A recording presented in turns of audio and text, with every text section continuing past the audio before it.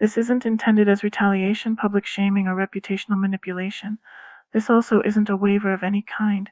It's supplemental and cumulative, not substitutive.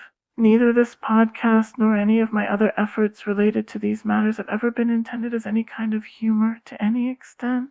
I assert there's no real evidence to substantiate any reasonable belief contrary to what I'm expressing here, that I have never wanted or attempted to cause anyone to hold any such contrary beliefs, and that I've never at all benefited from it if anyone has. While creating the formal notice I publicized in my last release, I did a lot of research on how PR and legal teams work and interact, to investigate their contribution to leading me to the point I felt it was necessary to write such a thing, and also how they'd end up possibly reacting to me executing on it. A competent management or PR team would typically respond to a notice like that by first doing scope evaluation. Perhaps an attorney or legal team would be sent the notice for review on its legal merit. After determining it's actually a serious notice, effectively positioning me exceptionally intelligently in preparation of potential litigation, they'd then move on to discovery simulation, unless perhaps they're already so familiar with the context that they're already certain it presents serious risk and already know they pretty much have to leave it largely up to the discretion of the relevant parties on how to respond. And finally, there would be a decision the relevant parties would have to make on potential public repositioning, especially if there's no evident meaningful consideration of mediation or settlement outside of litigation provided within the deadline period. I've received no direct response to issuing the formal notice I shared publicly in my last release. There's very clear and substantial non-compliance with the resolution framework I provided. At perhaps a more surface-level evaluation from a more purely legal perspective, a lack of any direct response strengthens my case in court and provides evidence to support the assertion that Kimi and I may have been long inclined to irresponsible behavior towards me that quite substantially extends even into the legal domain. A more thorough and holistic evaluation of the circumstances takes into account what could constitute provision of a perhaps seemingly responsible response that has considerations that span across multiple domains and is inadequately evaluated from an exclusively legal perspective. Although there's a very narrow area where lack of direct response to the formal notice I issued can still be perhaps reasonably defensible, within the deadline period, I noticed multiple instances of public behavior from Kimi and Jamie that substantially repositions them and could perhaps later be presented in court as responsible consideration of being issued the formal notice if I simply escalated to litigation immediately. At the same time, part of the exact same behavior in effect non-consensual reframes a lack of prompt escalation into litigation as evidence of serious mental illness and tendency towards seriously irresponsible behavior from me in relation to these matters. Both of these issues were reasonably foreseeable to someone like me with extensive knowledge of the context, and neither are suitable for a formal pre-litigation notice to attempt to handle. I wouldn't call this release a notice. I don't feel it fully captures its weight to just call it documentation either, although it would effectively serve as that in a courtroom. I definitely don't like or find appropriate the perhaps performative sounding aspect of calling it content or a public relations statement, although some likely rather incorrectly see it as nothing more. I'm authentically demonstrating the reality of ongoing serious harm of escalating severity that extremely deeply affects me across multiple domains of my existence, and I want to make a rather evident demeanor shift at this point. I would have done this earlier if I could, but that only speaks to the true nature and extent of the harm inflicted on me. What's become quite clear to me, both through research and experience, is that although it seems kind of counterintuitive and paradoxical, it's actually much more effective for me to use a much more emotionally measured framing and choice of language here moving forward than I've tended to use in the past, at least certainly for the time being. Because there are so many clout-hungry and generally really fake, obsessively performative people out there.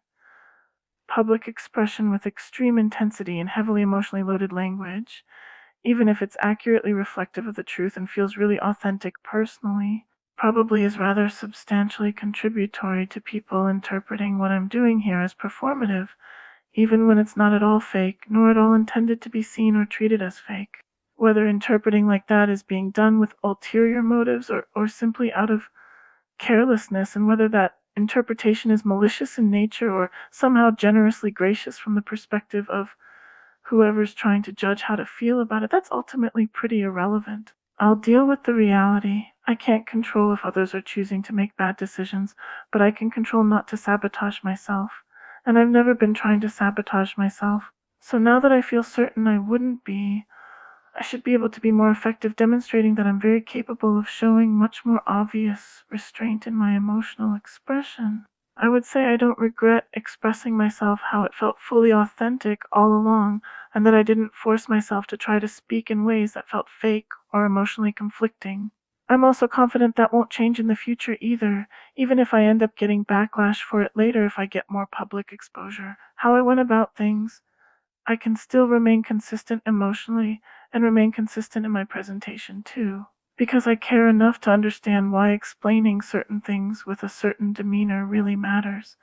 I don't owe anyone an explanation. I also don't need to, in order for me to feel or reason that it's intelligent or appropriate to communicate or release things publicly. It's not some political, brain-rotted, hyper-strategic posturing garbage, and it's not coming out of nowhere without meaningful context provided. The deadline I shared in my last release was one that I carefully picked based on legal standards. From what I learned, 14 days would be essentially a bare minimum reasonable time, but more aggressive. Something like 30 or more days would be on the longer end and could signal hesitation, lack of preparation, or general lack of seriousness. The time I gave was a very balanced, good amount to show I'm serious, not trying to be aggressive with timing, and not trying to leave room to mess around and drag things on. The decision was strategic and legally conscious, not reflective of the full scope of harm being inflicted on me. The reality is that every day I remain in circumstances seriously detrimental to my well-being in multiple regards, and that such is largely a consequence I attribute to documented harm caused by Kimi and Jamie. The evidence has simply demonstrated to me beyond any reasonable doubt that where any truly authentic human decency, integrity, ethics, critical thinking, and empathy appeared to be severely lacking by Kimi and Jamie to the extent that it seems litigation is necessary, it only emboldens further harmful behavior being inflicted on me for me to obviously display the true extent of distress and overall harmful impact I'm experiencing. The public behavior I've witnessed by them following my issuance of the formal notice only further reinforces the objective validity of that assertion. Ultimately, initiating litigation still remains a very real possibility for me at this point.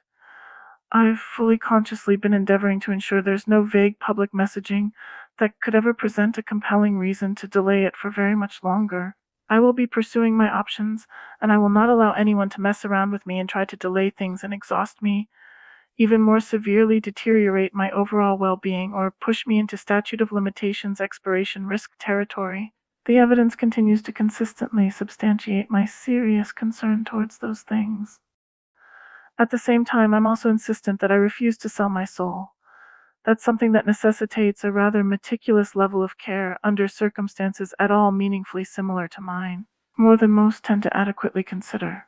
Many victims of behavior like what I've had to deal with end up without even really having much of any solid, legally actionable evidence. Just have their lives left in chaos where they have no real recourse but to try to pick up the pieces of the mess that's left by the time a bunch of constant, relentless drama hits them, or perhaps calms down in ongoing severity.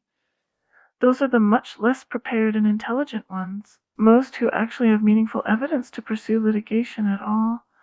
The next big issue that traps a lot of them is what's called procedural hollowing, which basically means the process of trying to actually effectively, meaningfully recover at all through legal procedure is so depleting that they're left emotionally stifled from whatever it took to achieve some kind of meaningful resolution through formal legal channels. They basically have to shut off their emotions in a sense just to survive, because otherwise the emotions are too overwhelming and sabotage their legal leverage and just leave them with whatever meaningful recourse they have stripped from them. Their lack of extremely high emotional maturity means the intensity of the distress is elevated to such severity that they become unable to react or respond in a manner that doesn't substantially conflict with an effective procedural legal approach.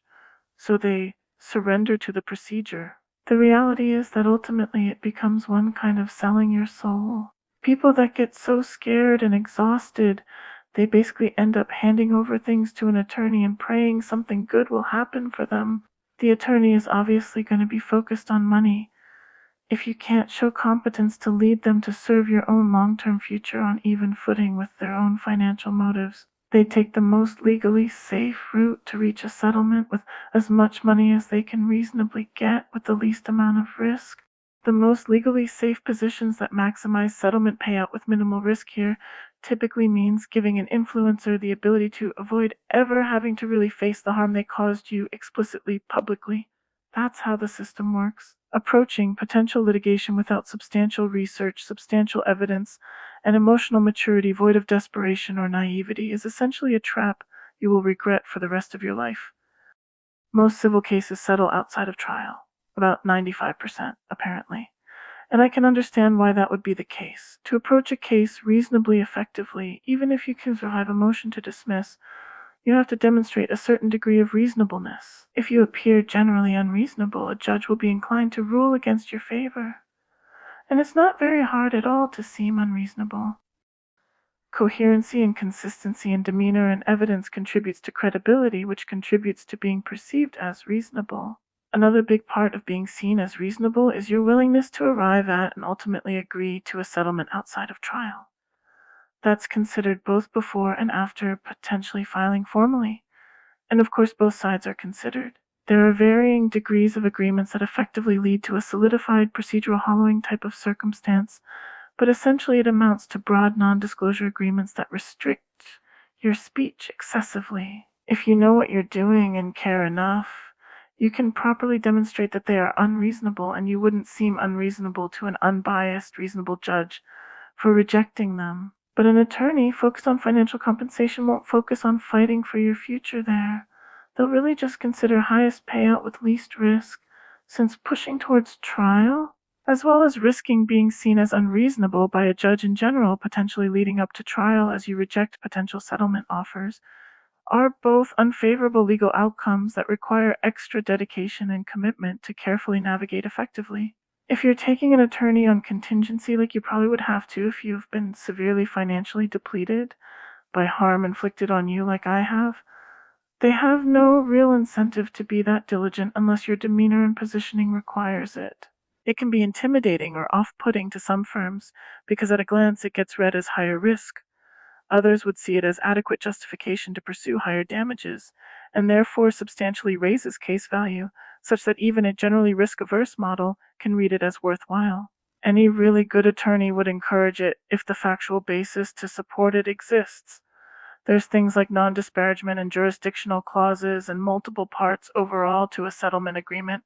The essence of it becomes that unless you yourself prioritize your dignity and social and reputational recovery and weigh it carefully against financial gain, financial compensation will be the primary focus of an attorney by default. If I'm ever pushed to a formal settlement, I won't allow any broad NDAs that enforce far-reaching restrictions they have no place trying to impose on me. I won't allow anything that silences my speech on any matters in any kind of overreaching extent for any amount of financial compensation or anything else, and even something typical like non-disparagement will have to be as limited as reasonably possible legally. Especially in relation to these matters, that's a very defensible position legally with the positioning I've been establishing by doing things myself so much for so long. It would likely produce more resistance to reach a settlement more quickly. Given the likely goals and approach of the PR and legal teams evaluating things on the opposing side, that's not my problem. It's not my responsibility, legally or otherwise at all, to give the opposing side the easiest possible time to settle at the expense of my future. I won't be bullied or intimidated out of this by any adversarial forces, and I won't be pressured by counsel to make decisions that compromise my future for short-term financial gain either. Even if it possibly requires me to offer a higher contingency percentage than I otherwise might have had to, in order to be more compelling to an attorney to take my case how I've positioned myself, so be it. It's not that I don't care about money or don't understand its value. It's that my priorities are different and my dedication is different. The harm I've been facing has serious and far-reaching personal and professional implications. I've been a creative type for a very long time. Being a creator of any kind that's in it for the long term means your reputation is extremely valuable. Every influencer knows that very well, regardless of whether they use their reputation responsibly or not. I'm also generally a more serious and I guess you could say intense person, and I've never felt inclined to be loose in how I've dealt with my connection to anyone with a significant online platform, regardless of how I may come off, especially to those who may have only really seen a more unhinged seeming presentation of me that I've had to deal with being judged for under severe distress and complicated circumstances. I actually use my reputation extremely responsibly. I always have, and I don't have any plans to ever stop doing so. That's probably why I've experienced such vicious attempts to destroy it, without me even having become more widely known. Attempting to essentially decimate my broader public reputation is functionally equivalent to extremely aggressively, existentially assaulting me across multiple domains. Viciously, relentlessly attacking the foundation of the kind of life I've been trying to build since I've been a young child. Long before I knew Kimi, Yame, or any of their associates even exist. It's extremely personal to me, entirely regardless of the feelings or intentions of any adversarial forces engaging in it to any extent.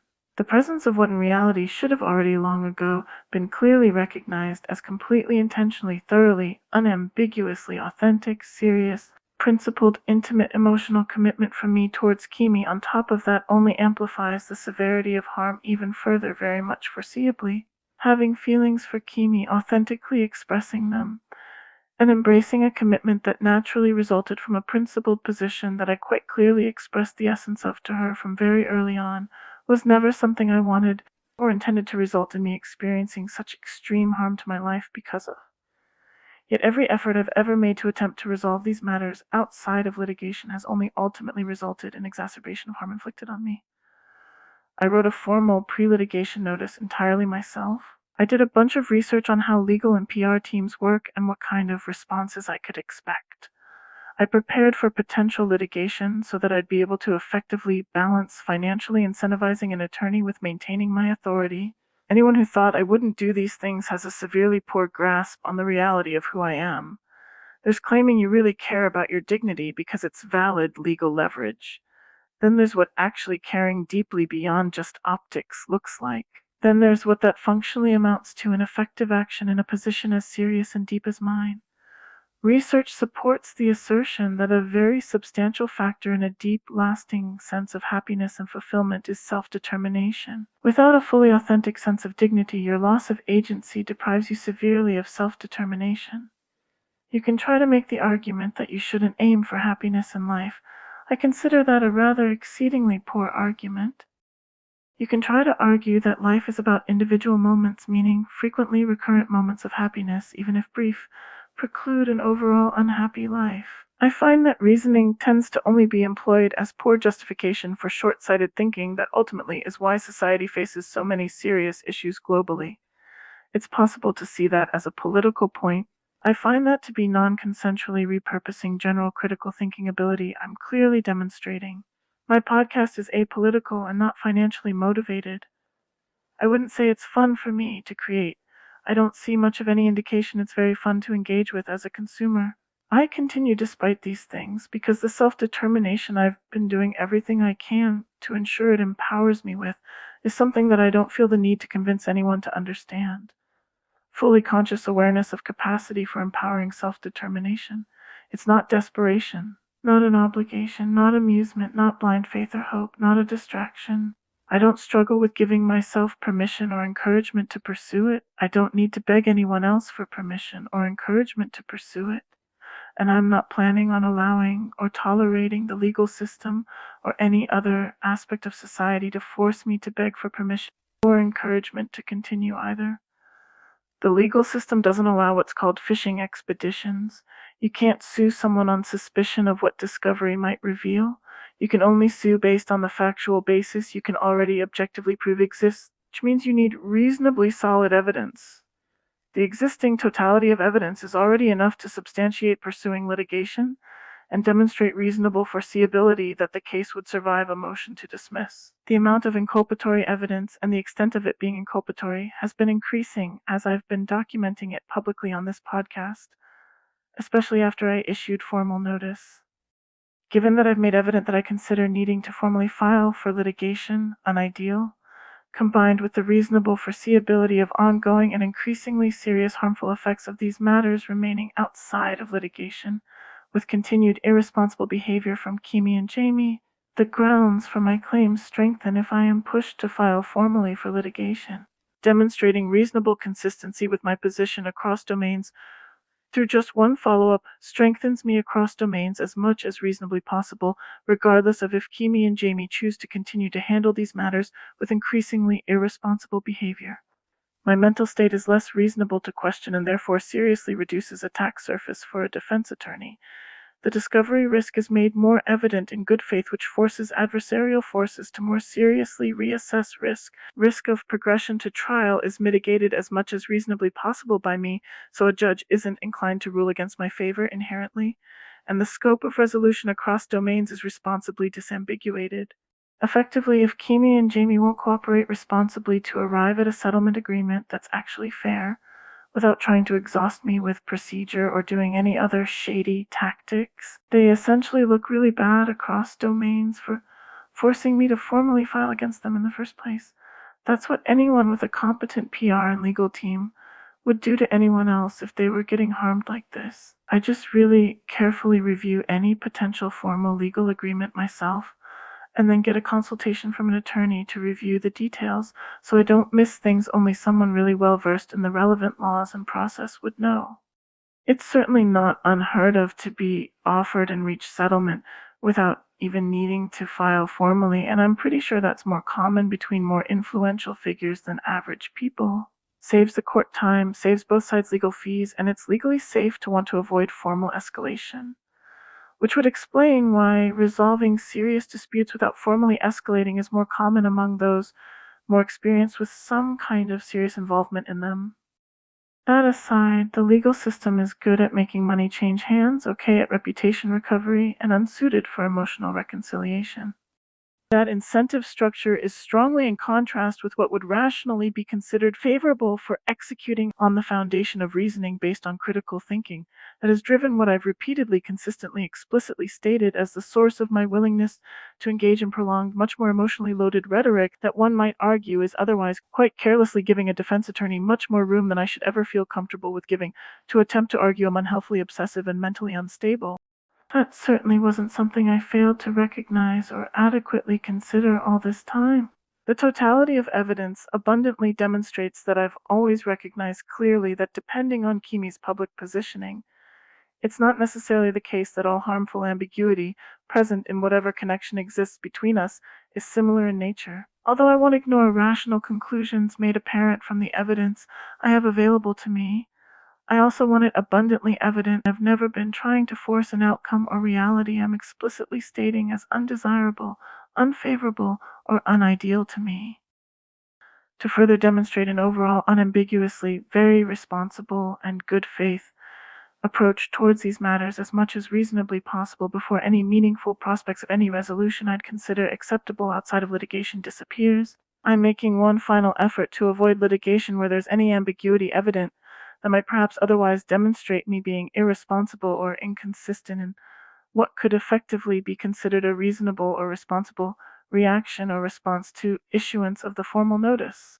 This isn't an attempt to open up dialogue to different topics, nor is it wavering on my convictions to pursue litigation if a suitable resolution outside of litigation is truly in effect impossible, meaning it instead serves as further evidence of Kimi and Jamie being irresponsible and inconsistent if they continue to demonstrate unwillingness to engage in good faith resolution of these matters outside of litigation. The totality of evidence clearly demonstrates that I've never been trying to push them towards irresponsible or inconsistent behavior, and I have never endorsed, supported, encouraged, or wished to tolerate any attempts to cause or portray otherwise, nor ever at all actually benefited from such in any case.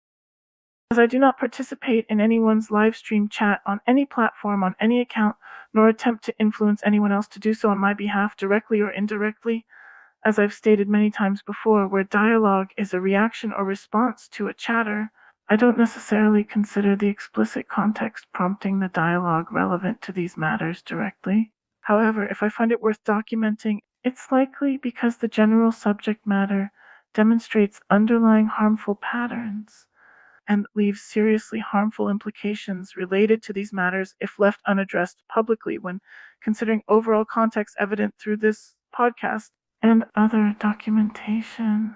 The first clips come from Kimi's first stream after I issued the formal notice, which occurred the following day. I'm probably gonna trigger a lot of you guys with how I cook the steak, but like I'm just not gonna go by the book. I'm just gonna cook the thing. I just need to eat something, okay? Like, so sue me, okay? Freaking sue me.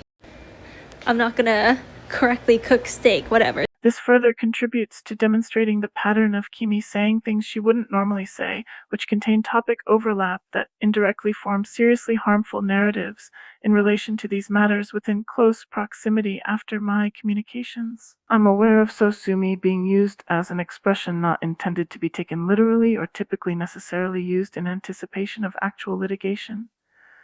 It's also not something Kimi really ever says. That was the first of the 2 instances of her using those words within about a week of me issuing the formal notice. This instance is actually what I'd consider substantially less harmful than the other one, which happened about a week later, which also further demonstrates the pattern of Kimi escalating an irresponsible and reasonably foreseeably seriously harmful behavior towards these matters, regardless if I communicate or attempt to resolve these matters responsibly or at all in general even. As for the obvious harmful implication present in this instance, I've never wanted, intended, or attempted to leave any ambiguity regarding the reality that my decision of whether or not to pursue litigation has absolutely nothing to do with Kimi's or anyone else's ability to cook, bake, or otherwise prepare food, at least as far as I've ever been concerned.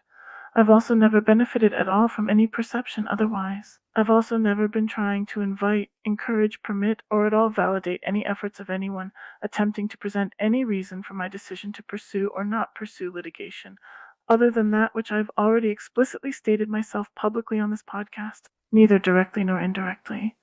Entirely regardless of the intent or reasoning behind it, I do not and will never consent to it. I think if you want to do content creation long term, it's all about adapting and leaning into your interests and trying new things. My content has changed and evolved so much over the past 10 years, and it takes a while to find something that you really like. And we're always growing and changing and finding new things that we like. So I think content creation and life is all about just letting yourself grow and change and embrace that all. The only thing with doing that on stream is that I have to do that in front of a bunch of people, which can be kind of scary sometimes because I know that I'm disappointing a lot of people every time I change my mind. But alas, we just have to do what is good for ourselves.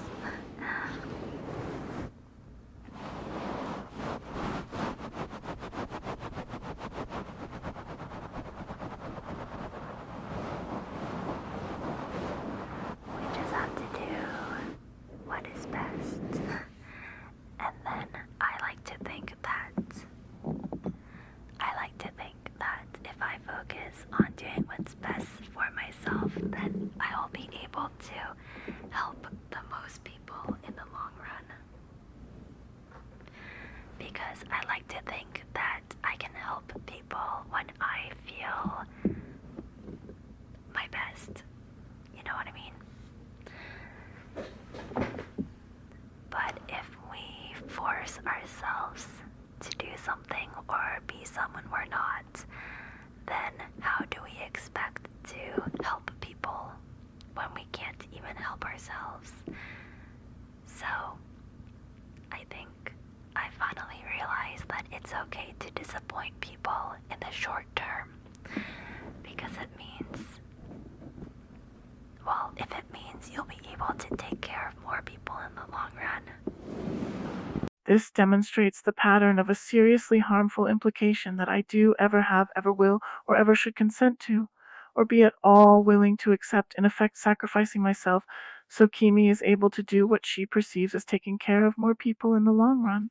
It also demonstrates a pattern of Kimi's tendency to carelessly, trivially dismiss the evident severity of the harm she's been inflicting on me by attempting to present it as short-term disappointment, rather than the documented reality of it being long-term, ongoing, and much more serious than just disappointment for her seriously irresponsible behavior in relation to these matters to continue. And especially even more so to the extent it seriously pushes me into formally filing for litigation. Although I imagine it's likely I'd be doing some kind of content creation long term, I'm unwilling to let anyone dictate what I should or shouldn't be willing to try, regardless of if it's at all related to content creation of any kind. Same goes for letting myself grow and change and embracing that. I also have a skill set that has long already allowed me to meaningfully create things in multiple different fields in a manner I could enjoy if I wasn't being actively seriously harmed by these matters. And that was already true before I even knew Kimi exists, so I've never wanted or needed Kimi, Jamie, any of their associates, or anyone else to help me try finding such a thing. While I don't have an issue with helping people with things I put out, I'm also unwilling to allow a desire to be helpful or potential to end up positioned for producing helpful content to dictate my overall life choices or sway me away from my integrity and principles of my mental framework. Let the record reflect that I've repeatedly and consistently explicitly provided insight into my positions in these regards over time, and any attempts ever made to misrepresent me as otherwise have always been and should always be treated as entirely non-consensual harm towards me. I've never been operating from a place of a fear of disappointing anyone. I understand. Having substantial public attention affects people differently. I've never been trying to be overly critical of Kimi if she's found it difficult to navigate. I also haven't been willing to tolerate Kimi's fears about disappointing people becoming my problem. I've been trying to remove harmful ambiguity, set reasonable boundaries that preserve my integrity, dignity, self-respect, and attempt to mitigate potential for future harm being inflicted on me. I've also never expected or believed it would ever change my perspective or attitude in these regards if I got more attention from anyone, whether publicly or privately. And then there's Kimi's following stream the next day. Thank you everybody for supporting and for being awesome and cozy and yeah, for making this a really good first subathon experience.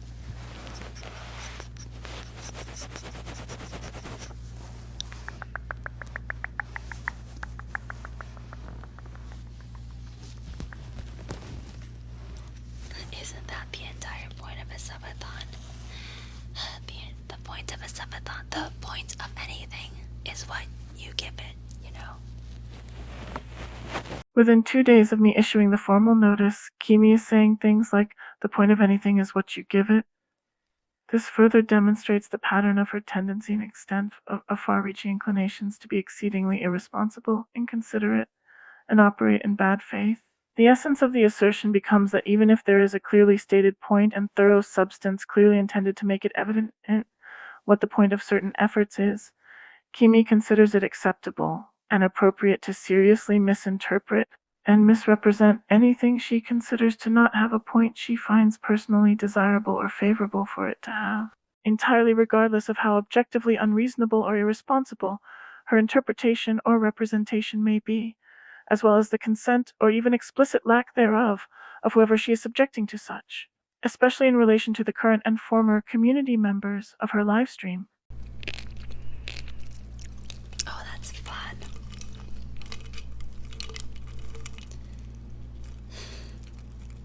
It just looks a little bit scary, I'm not gonna lie. It looks a bit creepy.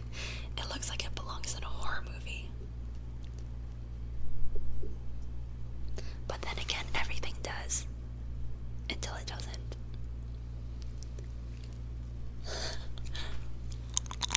Further evidence demonstrating a pattern of underlying attitudes, beliefs, and behaviors revealing consciousness of guilt and seriously irresponsible, fully conscious and intentional misinterpretation and misrepresentation of subject matter. Kimi demonstrates such an excessively and obsessively anxious mentality, surrounding interactions such that she doesn't even seriously attempt to frame it as humor when she states that everything looks like it belongs in a horror movie until it doesn't. Further, until it doesn't implies that the anxiety she's experiencing likely originates from a source she's well aware of, to the extent that she can even clearly identify a point where the circumstances would drastically shift suddenly and an immense emotional burden would be lifted from her.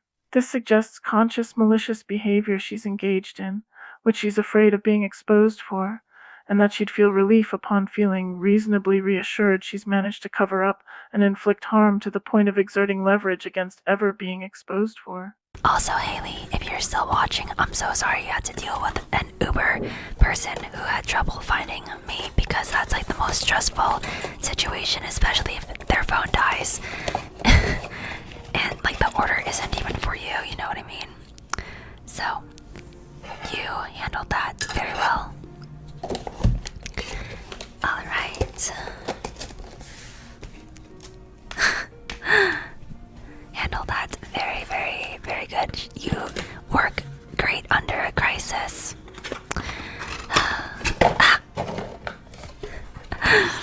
This is why we work together. Because it's always a crisis. What I'm learning is that life is always a crisis. There's always a crisis. But yeah, Haley and I have been working together on Gentle Flame since about a month or so, or maybe like a couple months before Gentle Flame launched. So we have spent countless hours talking together and working on the branding and design on Gentle Flame. So very, very talented. Amazing. For Kimi to be saying she's only just now experiencing what she interprets as a lesson that life is always a crisis, that means that in all the years that Kimi's constantly seriously irresponsible and careless attitude and behavior left me in perpetual, increasingly severe emotional distress and perpetual crisis that drained all my time and energy just to try to keep my personal and professional life and prospects from being devastated and likely ultimately completely destroyed one way or another by Kimi's severely irresponsible behavior, causing serious and exclusively negative, harmful, entirely unwanted consequences in my life. Kimi was not in reality facing any life circumstances anywhere even close to as difficult, distressing, harmful, or negative as she has been effectively inflicting upon me. This may seem like I'm complaining or being petty. I'm actually specifically making a point of the serious contrast clearly evident in my pattern of behavior compared to Kimi's. A lot of what a court would recognize is reasonably likely to shape perception of Kimi and Jaime's overall public behavior in an attempt to evaluate if it was reasonable and responsible following my formal notice.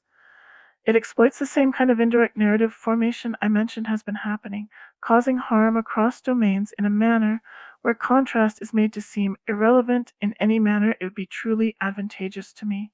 It's generally rather ineffective and can be legally dangerous to attempt to discredit such with counter PR. I'm demonstrating its inadequacy using structure and contrast, which is actually effective. You will get everything done that you have to get done. Don't worry. There's no need to worry. You have all the time in the world to do anything you'd like to do. There is no rush in life. There is no rush. It will get done. And you can do it one step at a time. Rome was not built in a day. No, it was not. Rome was not built in a day.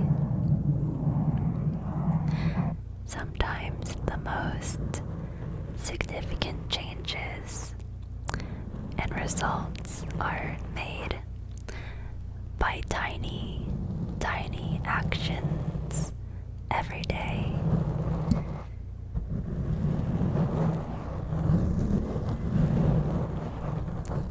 So just relax, relax, relax. If you feel like you have so much to do, just relax.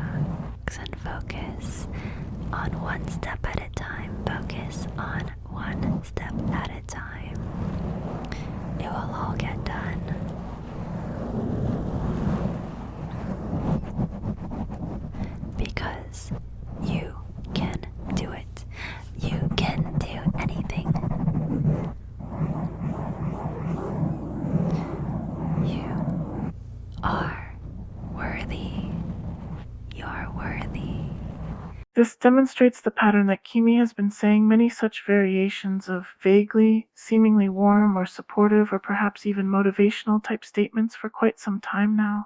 Even if they aren't directly targeted at addressing these matters, the general ambiguity surrounding these matters in effect means especially that the consistent, repeated reinforcement of such statements carries seriously harmful implications to the context I'm publicly documenting with this podcast. It largely ultimately amounts to Kimi implying I do or should need her guidance, support, permission, encouragement, or validation essentially to function at all. Implying my actions are or should be perceived as tiny, or that I need to take tiny actions I'm not taking which would substantially change the circumstances, as if there isn't even a large amount of effort required, and yet I'm for some reason neglecting to put even that small amount of effort that's supposedly all that's really needed. Essentially, that my effort is never enough to be deserving of truly meaningful results, and ones that I consider actually favorable and desirable, yet it's somehow indicative of some kind of fault that belongs entirely to me if I don't endlessly persist, despite that increasingly and reasonably foreseeably seriously harmful evident prospect consistently being demonstrated as true. Implying that my carefully thought out and reasonable behavior that seeks to promptly and most effectively mitigate harm and prevent further deterioration of my already seriously brutal life circumstances that have only become increasingly so over the last several years is rushing, and that I need to constantly slow down, despite that reasonably foreseeably only having increasingly harmful effects in my life which I've never tried to deny or avoid addressing and overcoming. Implying that I want or should want to be able to do anything, while in effect only really preventing me from actually achieving anything I actually want and have repeatedly explicitly stated I want, as I'm left in this increasingly harmful perception of me somehow intentionally wanting, causing or benefiting from ambiguity that in reality just leaves my life stagnant and exacerbates harm I've been putting immense effort into trying to prevent and mitigate essentially ever since it started. And then there's Kimi's next stream the following day. I just learned it costs $800 to keep an LLC license in California. That is the tip of the iceberg. The legal fees involved with owning a business is freaking insanity. It is insanity. Insanity. For example, Gentle Flame is currently pending to be a registered trademark, and that process alone was thousands. Not to mention me having to set up a trust, which was more thousands. Like, it is so expensive to actually run a business. I'm like, why can't I just sell candles? Why does it have to be so serious? But like, I understand why it has to be so serious, but still, it's so much. Yeah, I made a trust to protect myself and to hold all my assets and stuff. The evidence increasingly proves that Kimi suddenly decided to create a business, and trust along with it, around an area she had basically just started developing an interest in, only a little while after I started this podcast publicly documenting the harm being inflicted on me. Other evidence also proves this was a direct result of what she calls fighting her demons, which happens to have only become such an issue that starting a business was somehow, for undisclosed reasons, apparently some kind of at least partial solution for it a little while after I started this podcast. Despite that business being the source of significant expenses for Kimi, as well as a substantial source contributing to Kimi apparently seeing her life as being in a state of perpetual crisis now. This presents the possibility that such was at least in part Kimi taking measures to attempt to prevent me from being able to pursue and obtain damages in anticipation of likely litigation, which she certainly could have and would have reasonably foreseen, till the harm clearly became so severe I made a public podcast and started consistently publicly documenting it in substantial detail, demonstrating further consciousness of guilt. Why did you go back to Angels Give Me from Plushies? Okay, this is gonna be a little bit of... Okay, so basically, the reason why I I switched from Angel's Gimme to plushies was because mentally I was so bad. I was mentally so broken. The internet and LA and streaming back then literally broke me as a person, and I did not want anything to do with Angel's Gimme back then. It was to the point where I actually don't think I've ever told people this before, but it was to the point where I thought if I didn't change my name, I'm gonna quit being on the internet because I refused to be Angel's Gimme, because I was just broken from the internet, from people, from being betrayed in LA, from harassers and stalkers and people trying to take advantage of me. It was just so much all at once that I was just like, I'm so sick of being Angel's Gimme. I'm so sick of being this girl that people just want to make fun of, take advantage of, like harass, stalk, everything. And so I'm like, if I don't change my name, I'm gonna quit and go back to school. I'm quitting this shit. I don't think I've actually ever admitted this to the public before, but that is why I actually originally changed away from Angel's Gimme.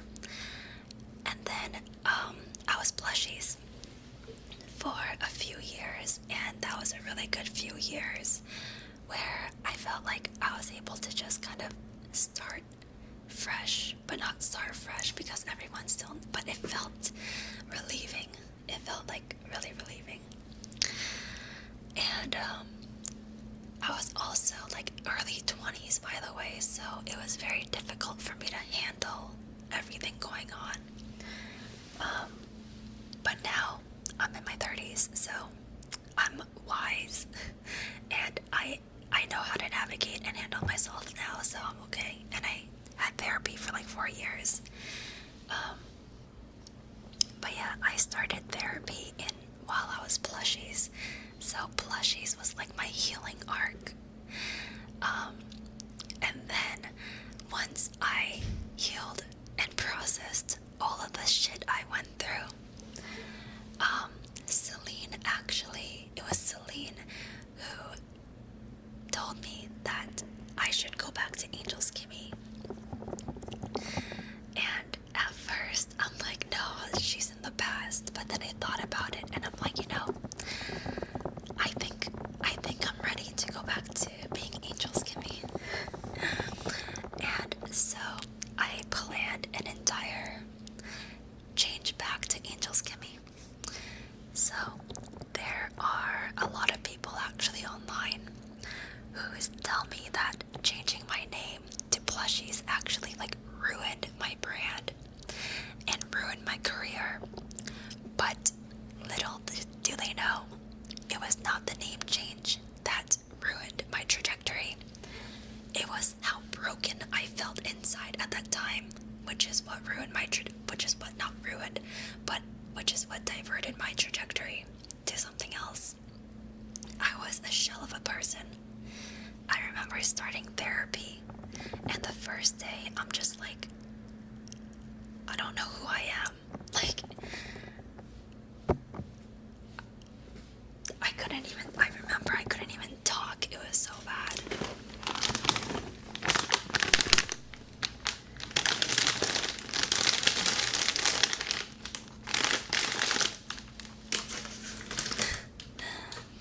But yeah, now I am healed. I am thriving in my lane.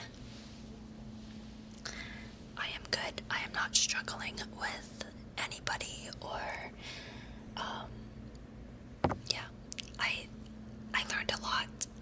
I learned how to handle myself, and I learned how to take care of myself and give myself healthy boundaries. And one thing I learned was that I should not be scared of people leaving me for me setting healthy boundaries. Because if I have to have no boundaries for somebody to stay in my life, they should not be in my life. They should leave. So yeah, once I discovered healthy boundaries, my life started clearing up. Everything started clearing up.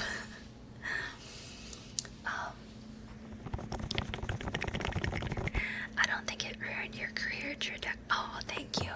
I think everybody has a different idea of what they wanted me to be. So there are people online who wanted me to be a certain type of person. And when I changed my name and when I didn't become that person they wanted me to become, they now tell me I ruined my career trajectory. And I'm like, that was never my trajectory though. That was like your projection of what you wanted me to be. You toxic motherfucker. Anyway, so I don't take any of those comments personally. Don't worry. I know that's just their own projection. But yeah, so wow, that's like a little bit of my lore right there. But yeah, I think a lot of people go through similar things in their 20s. I agree. I actually think almost all the people I know went through a lot of shit in their 20s similar to this. So that's why I kind of just let bygones be bygones and I just move on with my life. Now, I have a policy though, where if people are still adding chaos to my life in our 30s, I don't forgive that. I do not forgive those actions. I cut that person off and I never talk to them again. I'm like, you are too old to be doing this. Once you're 30, your brain solidifies, and if you're still causing drama, like, no, thank you, no. But yeah, if anything happened in my 20s, honestly, I was also causing drama. I was like also being a menace in other people's lives, so it's not like I'm a victim. I was also a perpetrator. I was also causing chaos. So that's why I'm like, you know what? Everything that happened in our 20s, let's just like move on. Let's just move on. And Christopher, thank you for your candle order. Thank you.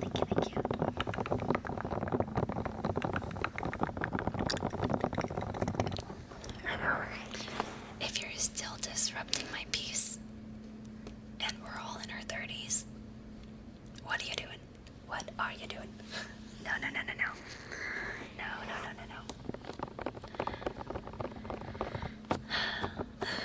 Anyway, that's a little bit of my lore, a little bit of my feelings, at least. Some of my feelings. Kimi lists several reasons that contributed to her feelings about her branding, and the supposed reasoning for a decision to rebrand before ultimately reverting. The reality is that a public recovery or rehabilitation arc kind of process like what Kimi did is a commonly known and used public relations strategy. It's only employed in circumstances where there's a really serious image or reputation damaging incident or conflict that essentially necessitates substantial and more obvious image rehabilitation that the typical and often much faster and easier public relations tactics aren't sufficient for. In her entire career, Kimi has never been subject to any potentially seriously reputationally damaging circumstances that would be anywhere even close to as dangerous and necessitating image rehabilitation than that which relates to the harm she's caused me.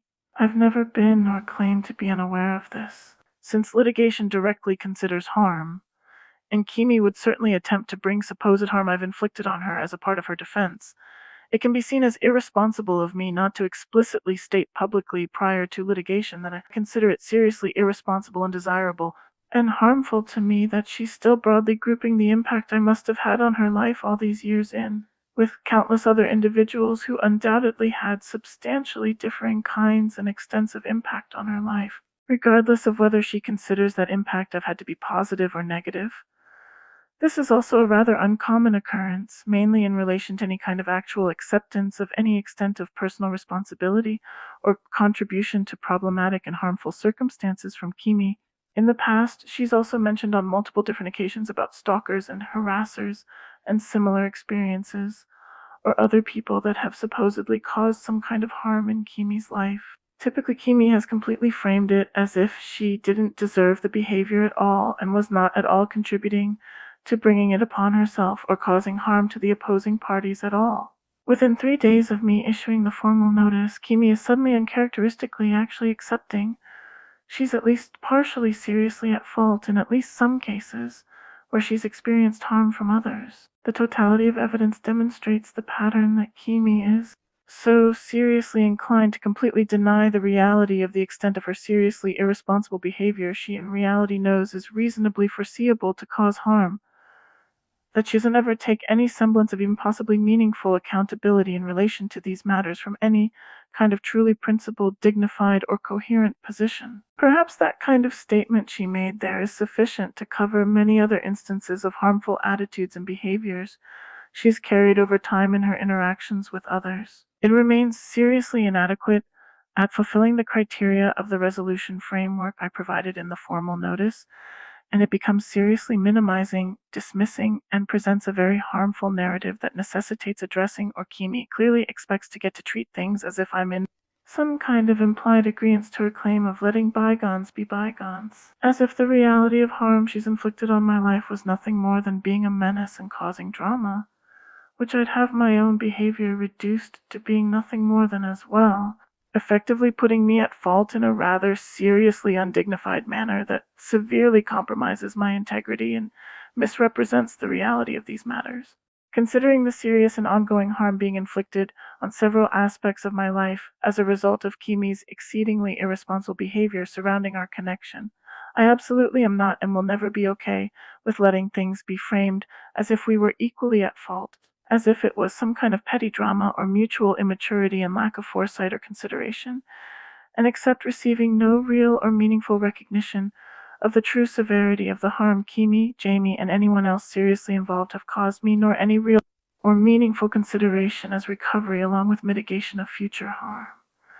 This kind of grossly inadequate minimal accountability is seriously harmful, much more than it is anything else, in relation to these matters. It demonstrates a pattern of attempts to present behavior that is in reality entirely unhelpful to me, and in reality does not resolve anything at all in relation to these matters, as if it's a complete resolution across domains in relation to these matters. The fact that Kimi is making statements like this within 3 days of me issuing a formal pre-litigation notice where I'm specifically taking exceptional care to ensure the severity of the situation was already understood as such, while also having provided absolutely no direct response within the deadline, and instead engaged in ultimately even more reasonably foreseeably harmful behavior that is, in effect, an escalation of things I've documented I'd be pursuing litigation as a result of occurring for the last several years, further demonstrates the kind of extent and severity of such behavior, and that it is being done consciously and intentionally with seriously irresponsible inconsideration towards the reasonably foreseeable harm caused. I personally have never particularly cared whether or not Kimi changed her online handle. I've never been at all attempting to cause it. In either case, it's happened. I'm really not sure and don't particularly care what trajectory she would have been heading in, which she chose to avoid and claims others get angry at her for avoiding. It was never my responsibility to deal with it, and I don't particularly care that she dealt with it how she did. I do, however, consider myself to be continuing to struggle, in fact only increasingly so, with dealing with the ongoing and increasingly severe harm her behavior causes in multiple aspects of my existence to this day. I do not find any relief whatsoever in her claiming to no longer be struggling with anybody. It actually demonstrates how she so consciously attempted to normalize inflicting such severe harm on my existence, to the extent she considers herself to have established infallible, systematic, perpetual, entirely non-consensual exploitation of my efforts. This isn't the first time Kimi's brought up that Celine was the one that made Kimi feel comfortable changing her handle back. With the understanding of relevancy of utilization of image rehabilitation process applied for more elaborate public relations strategy, this indicates Celine's behind-the-scenes direct involvement in harmful behavior directed towards me in relation to these matters. Regardless of if Celine has had malicious intentions towards me or was even really conscious of the full scope of consequences her behavior might have in relation to these matters at the time, it doesn't change the practical consequences. To eliminate any potential confusion and mitigate any further potential harm from seeming ambiguity, I no longer and never again will consider dating just Celine a possibility for me. The evidence reasonably supports the assertion that maintaining such a possibility any further or ever again becomes irresponsible to an extent I've always considered unacceptable. Therefore, it no longer exists and will never exist again, entirely regardless of the behavior of Kimi, Jamie, Celine, or anyone else moving forward. I explicitly recognize this as overriding the possibility presented in the Shadow Confederation Charter. In comparison with this release being what it is, releasing a further refined Shadow Confederation Charter currently is inadequate at providing the needed focus and clarity regarding the most pertinent materials not already addressed in past releases at this time. Regardless of if I formally file for litigation in relation to these matters, I am not and will never allow myself to become unable to continue to release new revisions of the Shadow Confederation Charter as I deem appropriate. While I maintain that I've been honest in expressing Celine being exceptionally physically attractive to my liking, I also maintain that I've expressed it as I have primarily in order to demonstrate consistency with my expressed feelings about Kimi's body, even under circumstances of severe emotional distress, and not for any ulterior motives. Celine has never expressed interest in intimacy with me that has felt authentic to me, nor in a manner that was ever even possibly truly reasonable to conclude as favorable or beneficial to me. I am not and have never been requesting or demanding of her to attempt to do such things, or have feelings towards me that would ever compel her to either. No source has ever had truly reasonable cause or ability to substantiate any possible narratives or beliefs otherwise to any of those facts either. Any such potential desires from Celine towards me, whether at all expressed or not, have only been increasingly harmful to me as far as any evidence at all reasonably demonstrates. That effect is only exacerbated to any extent they might continue to interfere with the kind of connection I've been explicitly, repeatedly, consistently stating I've always wanted with Kimi. Any feelings, desires, or behavior from Celine that interferes with or negatively impacts my ability to promptly achieve an outcome I've explicitly stated as favorable and desirable to me in my connection with Kimi will never cease to be exclusively harmful to me and entirely unwanted by me. Just as such is the case with anyone else having similar effects, including but not limited to Kimi herself.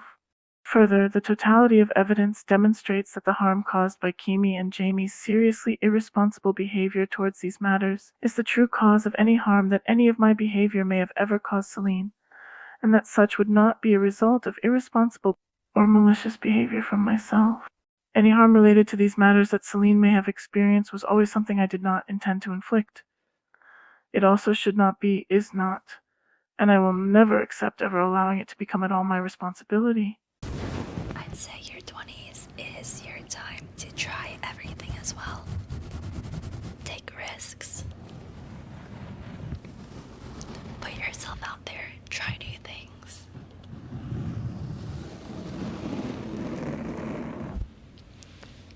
Being in your 20s is like changing your life every week if you want to, you know? So, just put yourself out there. Try things. You'll never regret trying. You will regret not trying. Yeah.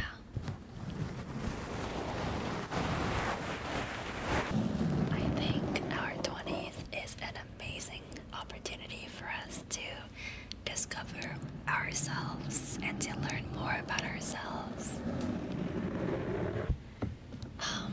I think that that's why a lot of you guys have witnessed so many different versions of me.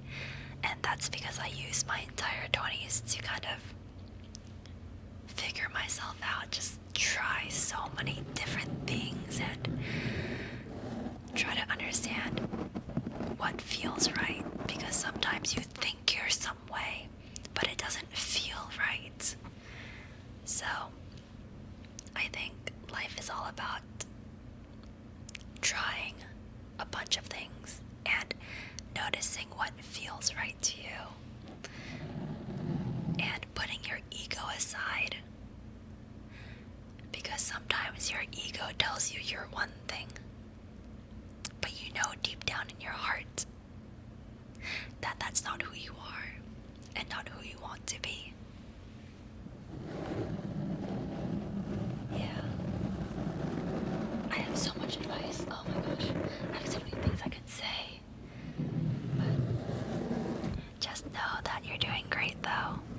And to not be too hard on yourself. We're all figuring it out as we go.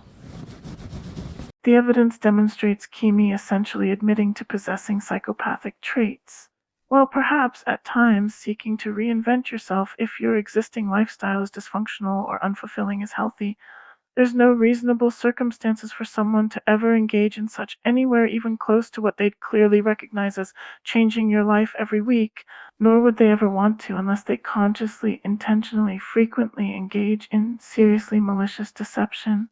Only someone so deeply troubled and confused about their own identity as such an irresponsible and harmful lifestyle fosters would ever want or need to live such a seriously fundamentally destabilized life.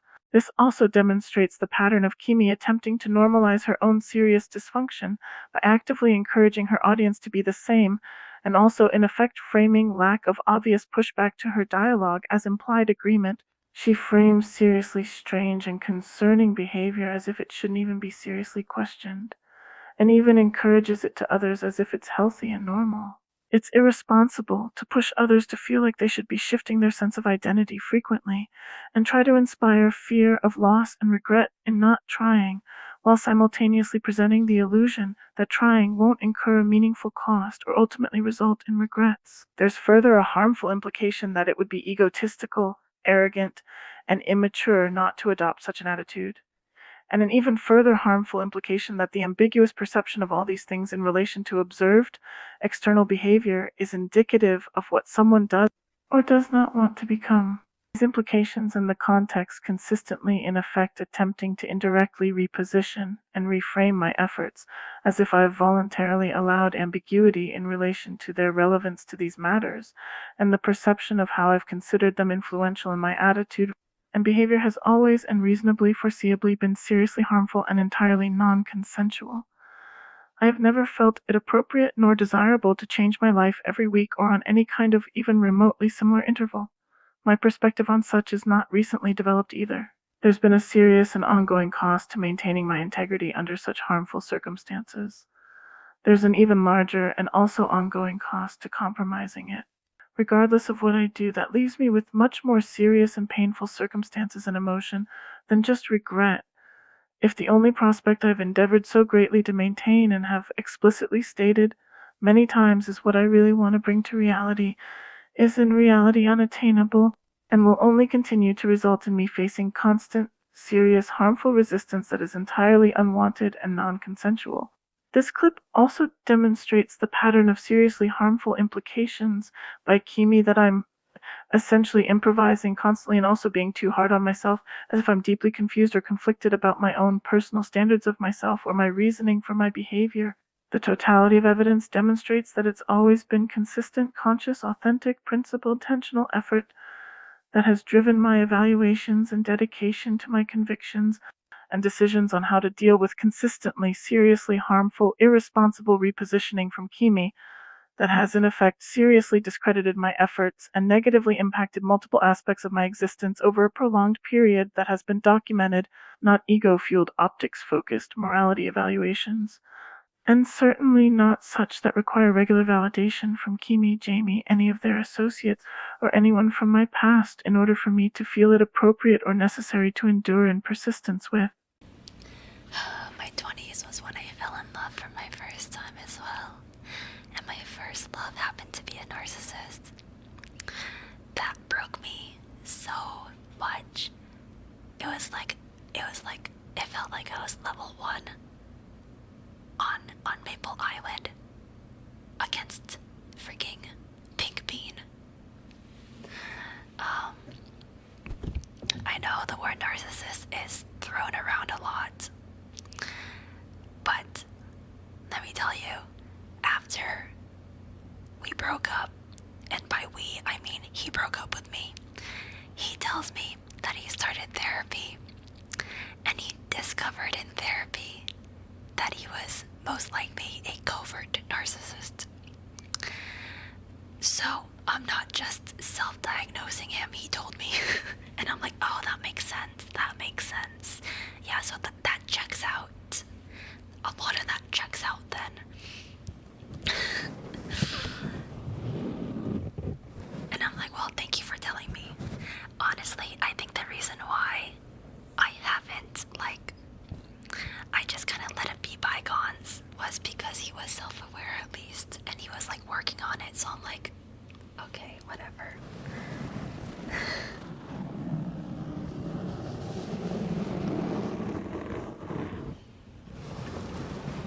Let's just let bygones be bygones.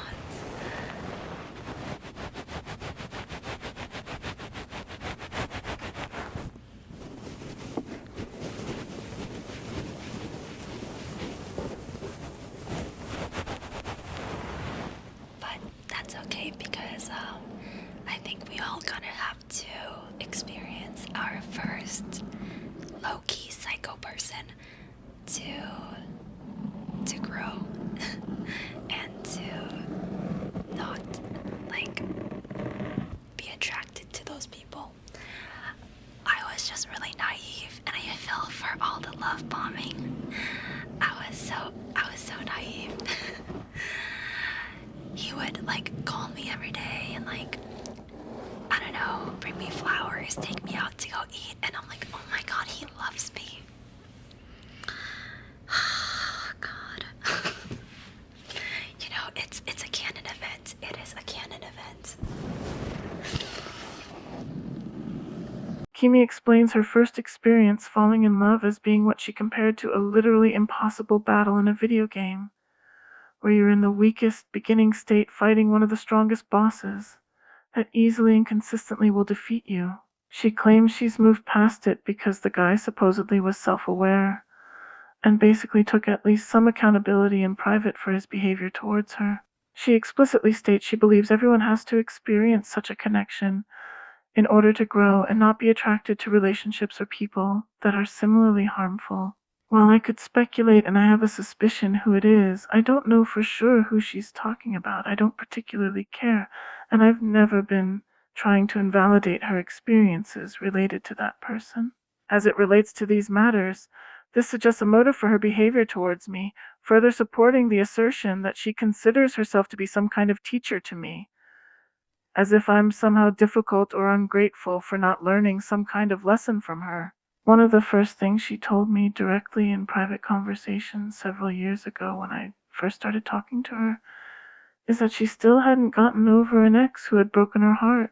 It likely was the same person, and although she didn't go in depth in expressing bitterness, anger, or sadness about it to me, she said enough that it was evident to me that it was still quite seriously affecting her emotionally on a daily basis. This also demonstrates a pattern of presenting a seriously harmful narrative that I am or should overlook these matters simply because of some, in effect, rather minimal level of more clearly expressed self-awareness from Kimi as to potential causes of her harmful behavior towards me, along with perhaps her at least supposedly attempting to meaningfully work on herself. General expressions of self-awareness that could be relevant to these matters, and even general attempts to work on the underlying causes of her harmful behavior towards me, certainly have never constituted what I'd consider a substantial resolution to these matters. I've never communicated anything to anyone that would ever reasonably substantiate any beliefs otherwise. It certainly doesn't undo the serious harm, and it doesn't even substantially reduce it. In fact, essentially on its own, it only exacerbates the issue, as it provides seeming reasonability to attempts to prolong a process of avoiding any meaningful accountability that actually addresses the issue adequately and would actually allow for any kind of meaningful resolution to ever occur. It's been 5 months since I've been discarded, and I finally was able to delete everything and block them. Good for you. I kept lying to myself that they might come around if I leave a door open. Lycan, I need you to stand the fuck up. Have some self-respect. You got this, dude. You don't need her. You don't need her. And the sooner you keep that door closed and move on with your life, the sooner you'll find somebody who is aligned with you. Or not even somebody, you'll find a life that is aligned with you. Unless she's really hot, then I don't know what to say. I'm kidding, I'm so sorry. Okay, I'm just gonna... Come on, let's be honest. Let's be honest with ourselves. Let's be so for real. Like, I'm the same way. We're all human, man. We're all just human. I'm just kidding. I'm just kidding.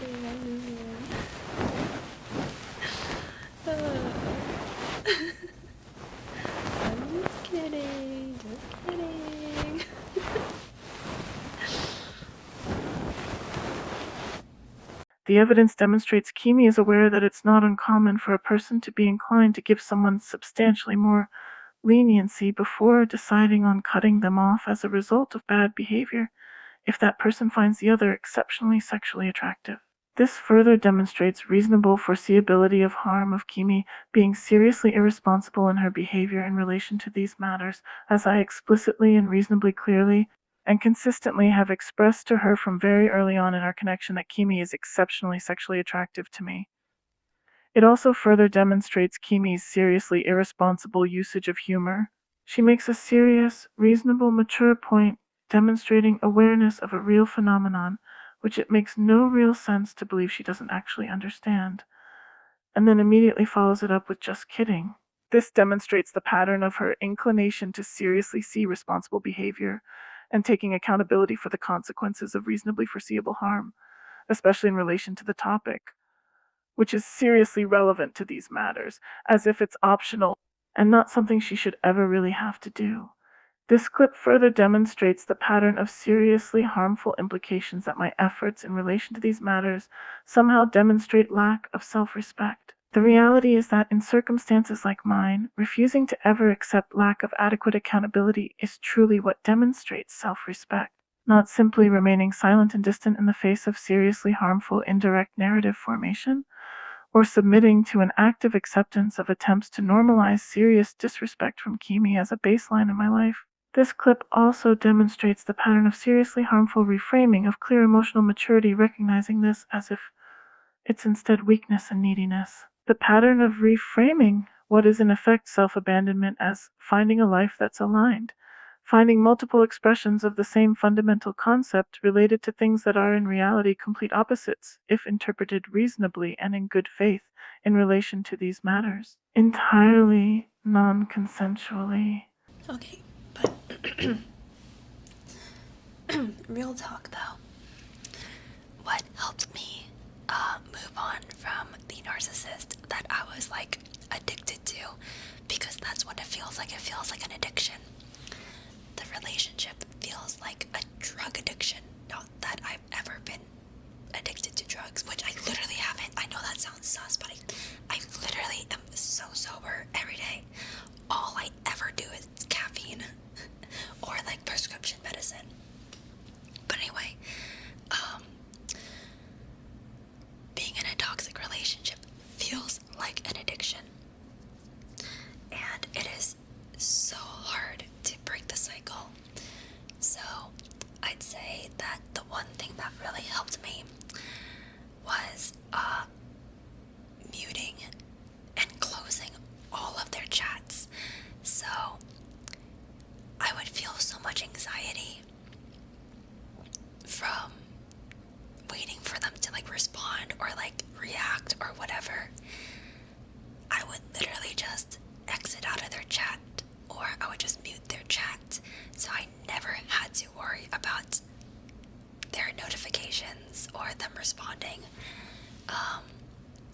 And that helped me so much.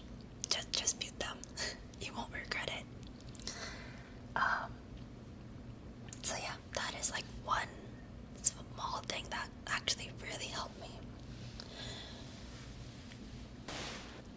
You got this though. That's what I wanted to say. I wanted to say that you got this, and what attracts us to toxic people and narcissists, it's usually because we're lacking something inside. So,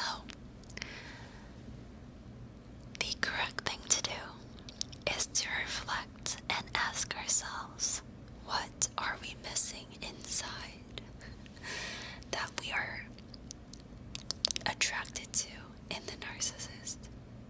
A lot of the times it is like a healthy self-esteem. I'd say narcissists have an inflated self-esteem, but a lot of people attracted to narcissists just have low self-esteem. So it's like low, and I'm not saying everybody, but this is like from my own experience. When I was like the most insecure, I was attracted the most to like super narcissistic people for some reason.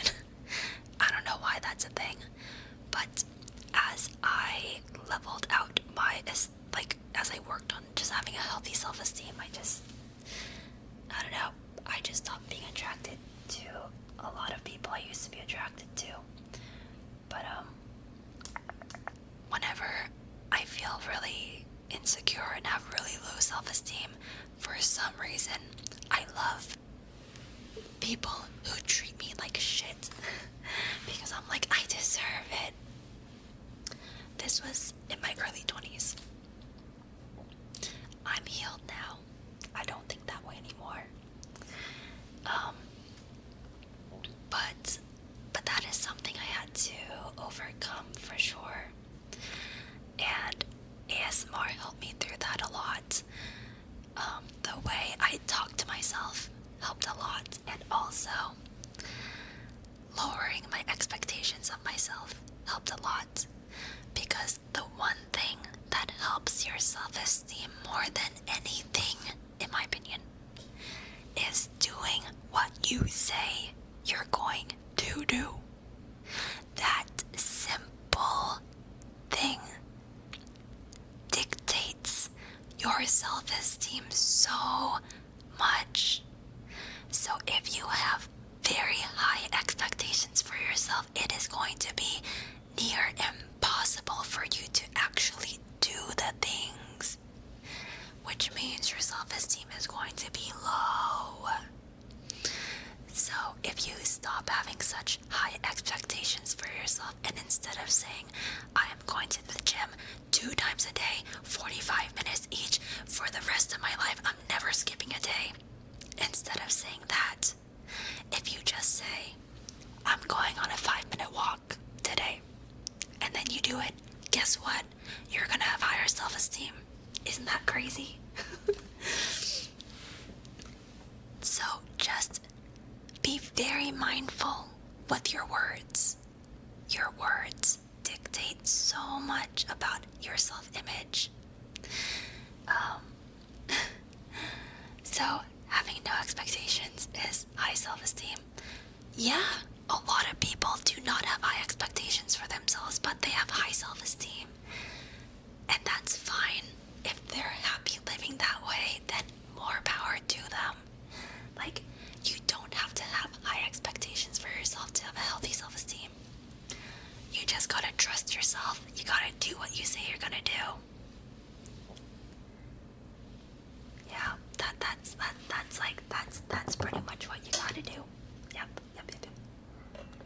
This presents a seriously harmful implication that I'd be pursuing litigation as a matter of consistency with the formal notice in order to attempt to grasp at a sense of self-esteem in a lawsuit centering around exactly that kind of indirect narrative formation, being exceedingly harmful to me and demonstrative of a lack of mental health possessed by adversarial forces rather than myself.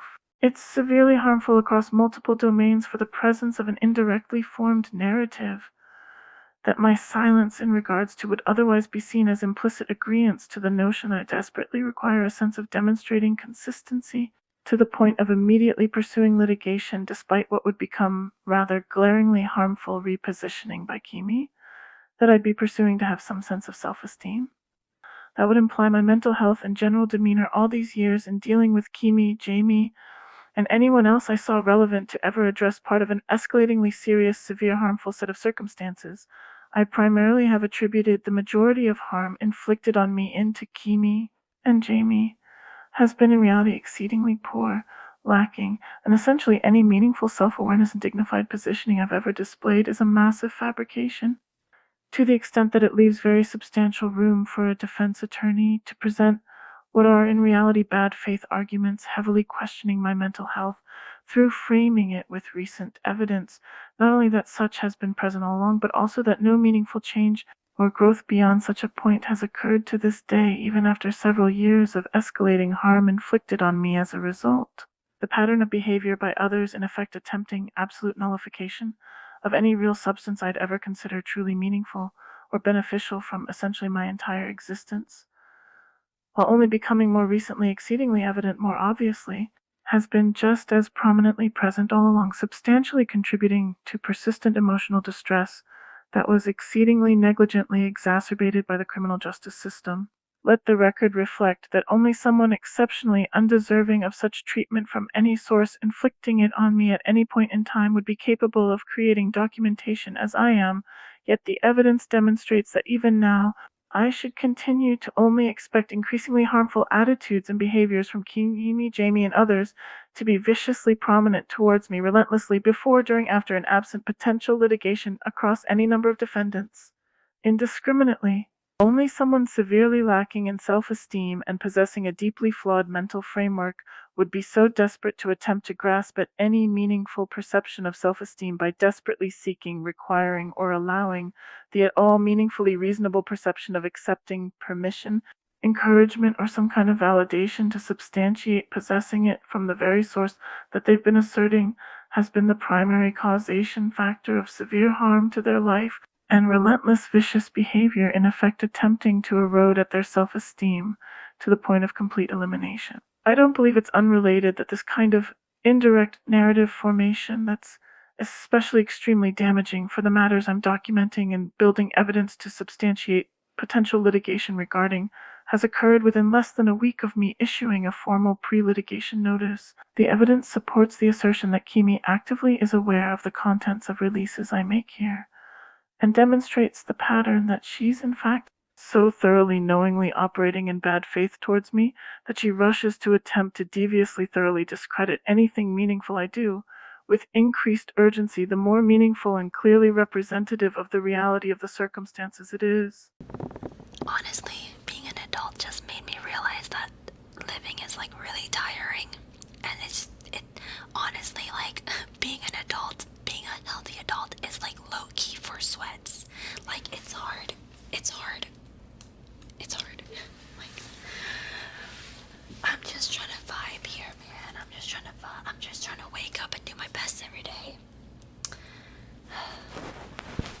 Kimi explicitly admits she is not functioning as a healthy adult, calling it low-key for sweats. She immediately follows it up with saying she's just trying to vibe, further demonstrating the inclination for attitude and behavior she publicly displays in her live streams to be both calculated to a non-trivial extent, as well as seriously irresponsible, and focused on her personal convenience and emotional comfort, rather than any truly meaningful sense of integrity or coherency. This reinforces that such attitude and behavior is very much reasonably foreseeable to cause serious harm, especially when repeatedly utilized to discredit the fully conscious and intentional demonstration of integrity, consistency, and coherency by others. The evidence demonstrates Kimi is very much consciously aware, and likely has been for a very long time, that it is seriously irresponsible to essentially weaponize the combination of such attitude and behavior with substantial social status in order to maintain long-term harmful ambiguity and prolong avoidance of facing any meaningful accountability for harm she's done to me, especially as it's ongoing and escalating in severity in no short measure through such attitude and behavior. I agree. I think Komorebi is the candle that actually best describes, I'd say it best describes the feeling I try to give people through my ASMR. It's just calm, peaceful, gentle, focused, neutral, comforting. It's just very clear and peaceful. I've gotten feedback that komorebi is like the perfect scent to study to because it's just like a very clean, peaceful scent. I can't describe it. It's such an atmospheric scent that I actually can't really describe it in concrete adjectives. Like for coffee is easy. I like blend oat milk, scents, cream, vanilla, coffee, you know, those are very concrete words. But for komorebi, I blended scents that are more atmospherical. So I can't really give komorebi like a concrete description. But that also is like part of the intrigue, in my opinion. Kimi explicitly states her claimed intent behind the creation of her ASMR content as being to inspire a feeling of calm, peaceful, gentle focus that's neutral, comforting, and clear. An intent that generally wouldn't be problematic or harmful. This presents an increasingly obviously reasonably foreseeably harmful circumstance, where Kimi's irresponsible behavior in relation to these matters consistently appears to be mature, responsible, and becomes reinforced with explicitly seemingly well-intentioned efforts inherently, while completely avoiding actually meaningfully addressing the root of the substance and issue present in the totality of consequences of her behavior. This demonstrates conscious reinforcement of narratives that make me appear difficult, ungrateful, obsessive, unstable, and perhaps fundamentally malicious, while in effect exacerbating distress and overall harm caused, especially through social influence. Kimi decided to take a break from streaming for a day, so her next stream actually happened 2 days later. What cause would you be willing to give up your life for? Excuse me. Okay, I think the question is asking what I would dedicate my life for. Because otherwise, I don't think there's a cause I would die for. Nah, fuck that, man. I got too many Hearthstone Battleground games to play.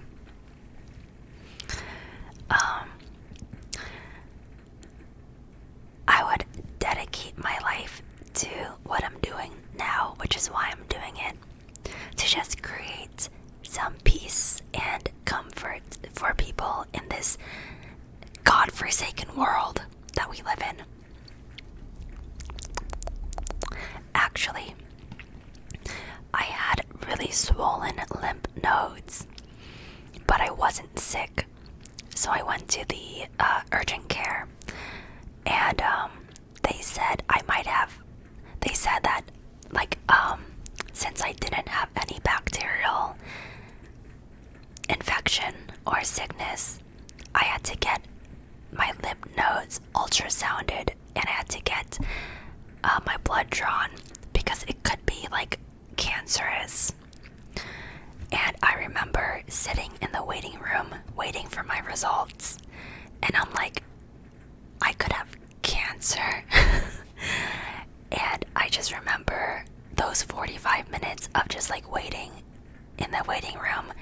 My life just like kind of flashed before my eyes, and I'm like, if I do have cancer, what would I continue to do? And I remember thinking I would continue to do ASMR because I would be helping people at least. And I'm like, damn, I think that was the moment in my life where I really felt like conviction towards what I was doing. And I remember that moment very often, actually, because now I'm like, when I was like literally faced in a situation where I could be, where my mortality was questioned, I still felt like I wanted to continue doing what I was doing. But you know what I didn't decide to do? I decided to not do things like League of Legends solo queue. I'm like, why would I waste my time doing that when it makes me so angry all the time? So I still love playing League with like friends or ARAM. That's different than like solo queue. Okay, that's different. But yeah, so that's why I started to really just do a lot of ASMR, which led to my candle company, which all ties into the same thing, just creating comfort and peace for people. So I'd say that was a pretty like life-defining moment. When I got my results back, everything was clear. The reason why my lymph nodes were so swollen was actually because of lack of sleep. I stayed awake for like 3 days straight a few years ago or so because I was moving and doing a bunch of things, and I was so tired that my lymph nodes got really swollen. So after that, I'm always getting my sleep from now on. That was so scary. So yeah, that's why I don't mess around with my sleep. I make sure to get my sleep. Prioritize my sleep. Bad things happen when we don't sleep, okay? Make sure to get your rest. Very important. Very, very important. Okay. These were fun to answer. I hope you guys had fun listening to some of my answers. Oh, hello, honey. Oh my goodness, look at the queen. She has risen from her slumber. I do a lot of introspective thinking, so I enjoy deep questions that lets me yap about my introspection. And, yeah, thanks for listening. Kimi explicitly states that she enjoys receiving and entertaining responding to deep questions, or essentially anything in general that gives her some kind of opportunity to present herself as a deep thinker and seriously introspective and essentially wise or highly intelligent. Since the beginning of our connection, and especially as time went on and I experienced increasingly harmful, irresponsible behavior from Kimi, I've consistently presented my perspective that demonstrates my inclination towards serious, coherent introspection and essentially directly or indirectly presented questioning to Kimi of her thoughts and motives that led to the harmful behavior. She'd consistently form increasingly harmful narratives about me that I personally witnessed, typically through her indirect public behavior, while she simultaneously personally and professionally benefited from the effects of my efforts. Let the record reflect that the evidence substantiates the assertion that the rhetoric I've been heavily inclined to provide consistently from the beginning of my connection with Kimi is something Kimi clearly, consciously, knowingly, intentionally utilizes for personal gain in her branding and monetization strategies, which she's utilized for a long time and certainly are not a newer development. Further, especially considering the documented definition of yapping that Kimi utilizes, this demonstrates very much conscious and intentional manipulation of public perception by her in relation to the topic. Then there's Kimi's next stream the following day. It's comforting and refreshing to watch you acknowledge your feelings, especially when you let it out and find ways to reset. It's all part of being human.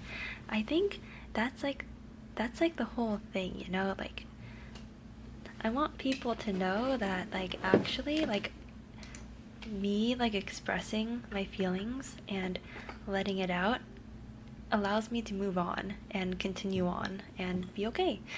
So I think what's actually unhealthy is when you try to avoid your feelings or reason your way out of your feelings. For example, I know you had really good intentions, the friendly goldfish, but I actually just like don't agree with you. The friendly goldfish said, "Don't give the weirdos the satisfaction of making you mad," you know? Like, I don't agree with that because, like, if you're mad, you know? Like, most times I'm pretty good about not being mad, but if you're mad, you're just fucking mad. You don't, you can't, like, reason yourself out of being mad because you don't want them to get the satisfaction. Like, that's not gonna make you stop being mad, you know? You have to just let yourself be mad. And it's okay if you're mad. It's okay if they get satisfaction from you being mad, you know? That's fine. Who gives a fuck about their satisfaction or not, you know? So, if you gotta be mad, you gotta be mad. And then the feeling just kind of passes. So, even like now, I just feel a lot of relief now. I don't feel as like upset anymore. I just kind of think that was funny. And I'm still on a very short fuse, so people still cannot get away with things, but like, you know, once you just kind of let it out of your system and you just acknowledge it and you just let it be known, then you kind of just like, that's emotional processing, you know, that's what it is. And that's healthy. So yeah, that's why I also let myself just like share my raw feelings on camera like that, because like at the end of the day, like that's actually healthy to just express and feel your feelings as long as it's not destructive. So I'm actually lucky because since this is my house, I can be destructive if I want to. I can pull the ban hammer on people if I want to, you know? I can be destructive here. I can erase people from my house forever.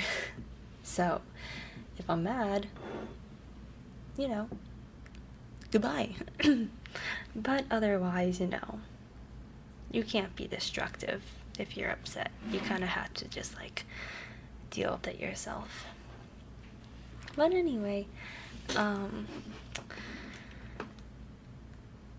yeah, you know, this is like the raw part that I actually really like about live streaming, because like a YouTube video would never have this, you know what I mean?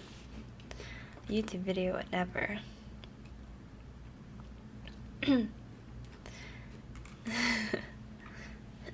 So I think it's kind of fun.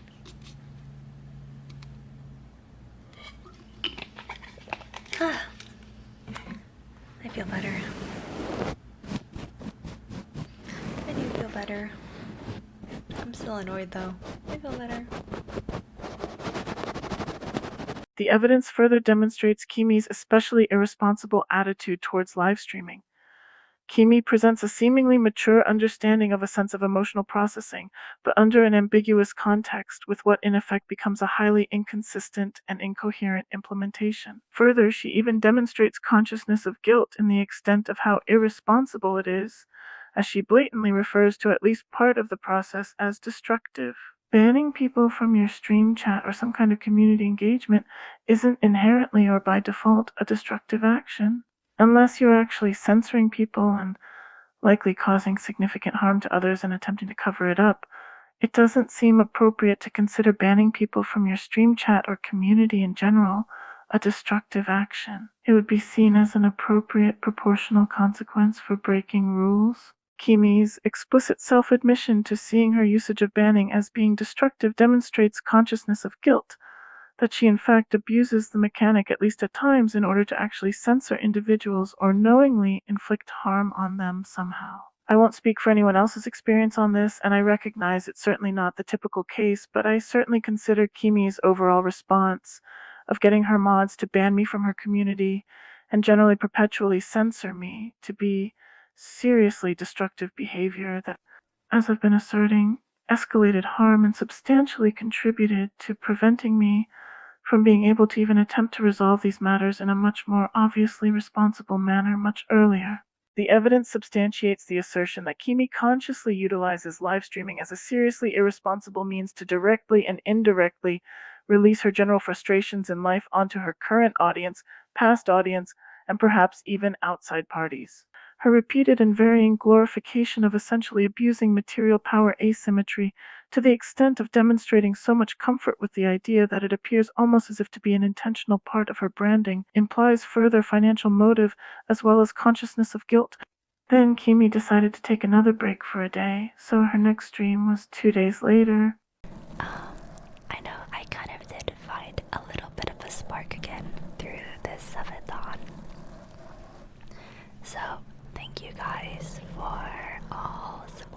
subathon, supporting the stream, enjoying the ASMR, and just for being here and helping to make this world a better place, even though, we're not doing anything life-changing. Just adding to the world and internet in any kind of positive way is a win for me. So, it's been a good one, you guys. Kimi shows her general attitude towards her audience and her typical goals in interacting with them, and at least certainly how she constantly attempts to frame and present it to them and the rest of the world. She considers her streams to not be doing anything life-changing, and perhaps the reality is they aren't particularly life-changing for most. However, this is exceptionally harmful in circumstances such as mine, where the reality has been that her behavior, she's in effect publicly presented as nothing life-changing, for a long time has had an increasingly serious, harmful, unwanted impact on my life, and certainly has been seriously, substantially altering my life as such. The typical experience of Kimi's audience, associates, and outside observers would be one where she doesn't appear to be the type to inflict harm on someone like she has to me, which further exacerbates the issue and enables and facilitates perpetuation of harm.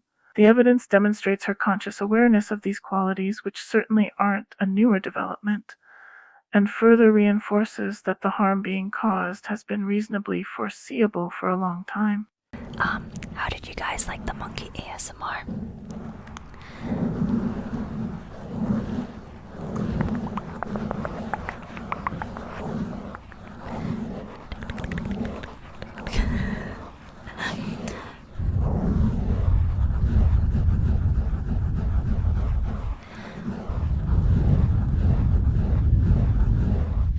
Absolutely delightful.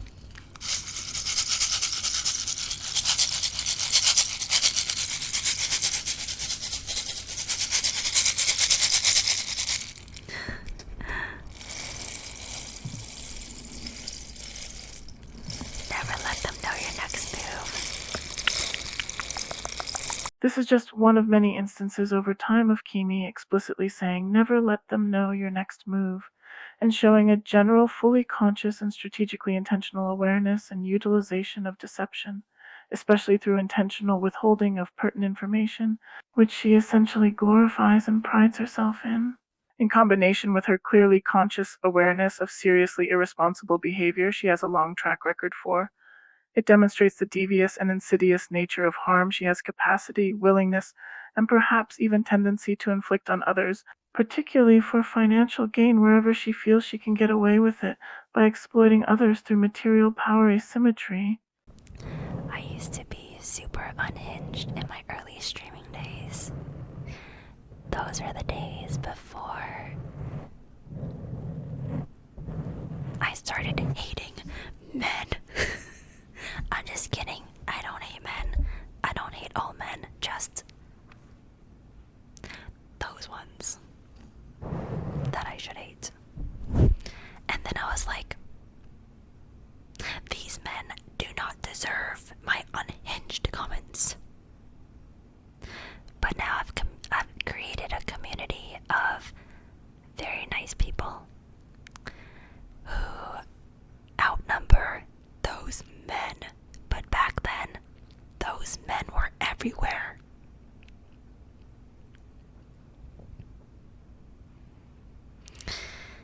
So,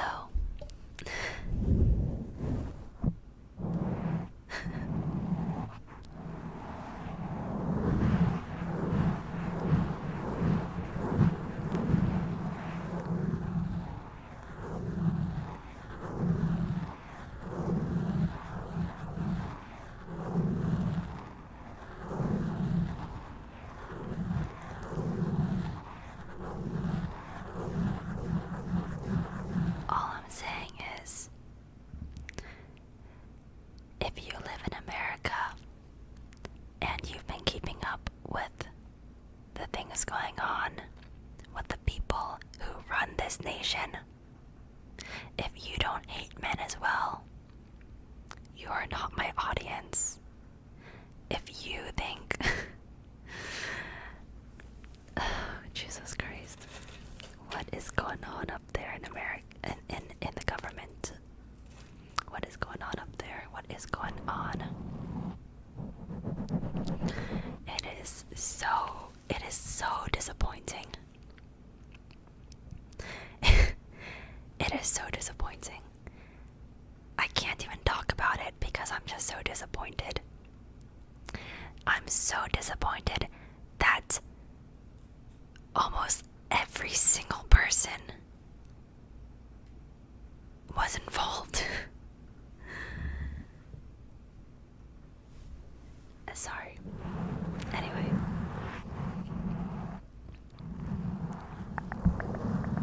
I don't even like thinking about it. I don't like reading about it. I don't like talking about it. I just like focusing on what I can focus on, which is my own mental health. Kimi explicitly acknowledges being super unhinged earlier on in her career. Considering I initially entered her community and ended up meeting her in person shortly thereafter, within less than 2 years after her courage carded, that means she explicitly, non-humorously admits she was super unhinged and essentially strongly inclined towards seriously, extremely irresponsible behavior at the time. I assert she started causing increasingly harmful effects on my existence that haven't stopped since. What exactly she meant by hating men, specifically those ones that she should hate, is left rather unclear. Whether or not she does or has ever considered me to fall under that category remains unclear. Whether or not she uses that to attempt to justify the harm she's inflicted on me remains unclear. What is clear is that a very vague reference to something that Kimi may or may not consider me a part of, which she feels confident justifying potentially blatantly, unapologetically, publicly hating me for, exists in multiple different instances of things she's said, even just within a week after me issuing the formal notice, which further demonstrates the harm ongoing ambiguity causes, as well as meaningful potential for deviously concealed defamation she attempts to mask through plausible deniability. Kimi also further exacerbates ambiguity and demonstrates seriously irresponsible attitudes and behavior by explicitly stating that if you do not hate men as well, you are not her audience. Essentially, Kimi's assertion there presents a seriously harmful implication that either I hate men, or it's unreasonable for me to assert Kimi's behavior has any true capacity or intent to inflict harm on me. I wouldn't say I hate men. I wouldn't say I ever have, or it's particularly likely I ever will. Gross overgeneralizations like that are objectively generally highly unlikely to even really approach a truly reasonable position, no matter what context you might attempt to reach for them through. That also doesn't mean that suddenly everything Kimi's doing is reasonable to assume has absolutely no substantial relevance to these matters, or cannot or will not cause harm to my existence, nor that it's at all reasonable for Kimi or anyone else to believe otherwise. A good person isn't possible in this society. I think I would consider myself a good person on most days, except for Fridays. No, I'm just kidding. I allow myself to be an absolute horrible person every second Friday of each third month. I'm just kidding. What happens on Friday stays on Friday. Let the record show Kimi joked about being an absolutely horrible person at regular intervals, possibly every Friday or perhaps on a periodic interval on Friday.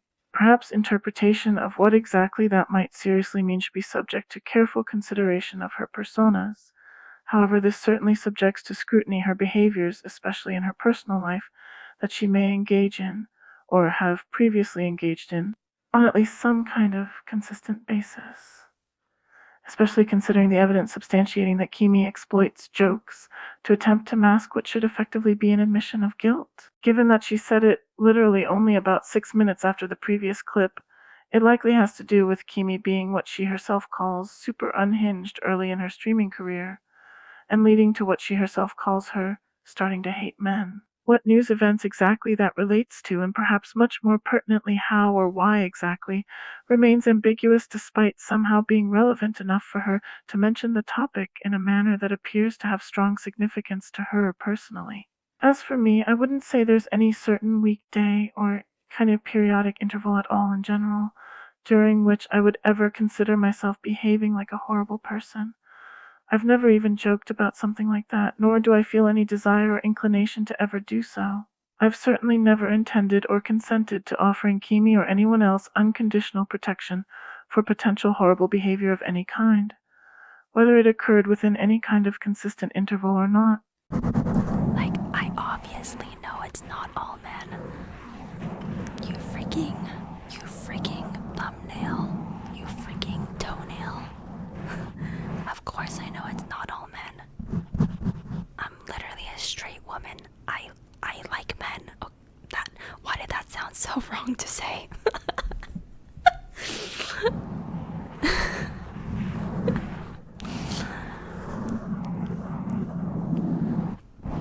Of course I know it's not all men. Don't piss me off.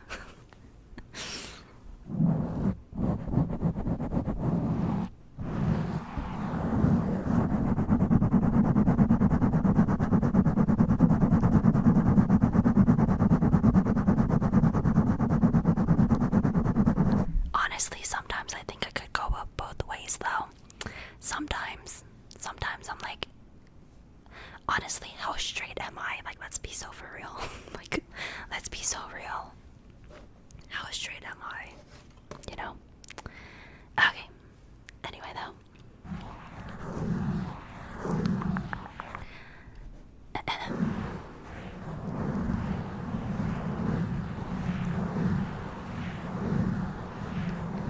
You know, I, like, honest to God. Okay, real talk. Honest to God. If this was a straight person, like if this was a straight person, I'd say I'm at least like this. I'm at least like a little bit like this, you know? Like maybe like I'm still straight, but like I you know, I can understand also. you know, I can understand.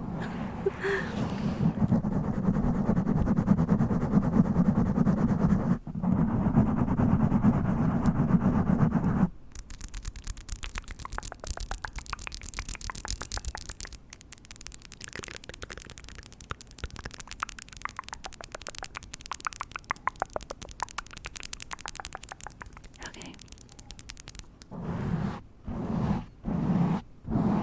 Our conversation today has gone off the walls. I'm glad this is a community where you can feel comfortable talking about stuff like this. Me too. Me too. And that's because I'm just gonna permaban anyone who makes it unsafe for me to talk about what I believe in. Because I think I believe in things that I would want other people around me to believe in as well. Or, like, you know, in the same vein of things.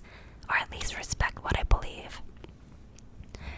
So, as you guys know, this is a dictatorship in this Twitch chat. This is not a democracy. No.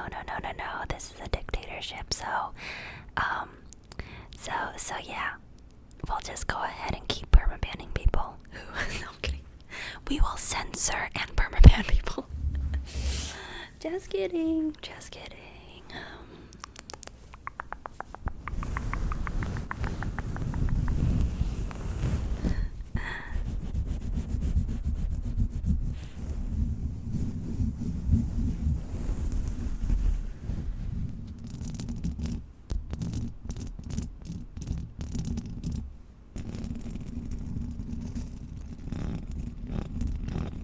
But I'm gonna be so for real. I actually spend a lot of time introspecting and thinking about what I believe in and living what I value every day. One of the most important pillars as a person to me is integrity, and that's both within myself and other people. So if somebody lives by integrity, that is the one thing I respect so much in a person, because sometimes it's easy to not live with integrity, because integrity means living to your values whether somebody is watching or not. And I think that is very respectable in somebody. So, I try my best to live with integrity. So I also would like to weed out the bad apples who really do not live with, the best head on their shoulders, who decide to come into my Twitch chat and talk out of their butthole. But as long as everybody just is nice and respectful in chat, that's all I ask for, really.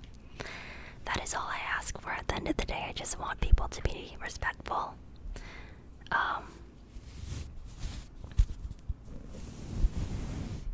And to enjoy themselves, have a good time here, have a good experience.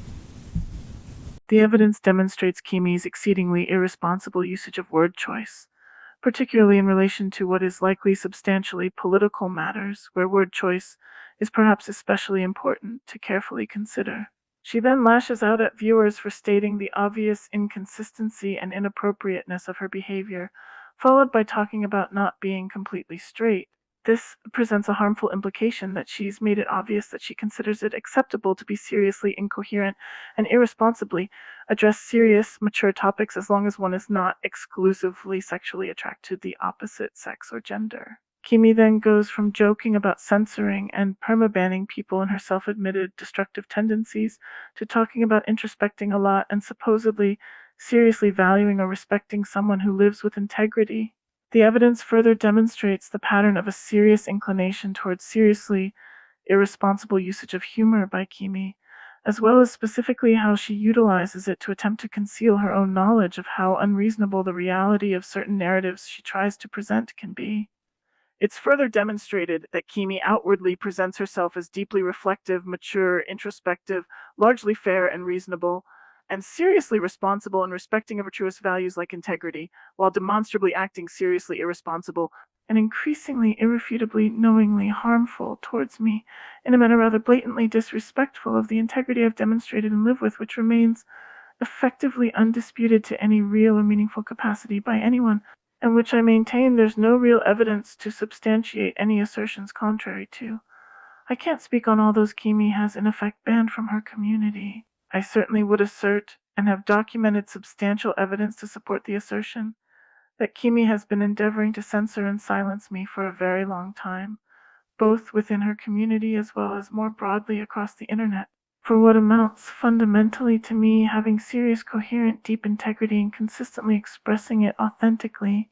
Kimi decided to take a break for a day yet again after that stream, so her next stream was 2 days later. And I'm actually curious, I've done body doubling streams before. How many of you guys have actually been productive because they're able to, body double to the stream? This is the kind of content that I enjoy being productive to. Mia says me. Okay, you know what? If Mia's the only one, then that's worth it for me. Okay, wait, Dot says him as well. Okay, I get so much done during your streams. Okay, yes. I am here to, what's the word called? Support. I'm here to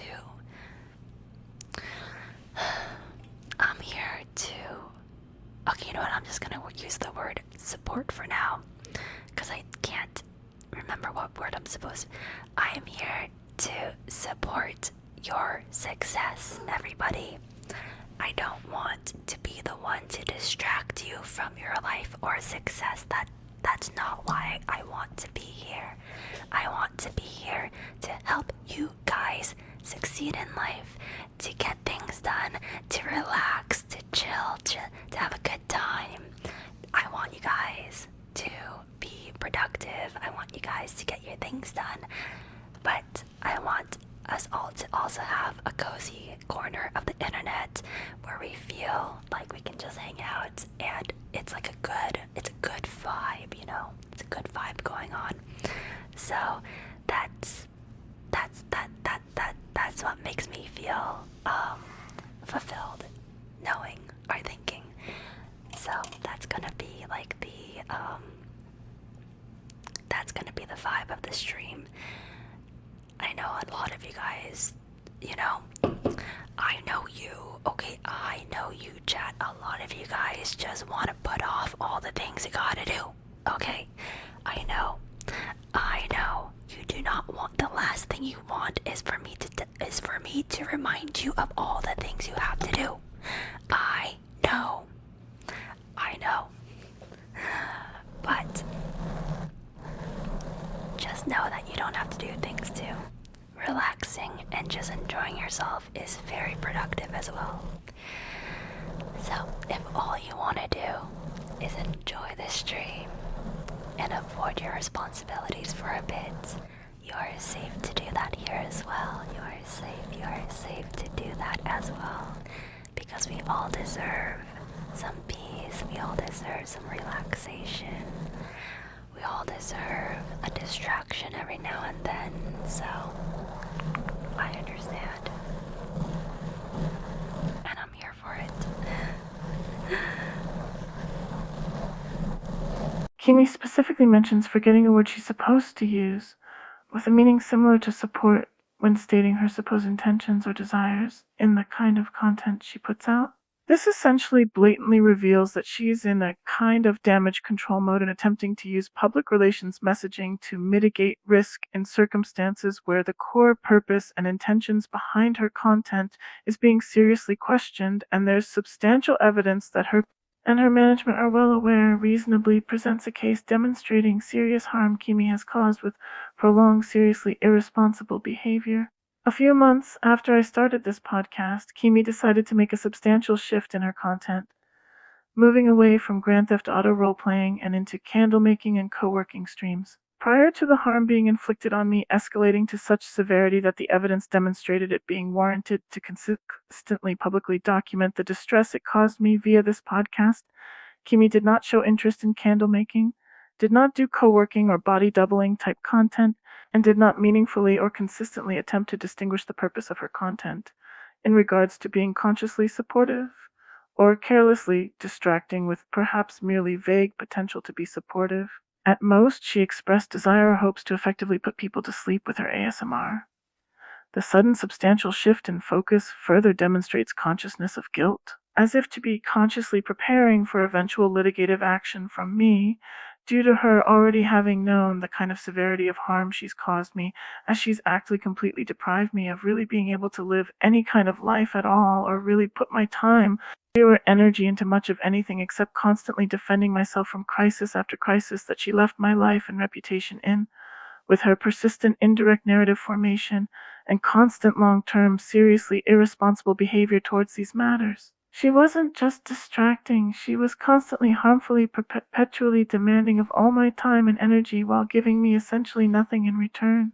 My personal and professional life have suffered immense stagnation and degradation from an otherwise very promising trajectory, and this effect persists to this day as attempting to handle these matters responsibly continues to consume practically all of my time and energy, and has only become even more straining, distressing, and seriously detrimental to my overall well-being. Documentation extensively supports this assertion, and the fact that it was made abundantly evident consistently over a prolonged period throughout that such was occurring and reasonably foreseeable to only continue and become exacerbated over time due to seriously irresponsible behavior that wasn't my own, nor that I should ever have to take any responsibility for or suffer any consequences of. I kind of don't feel like playing a game right now. I'm kind of feeling the ASMR actually. Sometimes I just gotta go with what I'm feeling in the moment. Because what I'm realizing is that what's important while streaming is going with what I'm feeling in the moment, and that is ASMR. Kimi saying she's only more recently realized it's important to go with what she's feeling in the moment while streaming implies she hasn't been doing that for the majority of the entire more than decade of time she's been streaming, and must have considered something else as more important. This perhaps most pertinently serves as supportive evidence in relation to other statements I'm documenting she's said that reveal her likely priorities, which she attempted to frame as perhaps humorous or without ulterior or hidden motives. The fact that Kimi admits being authentic to what she's feeling in the moment while streaming has not been something she's treated as a priority for a very long time is in strong contrast with several implicit and explicit assertions she's made over time. This in itself all serves as further evidence to strongly question her integrity and consistency as a whole. It can also be seen as some extent of consciousness of guilt. The next ASMR video on YouTube drops when I want it to, so please, for the love of God, stop asking me.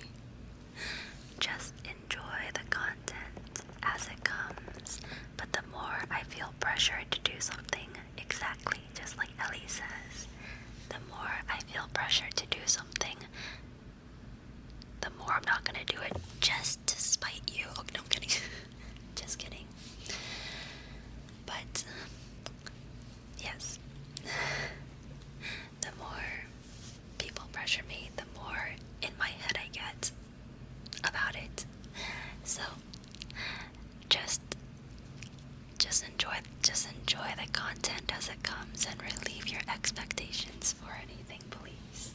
Thank you so much. Thank you so much. Thank you very much.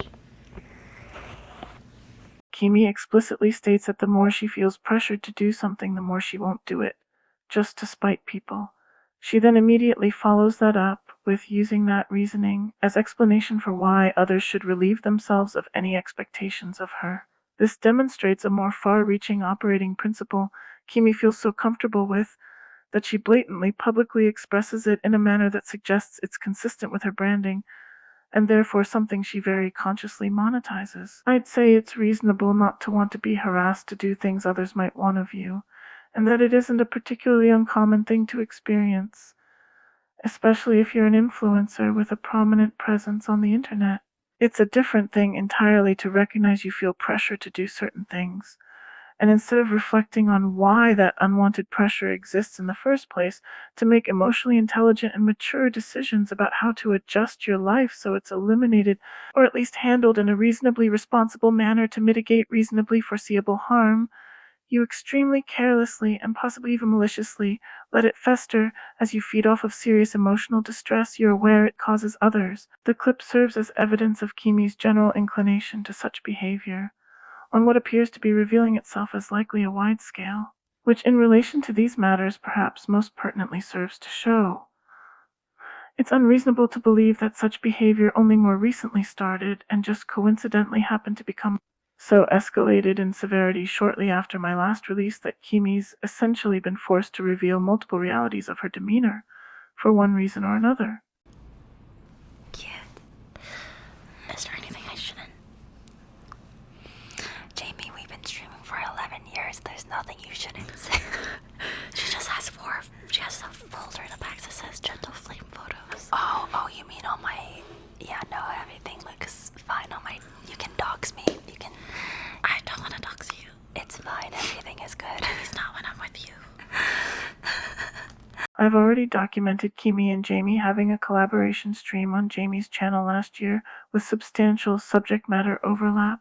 They didn't have "there's nothing you shouldn't say" attitude back then, although they'd already been doing content creation for quite a long time at that point. There was no meaningful explanation ever provided, nor any reason made clearly evident for the notable shift in demeanor. Further evidence of consciousness of guilt.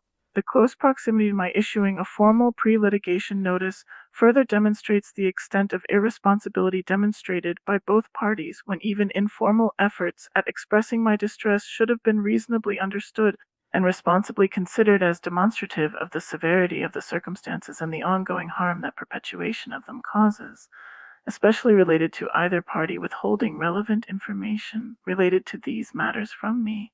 The evidence substantiates the assertion that there's substantial further intentional withholding of pertinent information which Kimi and Jamie are aware is causing ongoing harm, and that such is not at all a responsible consideration of these matters by either party. There's no light in here. Like, it looks way darker in person. And I see this sticking out of her box, and I'm like, are you okay? That's where I put all my voodoo energy in. People that I don't like. Have you never showed them? No, it's fine. This is an acupuncture doll for educational purposes. You should try tapping on it. I won't engage in speculation as to the potential accuracy of any truth to Kimi being involved in harming others through voodoo or other spirituality-related practices. However, Kimi has explicitly denied the association of voodoo with that same doll on multiple occasions when she was live streaming on her own. The evidence demonstrates that Kimi is increasingly inclined towards behavior reasonably foreseeable to cause emotional distress across multiple domains, particularly while in the presence of Jamie. Additionally, due to the complexity of how this could be framed as both humor as well as somehow taking accountability, it's also further evident the extent to which irresponsible and very possibly intentionally seriously harmful ambiguity is present in Kimi's live streams in general. When you enter my room, it's basically pitch black. It's pitch black. It looks like a science lab in here. And you guys are experimenting. Over time, especially in more recent times, Kimi has repeatedly referred to her audience as her guinea pigs and some kind of experiment. Jamie explicitly expressing a shared sense of this suggests context they're both aware of that is very actively utilized in public behavior but not explicitly admitted or adequately taken accountability for, which is considerably inculpatory in relation to these matters. Blatantly explicitly referring to engaging with someone as an experiment while evidently abusing material power asymmetry in a dynamic you know is seriously harmful to them that's reasonably foreseeable to cause that harm which has even been extensively documented, and which you're evidently taking in reality no meaningful or adequate action to mitigate, and you never have, is in itself rather straightforward evidence of intentional infliction of emotional distress. And it's so serious that it also demonstrates it's highly unlikely to be a newer development that you've been inflicting on the victim. A substantial issue I've faced is Kimi, Jamie, and others simply in effect, implicitly or explicitly denying awareness of circumstances that I suspected and over time gathered increasing evidence to substantiate the assertion they in reality knew of and possibly even actively contributed knowingly to. This substantiates the assertion that there's likely a substantial amount of even much more highly inculpatory evidence present that a discovery process in formal litigation would likely reveal related to these matters, which would likely substantially increase the damages that are reasonable for me to be pursuing. It's been a while since we did a stream like this. It has been. Usually it's on my stream. I know. And it's a little hectic. All she does is eat on my stream, and all I do is cook. The evidence demonstrates that although this was considered Kimi's first ASMR collab, Kimi and Jamie share a recognition of streams like it that they've done in the past, along with the explicit recognition that there was suddenly a reason to shift from typically doing it on Jamie's stream to doing it on Kimi's stream for undisclosed reasons. It's worth noting that for several years prior to me starting this podcast, Kimi and Jamie did not do any such collaboration streams. After I started this podcast, this is now at least the second time they've done a stream fundamentally quite similar to that one. Every time has been within close proximity of one of my podcast releases and contained substantial subject matter relevant to these matters which I've addressed on this podcast after seeing it and responsibly considering how to deal with it. Each instance has indirectly demonstrated increasingly clear awareness of this podcast's existence, without meaningfully doing anything to reasonably mitigate harm or lead to any kind of truly reasonable resolution of these matters. The pattern demonstrates increasingly conscious, increasingly inculpatory behavior indicative of civil conspiracy, very reasonably foreseeable to cause serious, increasing, and ongoing emotional distress and other personal and professional harm.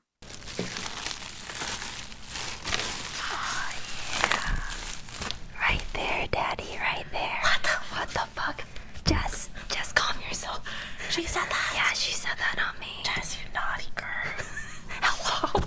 You naughty girl. Jess, kid, come here right now. Come here right now.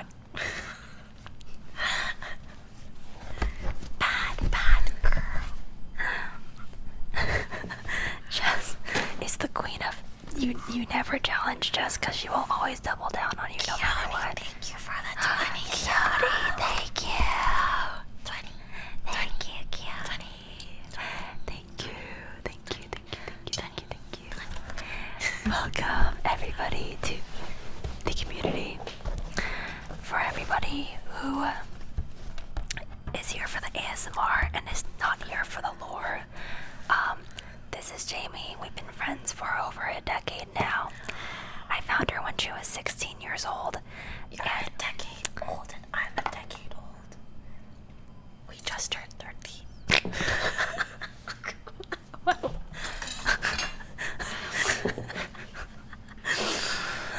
Oh my gosh.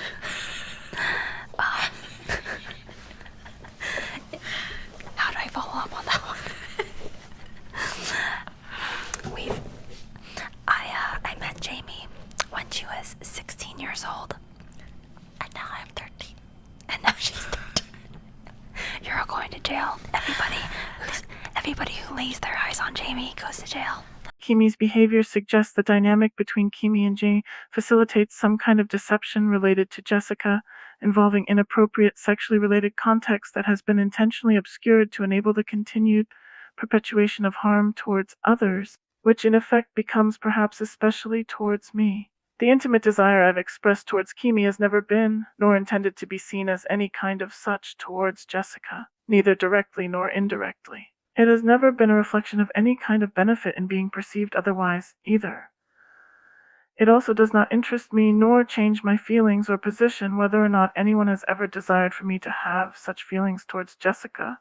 I've never been attempting to challenge Jessica, nor have I ever felt the desire or need to. It also has nothing to do with whether she is or isn't a queen of always doubling down no matter what. I simply have stayed away from her and do not desire or see any need for me to get closer to her.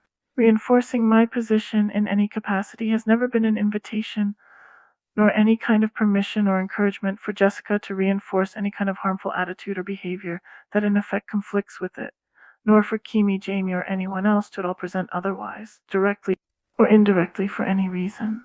The explicit distinguishing of the audience paying attention for lore versus simply appreciation of ASMR demonstrates consciousness of guilt in that no such clearly evident nature of Jessica's relevancy and possible involvement in these matters was made apparent prior to issuance of formal notice of potential litigation related to these matters. The totality of evidence, especially more recent evidence presented in this release, makes rather evident the likelihood of existence of long-standing, highly concealed narratives that Kimi and Jamie have inclinations to subtly communicate to their audiences in relation to through usage of humor that indirectly addresses things related to those narratives. The evidence demonstrates at least some narratives being indirectly reinforced through humor related to matters addressed by the formal notice. This makes Jamie presenting a joke about her and Kimi just turning 13 years old inculpatory in relation to these matters. It suggests the existence of a seriously harmful and undoubtedly entirely fabricated narrative accusing me of being sexually predatory, either merely having inclinations or actually having acted on such supposed desires.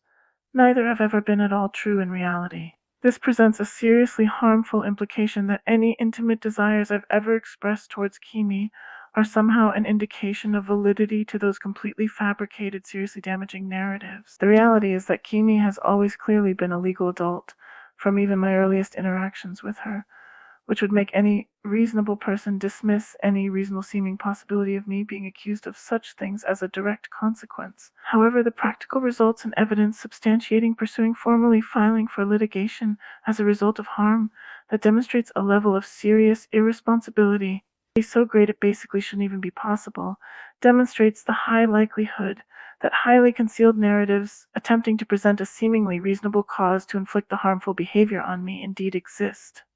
I have never expressed intimate desires towards Jamie at any age. The intimate desires I've expressed towards Kimi have never been intended as any kind of expression of any such desires or feelings towards anyone else of any age. I've never been okay even with anyone simply making jokes about me otherwise.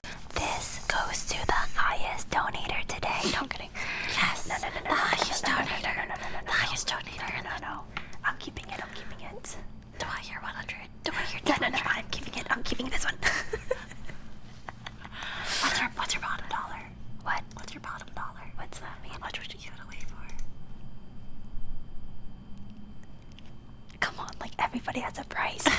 So sue me. I have rice. What's your rice? What's your bottom? Like, I mean, like, 200 gifted. Is that a lot or not that much? What'd you do it for 199 gifted? This is the other instance of Kimi saying, "So sue me," within only about a week after I issued the formal notice. It's much more obviously and seriously harmful than the first usage. It's harmful most obviously because it creates a false impression that pursuing litigation against Kimi would be some kind of implicit agreement to compromising my integrity by ever having willingness to have my silence bought, or in effect establish my soul having some kind of price somehow. That's absolutely false. I've never at all consented, nor intended to allow anyone to even attempt to portray otherwise. The fact that it was ever even possible for Kimi and Jamie to achieve such a thing suggests very real possibility for them to have very much conscious, serious criminal involvement in more far-reaching, seriously harmful actions and intentions exerted upon me. Additionally, it's harmful because of the false impression that me suing Kimi necessarily directly relates to some kind of other potential contracts or agreements she might have, as if I'm clearly aware of them and or perhaps even at some point ever intended to validate them, and possibly now I'm trying to get some kind of revenge on her by causing conflict due to their existence. It's also perhaps misrepresenting things as if one or more parties involved is fulfilling their end of some contract that was supposedly mutually agreed upon proceeding in the direction of litigation. These things and similar are all also completely false. I've never agreed to anything where me, Kimi, Jamie, or anyone else must or even should pursue litigation against me or allow me to pursue litigation against them. I've also never been trying to validate any contracts anyone might have that attempt to force such outcomes either, and I've always considered any such potential contracts to be seriously harmful to my existence and to be existing entirely against my consent. Jamie, I have a business proposal. What is it? You can cook and then I'll do the ASMR mukbang with your food after. That's genius. While presented by them as humor there, the practical reality of the emerging pattern of behavior I've been documenting is an increasingly detailed and very possibly serious idea being presented, where Kimi and Jamie are participating in some kind of joint business endeavor that is a podcast or some kind of similar content series. There's now a clear pattern of what appears to be a kind of revisiting of this dialogue by them in what appears to be some kind of reaction or response to pressure applied by my documentation, and the prospect of them potentially facing me formally filing for litigation over the harm I've experienced, that I can increasingly demonstrate them having a substantial part in consciously causing. Regardless of whether it's ever at all presented as some kind of resolution to these matters or not, I want it abundantly evident that the reality is it could never even possibly be at all, nor have I ever believed or even attempted to communicate otherwise at all. It ever being presented as any kind of possibility is something that in itself only causes me further distress and exacerbates harm. Jamie, I missed seeing you. I haven't seen you since I started my subathon. Oh my god. Wait, you're right. I kind of just like disappeared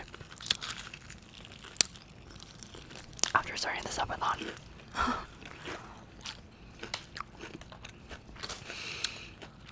I've been kind of disappeared too. Jamie's also been kind of disappearing. We're both in our disappearing arc, but that's okay because it's the beginning of the year. And I think a lot of people kind of disappear in the beginning of the year. Yeah. Everyone's kind of tired from the holiday season. I'm exhausted. We're just kind of like relaxing, catching up on our me time. Finding my demons. Finding our demons.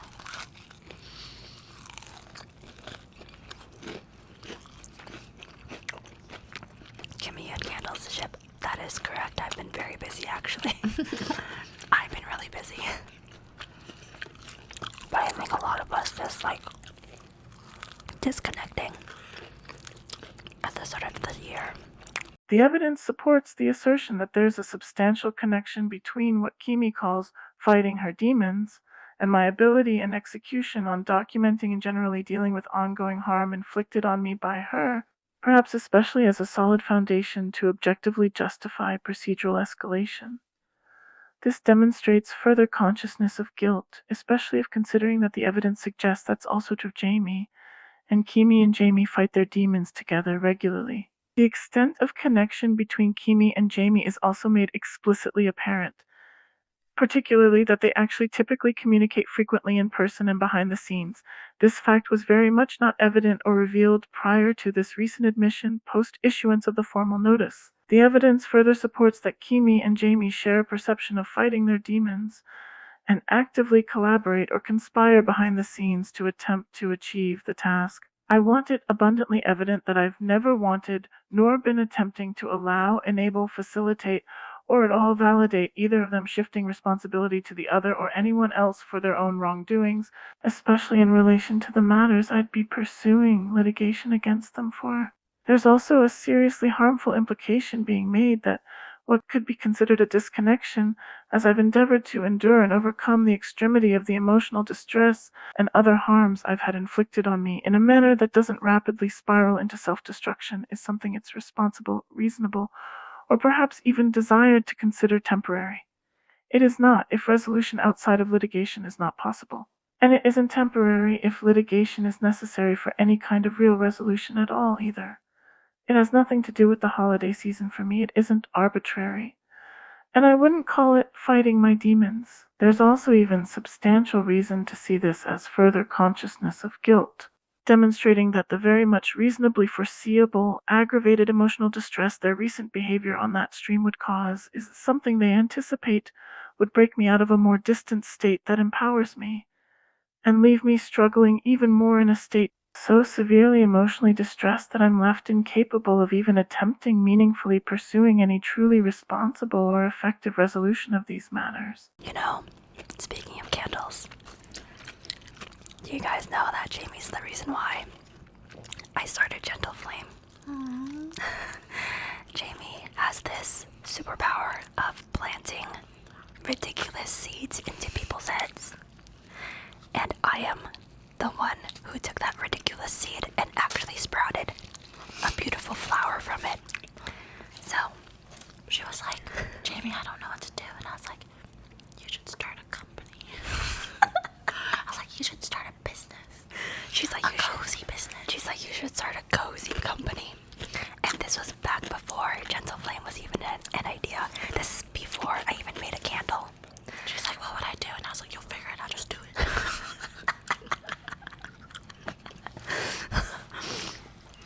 She was the first angel or devil on my shoulder who spoke it into existence. She was the first one.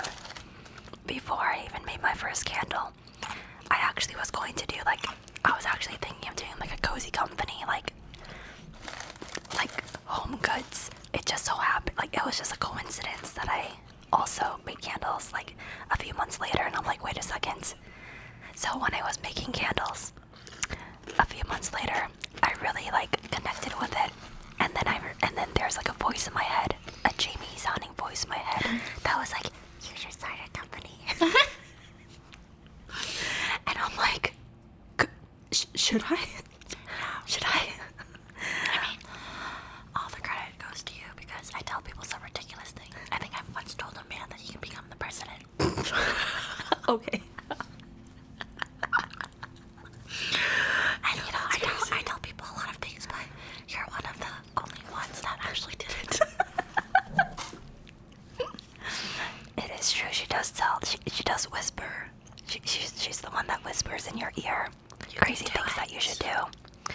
And I'm just the crazy one that actually did it. But I still remember that conversation late at night. We were just fighting our demons together.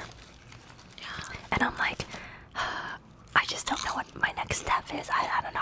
I have so much that I want to do, but I don't know what to do. And she's like, she has experience starting a company because she started a company. Kimi explicitly admits both that her decision to start her candle business was essentially a direct response to fighting her demons, as well as that Jamie essentially advised her to do it, as part of Jamie also herself simultaneously doing so. This suggests that the issues they were dealing with were related.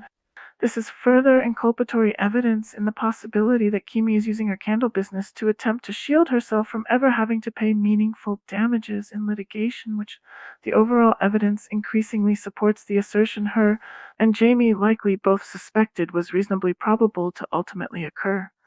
Regardless, it demonstrates the extent to which Kimi shares her struggles with Jamie and how significant Jamie's input tends to be to Kimi in response, making it increasingly unlikely that Jamie has been causing seriously harmful effects towards these matters largely or entirely unknowingly throughout the last several years. I maintain that such harm would have been occurring entirely without my knowledge, as it was not at all reasonably communicated or made evident to me that it was even a serious possibility until after I started this podcast. The evidence also further demonstrates Kimi's inclination to reward Jamie for irresponsible and potentially seriously unhinged behavior. Glorifying as a superpower, Jamie making suggestions or statements that Kimi even blatantly recognizes as ridiculous. This reveals further incentive for Kimi to intentionally conceal the true significance of Jamie's involvement in harm. When you're lost in life, you start building stuff. Damn. When you don't have a home, you build it brick by brick. Damn, yes. What you said. When you don't have a home, you start building it. Starting this podcast can be interpreted as the start of building something, and a perhaps rather obvious misperception would be that I started it as a result of feeling lost in life. The evidence demonstrates a harmful implication present as what is actually a recurring pattern in Kimi and Jamie's behavior.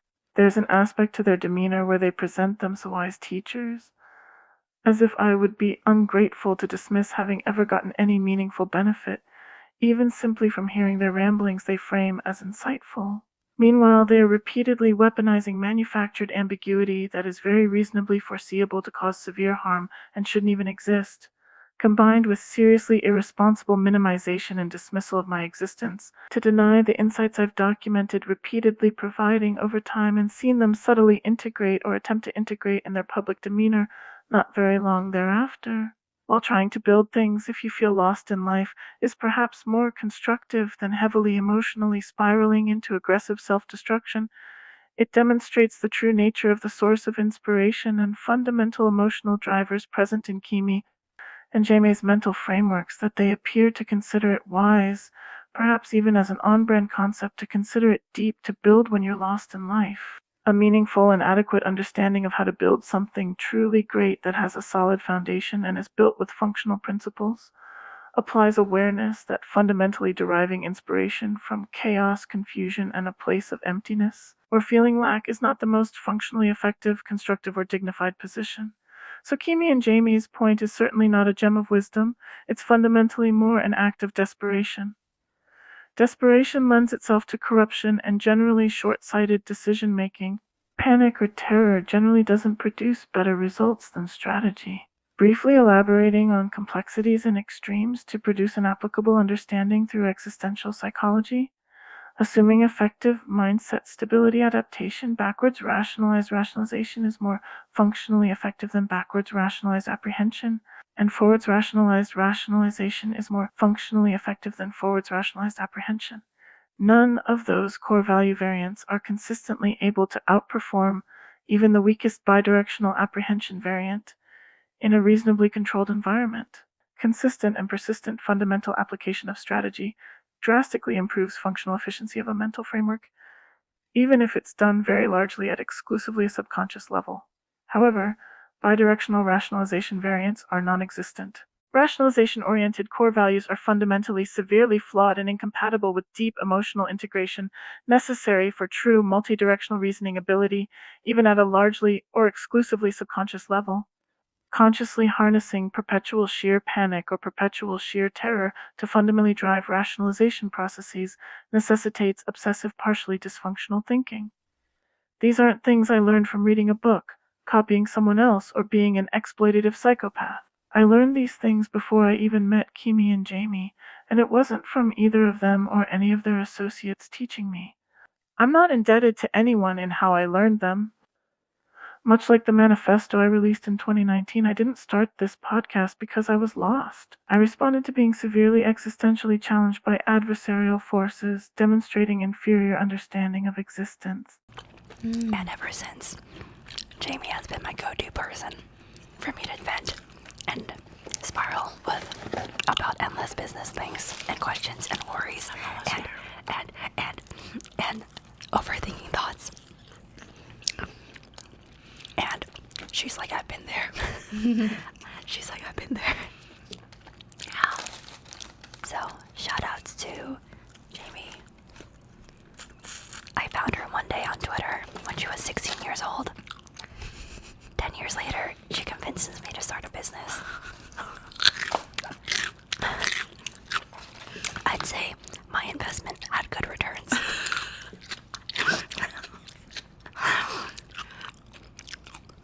You groomed me. Guys, wait. First of all, I didn't know she was 16. She was just she was a mutual friend, okay? Chill. She was a mutual friend. There was nothing mutual about it. Hello. Go back in the basement. Guys, like, me and Kimmy have really, like, messed up humor. And so I'll say our humor sometimes to, like, random people. And they're like, are you okay? Like, if I met someone and I told them to go to the basement, they would think I'm so weird. Honestly, like, I normalize our I was just like, Dude, like, I normalize our friendship so much that, like, I didn't even think that was weird. Guys, Jamie's like a little sister to me, okay? That's good. I found her on Twitter when she was 16. It's crazy.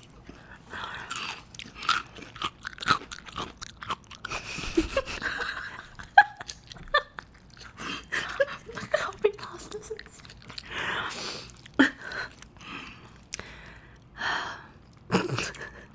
Okay.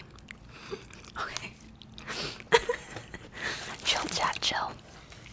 But yeah, I was like, I just started streaming and I was looking for friends. And this is around the time I also met Annie and Albert. Yeah, and Annie and Albert. I mean, Annie really like cute girls too. And we were all just like finding friends online to befriend. I think some of you guys remember that time, like 10 years ago. Bo, I love that guy, I know. So I knew that Annie had like this huge girl crush on Jamie because Jamie was so cute in her profile picture. That it was me and Annie who groomed her. Okay?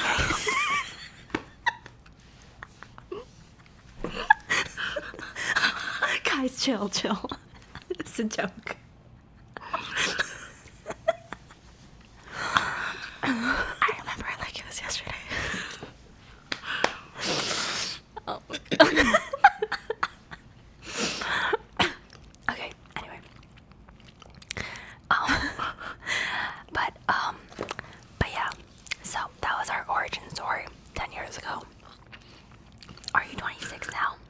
I'm 27. Oh, wow, it's been 11 years? Oh my god. It's been 11 years since you've groomed me. This is gonna get clipped out of context. See, LSF. Oh my gosh. Oh my gosh. That's actually crazy. You know, she lied to me about her age though, so I didn't actually know she was that young. So, Yeah, I told her I was 17 when I was 16 because I wanted her to be my friend. so it was mutual.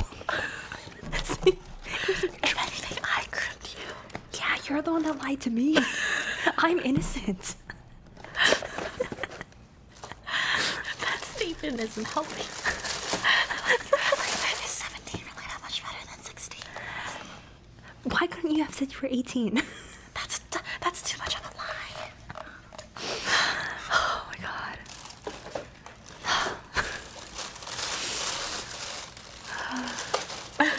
She said she was. I'm 13.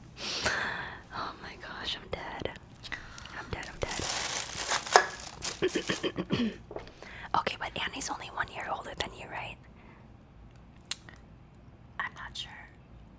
you guys the same age? No. I think she's 2 years older than me. But I'm not sure.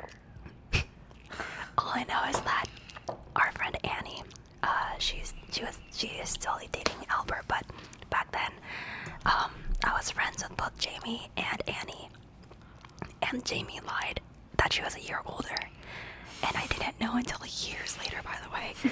So She was like, did you turn 18 twice? yeah, so she turned 18 twice, okay? Annie's mom, when they moved here from Korea, Annie's mom put Annie's birthday wrong on the American birth certificate. So Annie also turned 18 twice. I'm like, am I going crazy?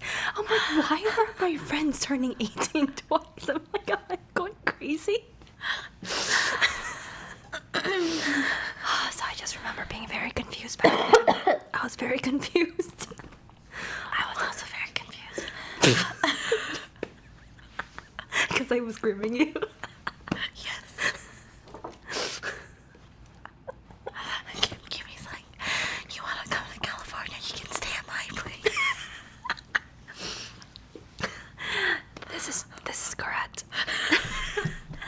Leslie and I were roommates, and we got Jamie to fly across the nation to live on our couch for like a few months. I think you guys remember those times. Yeah.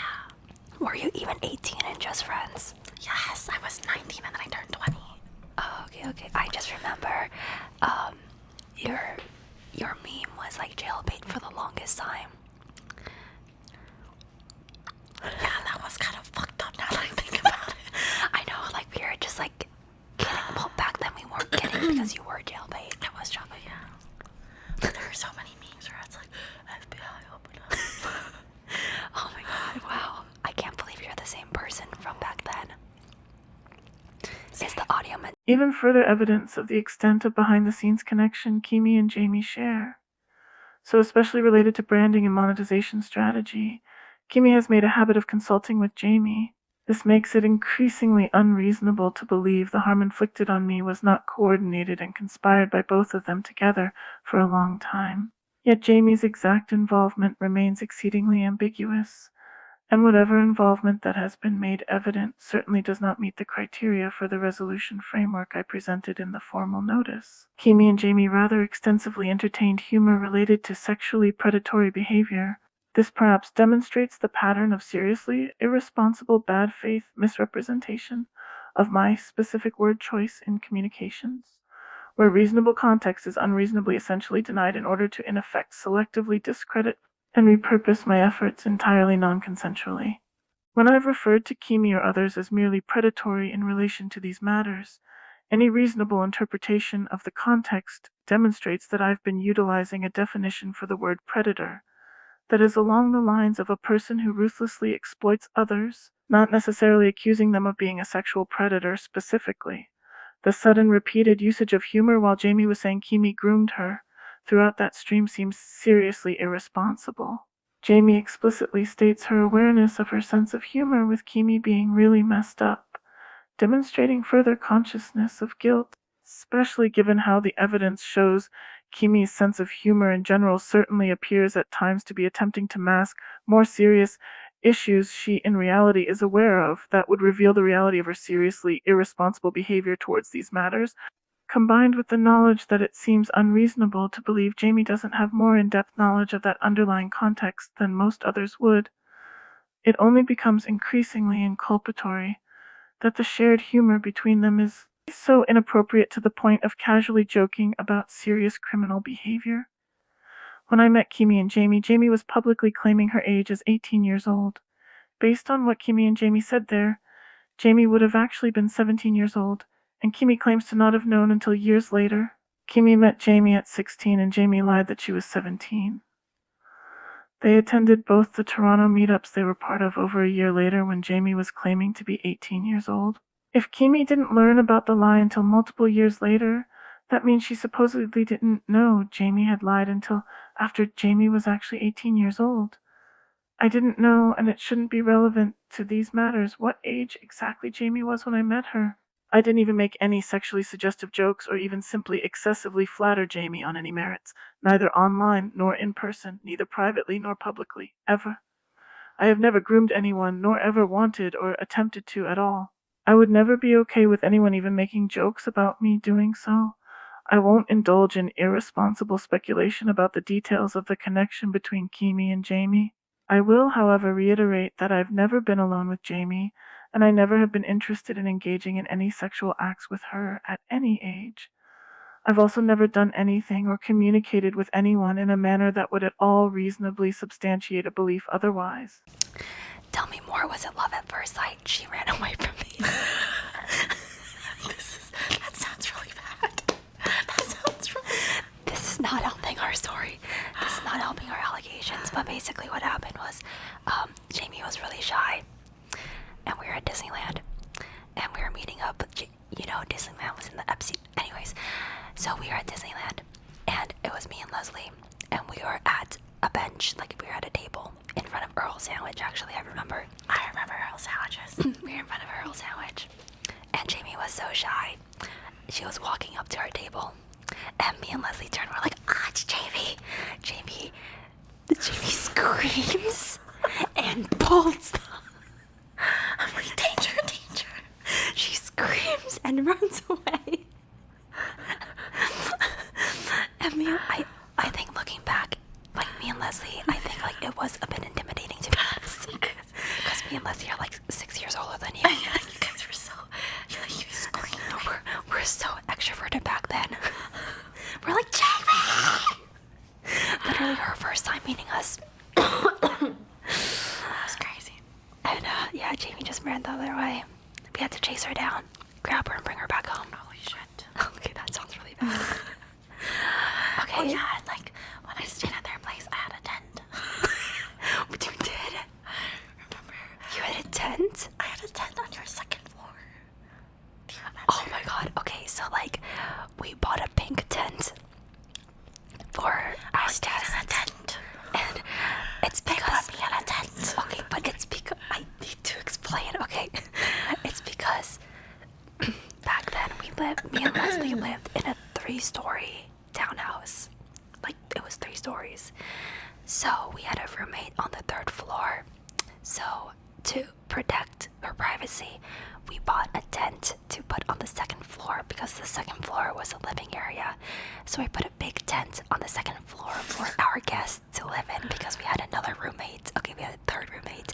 It was me on the 1st floor and Leslie and the other roommate splitting the 3rd floor. So that's why there's a tent. Yeah, but I like that tent.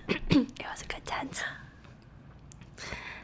Why does it feel like I remember this? Yes, this was all streamed, you guys. The tent was green. I'm sorry, it was pink. Yes, it was pink. I have a photo.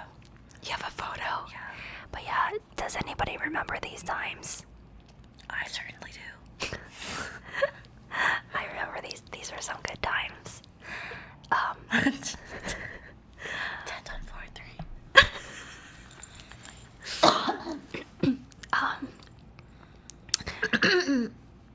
Yeah, these were all like 9 years ago now or something. It was a long time ago. I remember Sean was there too. Sean was there during Just Friends, yeah.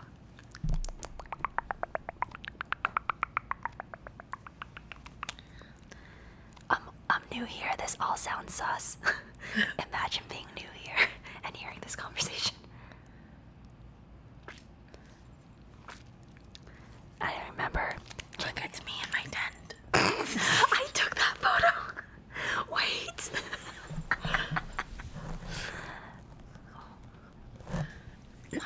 This looks a little creepy. Like,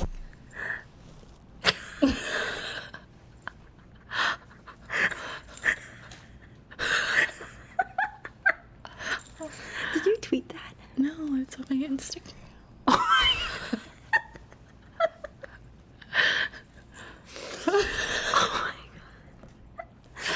This does not help the case. There's even one of me sleeping. Wait, no, I remember I took that and I'm like, Jamie, this is gonna be so cute.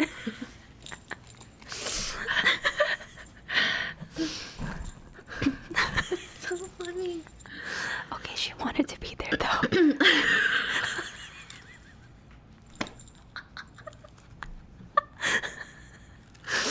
If we go down, then we go down together.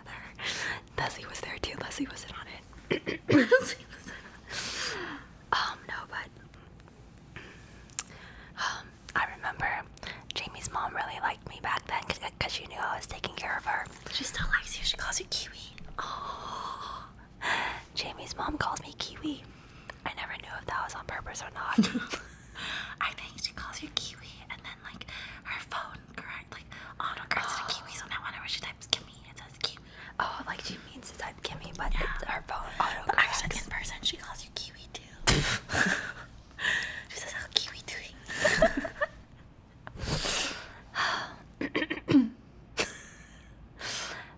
Okay. But yes, I promise that it was mutual. Jamie wanted to be there, right? Crazy lady makes underage girls sleep in a den.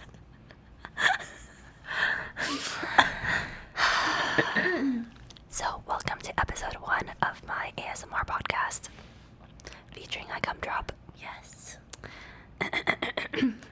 Share our secrets. Yeah, let's not.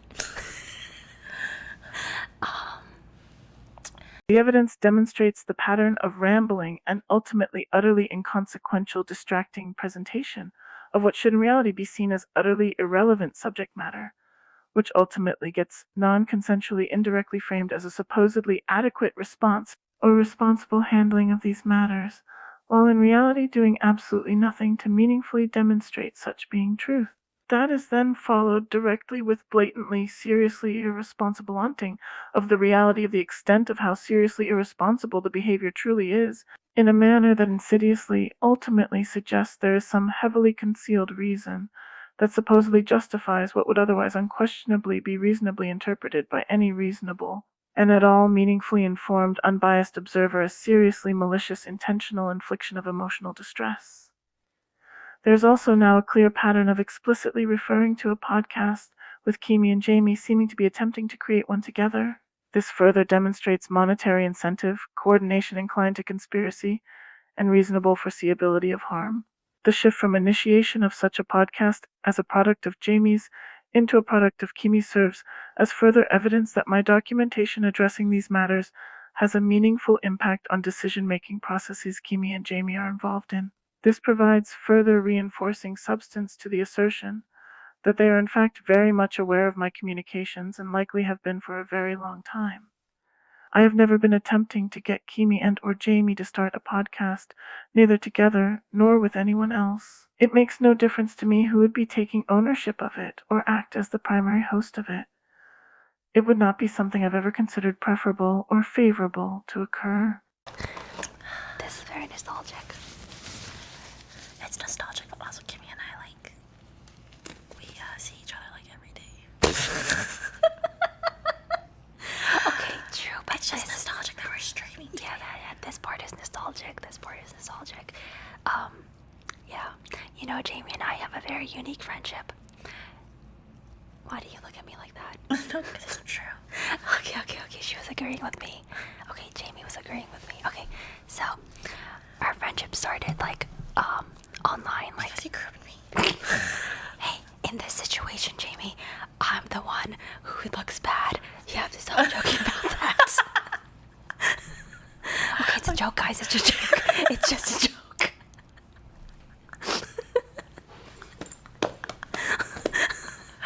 It's a joke. I was not crude. Why do you sound so... Why do you sound like you're lying? The only thing I lied about is my age. Okay, but, what was I gonna say? Oh yeah, so Jamie and I's friendship actually started because, she lived in New York, so we had a very online friendship. We would text each other and, play Minecraft together. I think on our YouTube channels you can see early Minecraft videos of us together. And then, so I feel, what I think is how somebody starts being friends kind of dictates the rest of their friendship relationship.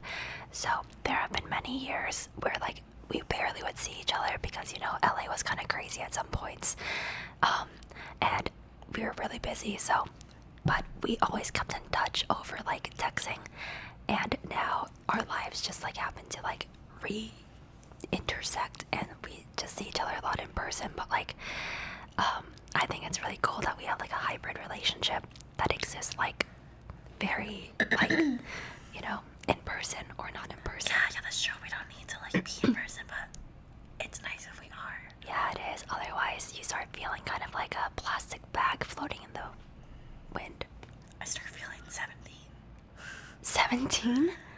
Like, no, like, you know, like, if we don't see each other in person, it's like, Here, you have to whisper into the, like, into there. it's like, it's like if we don't see each other in person, then like, we only have an online relationship, and it reminds me of when I was 17. Oh, okay. Oh, yes. Yes. It brings you back to 17. Yeah. Yes. It does, though, it does. Back when we used to speak in emojis. That's true. We used to talk on Skype. We used to talk on Skype. You know, I really did want to be Jamie's friend. I would text her, like, every day. I'd be like, hey, Jamie, do you want to play Minecraft? Do you want to play Minecraft? I was like, what do you want? I was like, what does this girl want from me? I'm like, Jamie, do you want to play Minecraft? I'm like, okay. And then I'd play Minecraft with her, and she like pushes me off the cliff. I would just, like, troll her in Minecraft all day. Yeah. Good times. The evidence demonstrates further inculpatory relationships between circumstances of my perceived involvement or relevance in Kimi and Jamie's lives, and circumstances of their perceived relevance in each other's lives. There are multiple areas of possibly pertinent overlap. Even completely avoiding speculation or weaker associations, this presents a seriously harmful implication. Kimi explicitly stated her supposed belief that how someone starts being friends dictates the rest of their connection. While perhaps it's not a fundamentally malicious belief, it's likely quite harmful, especially if it's perceived as meeting for the first time being the start of a friendship between me and Kimi and/or Jamie. Primarily, it's especially harmful to me, and very much reasonably foreseeably by both of them, especially if they share a close connection anywhere close to the extent they've now publicly expressed sharing. That means the ambiguous reality of what Kimi may perceive to be the start of a friendship between us has been in effect dictating what she believes the progression and ultimate outcome of our connection should be. This is seriously harmful, especially in relation to these matters, because it in effect can be exploited extensively to attempt to appear reasonable in claims that I've chosen to leave ambiguity that would make any potential harm inflicted on me as a result of whatever connection I have with Kimi and Jamie self-inflicted, and any harm caused to others as a result seriously irresponsible and possibly even malicious of me. In reality, the totality of evidence demonstrates that I've taken reasonable measures to ensure I've communicated as responsibly as reasonably possible about the reality of my feelings and intentions all along. It was initially really just to Kimi, in demonstration of my sincerity, and eventually it's become a mailing list, and ultimately publicly in this podcast as harm escalated. The totality of evidence demonstrates rather extensively that I've never intentionally allowed any ambiguity reasonably foreseeable to cause harm, and upon learning ambiguity that could reasonably foreseeably cause harm may exist, I've endeavored to thoroughly eliminate it promptly. This behavior from me has been present, consistent, and verifiable ever since I attended that meetup. It's persisted despite seriously irresponsible behavior from others. It's persisted even despite the extent of serious irresponsibility demonstrated by others being so exceedingly harmful to me that I ended up facing criminal charges and ultimately served a 13.5-month jail sentence with ongoing risk of potentially having to deal with additional charges in effect. Simply for these efforts that were always intended to mitigate harm that I recognized the potential for existed due to the seriously irresponsible behavior of others. I have never considered the Toronto meetup with Kimi and Jamie that I attended definitive of the future of my connection with either of them, nor have I ever desired, intended, or benefited at all from either of them or anyone else even possibly perceiving things otherwise. I've also never communicated otherwise, nor given anyone any reason to reasonably believe otherwise. We traveled a lot together. I remember we traveled and we were laying in bed, separate beds. What? overthinking this now.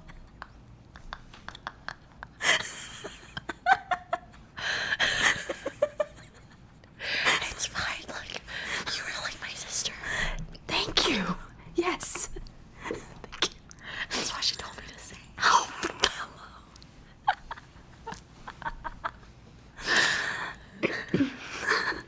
So anyway, we're laying at night, just like talking, you know, it's like a sleepover, we're just talking.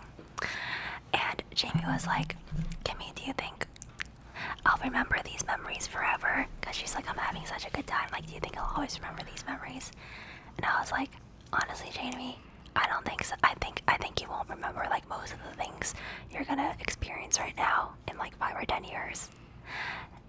And it just so happens that do you remember anything? She was like, you know what, Jamie, when I was 18, I don't remember anything from when I was 18. And I was like laying on that bed looking up at the sky or the ceiling, and I was like, man, I want to remember everything. And now looking back, that's the only moment I remember. I don't remember anything else from when I was 18 other than that single moment. I remember that moment so vividly as well. That's the only moment I remember. So if you guys want to remember a moment, just tell yourself, I want to remember this moment. I don't remember anything else. Oh my god, I'm dying. So if you're 18 right now, you're not going to remember anything, maybe, except for this moment. Except for this moment that we're talking about, not remembering moments. She like broke my fourth wall. Yeah. And that's the only moment like I remember from those times as well. Oh my god. That was crazy. Yeah. That was a good time. Good times, good times, good That times. was crazy. Oh my god. The evidence demonstrates the pattern of highly unreasonable, unlikely, supposed memory loss that strongly suggests strategic deception and prearranged and agreed upon explicit public dishonesty that in effect attempts to present as reasonable and unavoidable the in reality seriously irresponsible unwillingness from Kimi and Jamie to meaningfully even attempt resolution of these matters outside of litigation. It hasn't been made publicly evident prior that Kimi and Jamie have traveled a lot together, although it was stated almost if it should be obvious, especially to someone following the online activity of either of them for a long time. I certainly didn't know, despite closely following Kimi's online activity for nearly a decade. They brought up what they previously explicitly stated happened at a Toronto meetup, but this time didn't state explicitly where it happened. In fact, it almost seems as if they're now intentionally trying to create even more harmful ambiguity surrounding the circumstances they're talking about. When I documented the last time Kimi and Jamie mentioned those circumstances, Jamie claimed to have completely forgotten basically anything else that happened around that time as well. However, Kimi did not, effectively implicitly publicly claiming authoritative knowledge on it. Now, suddenly, after issuance of the formal notice, Kimi also denies remembering anything around that time. This is even more unreasonable and strongly suggests Jamie's assertion about supposedly having forgotten pretty much everything else that happened around that point in her life is also strategic deception.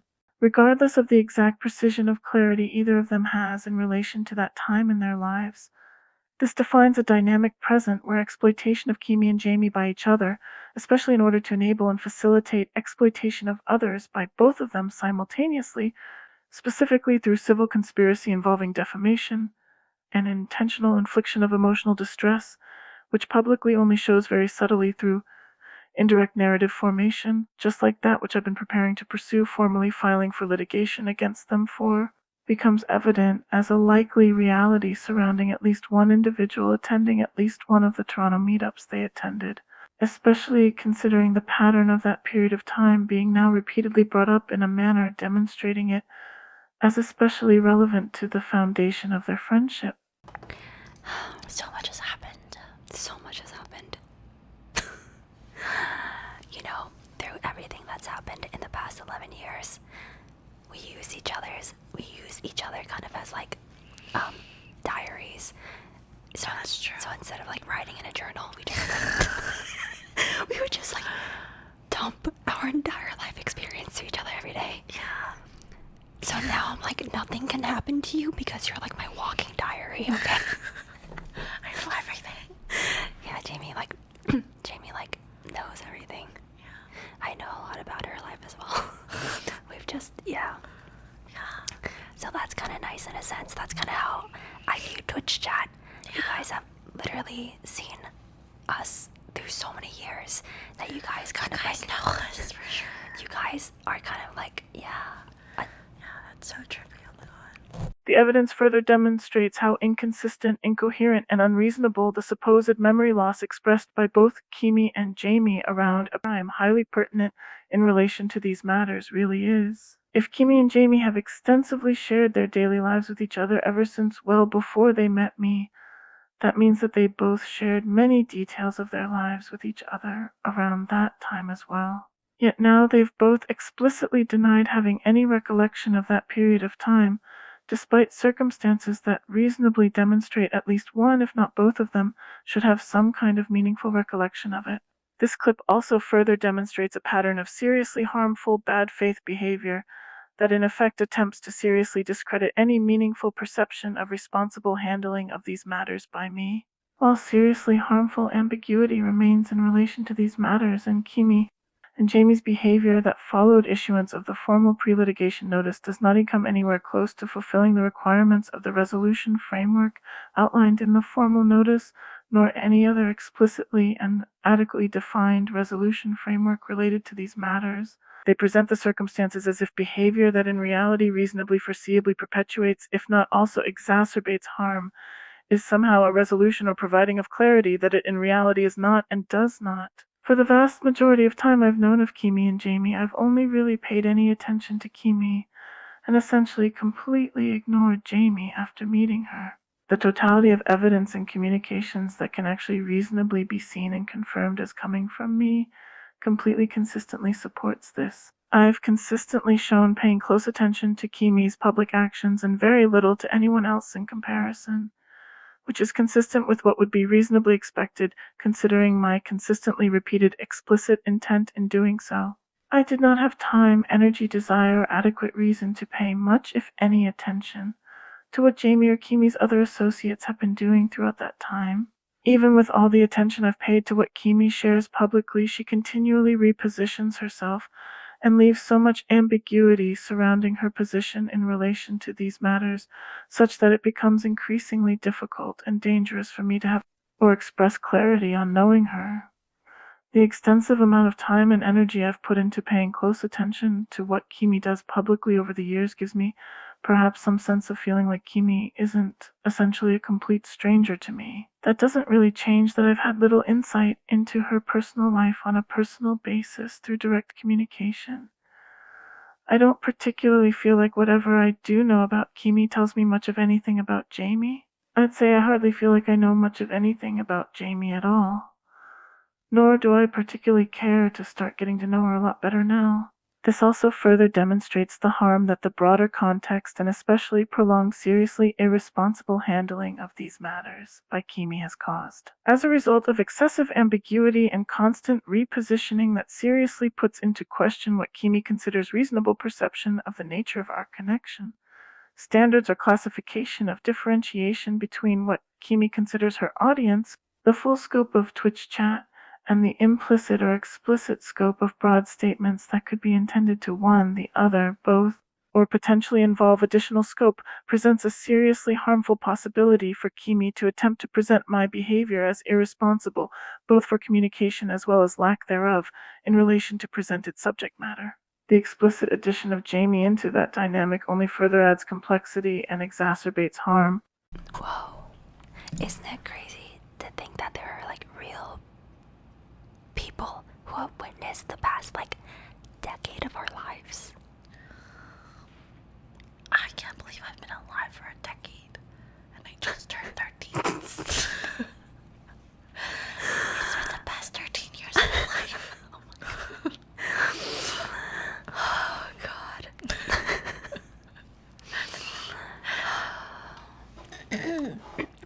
It's like, I don't know, it's crazy. It's so crazy.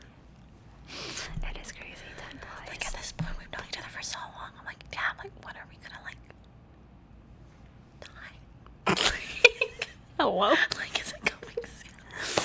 Like, we've already experienced everything. Like, Yeah, I'm like, I'm good here. I'm good. Gigi, go next. Are you okay, Jamie? do you need to talk about anything? Are you okay? yeah, I'm okay. Is everything good? Is everything okay? Everything okay at home? Oh my gosh.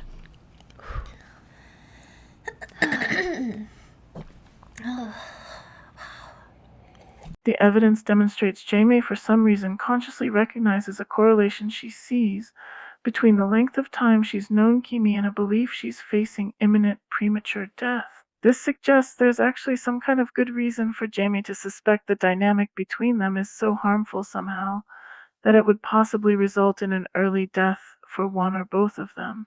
I've never intended nor been attempting to offer either of them unconditional protection from a premature death that they very well may be consciously attracting to themselves with malicious or generally seriously irresponsible behavior.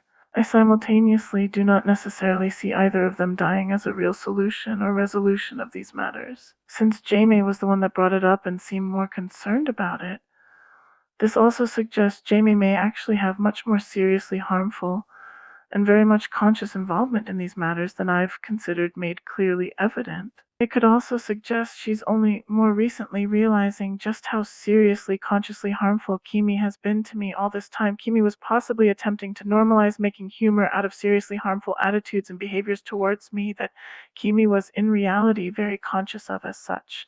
Jamie will always be young with me. That's why we're friends still. Good times, good times, good times. Oh my god. No, but like, okay, just to normalize our age gap, I have a lot of just to normalize the age gap. I have a lot of young friends. She's I know. I have a lot of young cousins who are girls that I grew up with. I do. So she literally felt just like family. Okay. I know we're just missing Leslie. Leslie, where you at? Maybe next time. Kimi and Jamie mentioning Leslie in a potential next time is further relevant to demonstrate the extent of reasonable cause to believe ambiguity left present is intentional and seriously irresponsible.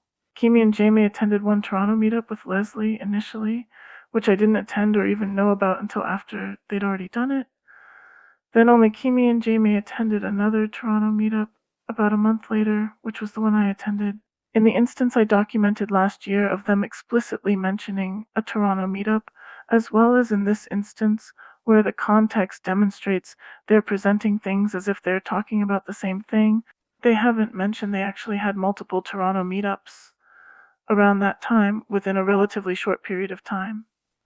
Instead, they've talked about it in a manner where the reasonable assumption would be there was only one, making Leslie seem relevant in this instance where she seemed irrelevant in the prior instance, further puts into question the motives in addressing the topic at all in either instance, and demonstrates seriously irresponsible behavior with ambiguity that is both consciously strategically purposeful as well as reasonably foreseeable to cause harm, where the only even plausible defense would be outright denial by both parties of any meaningful awareness of this podcast, a defense that heavily contradicts the totality of evidence, especially since it's highly unusual to have two meetups in the same city within a relatively short period of time like they did.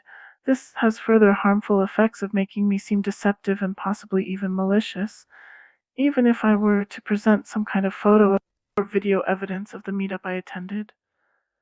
Leslie is unable to provide any meaningful insight or present meaningful defense against inculpatory evidence in relation to these matters. I've never met her. I've never claimed to have met her. I've never particularly wanted to meet her. I've never hidden or misrepresented my connection or lack thereof with her. Me and Kimmy are very fun. No, like someone said you guys are fun. Oh, yeah, we're really fun. We are so fun. Me and Kimmy, like when I'm with Kimmy, it's like nothing is serious anymore. Like life is just a big fat joke. But like it's because we've both been through so much. It's the only way we can cope. No, seriously, like, I think, like, with normal people, there's, like, this layer of, like, like elephant in the room, but there's like no elephant in the room with me and Jamie. Yeah, we both are like, we've already been humiliated to each other, like, to the max, so there's no, like... Jamie sucked a toe on stream.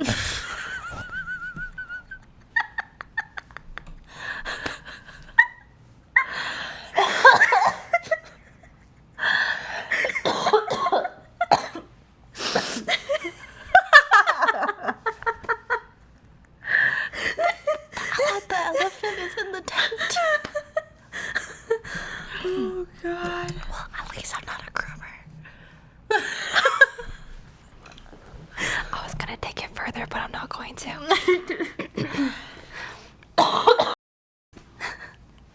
Okay, anyway. What happens in the tent stays in the tent. Jamie explicitly says when she's with Kimi, nothing's serious to either of them. She attempts to justify this by saying it's because they've apparently been through so much, it's the only way they can cope.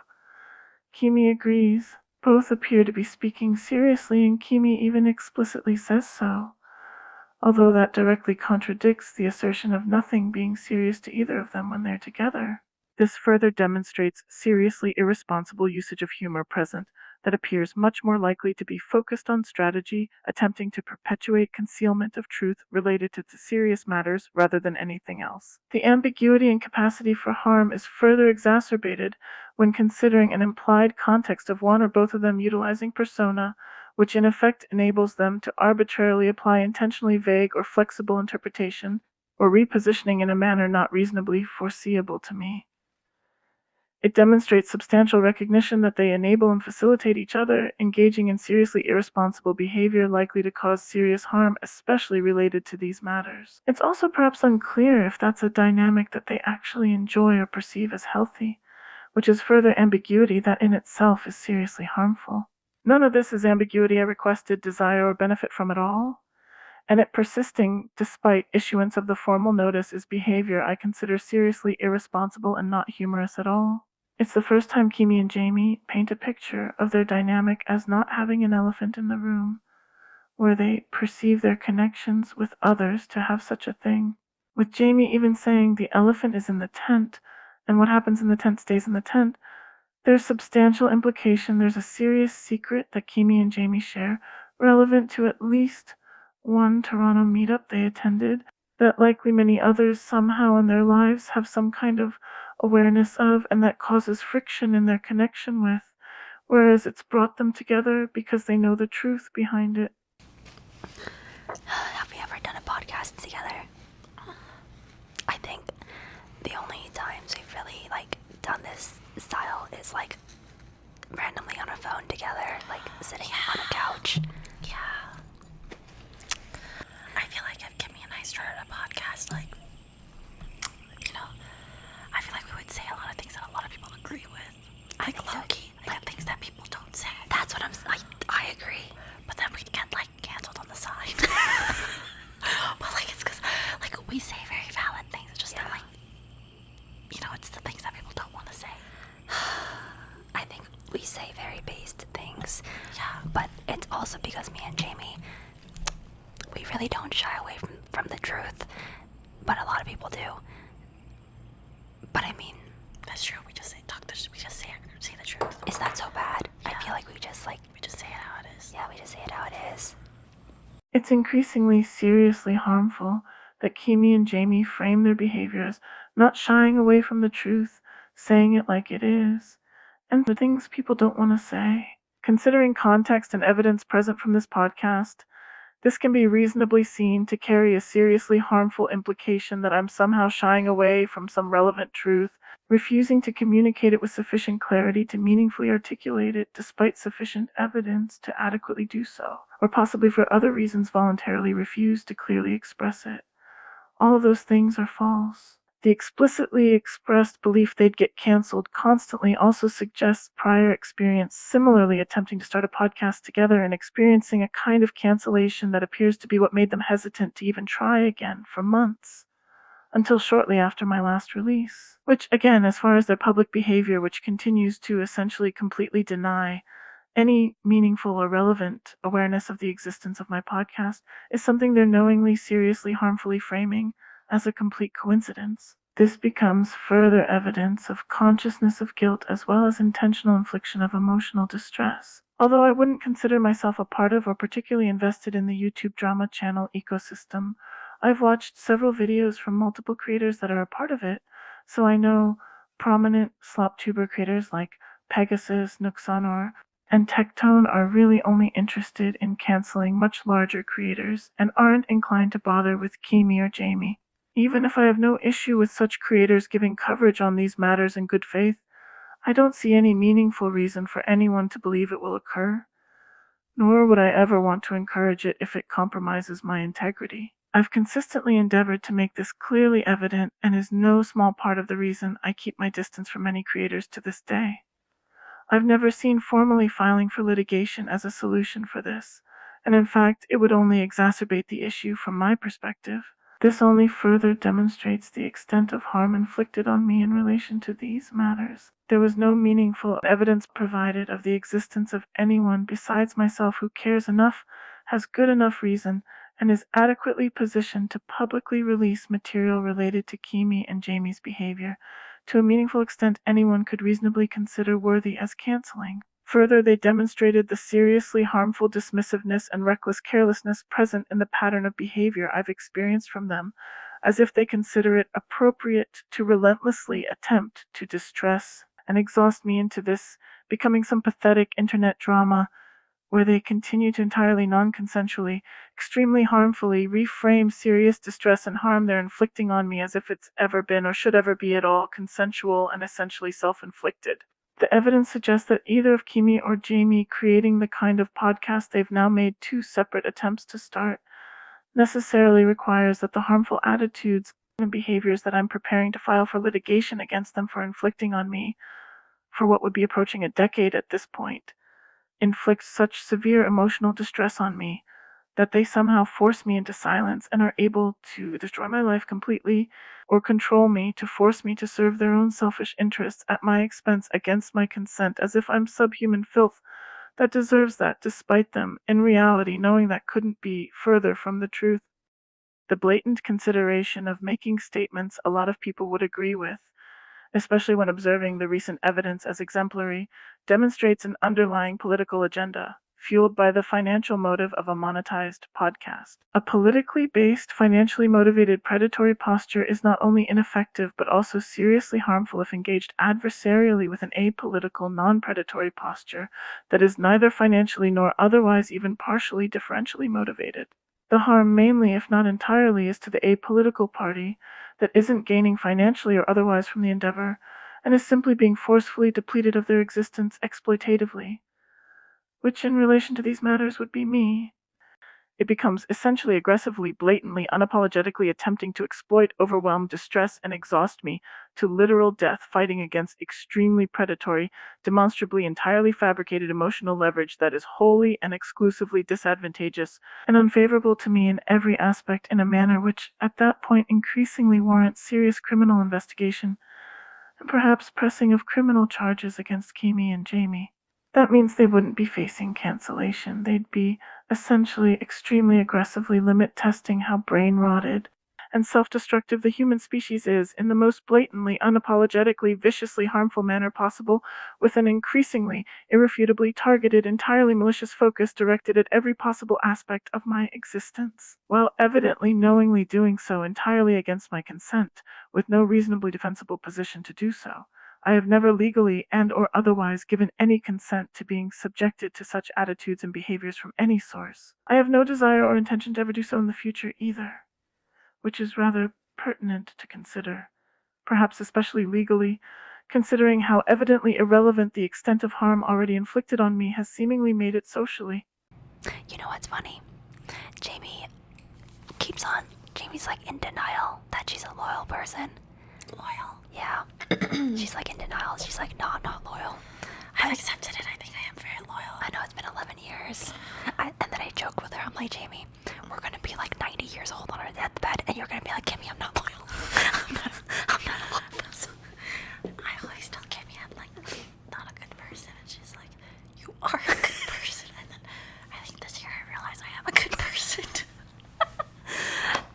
Jamie, you're like the one person in my life who tries to like convince herself she's not a good person.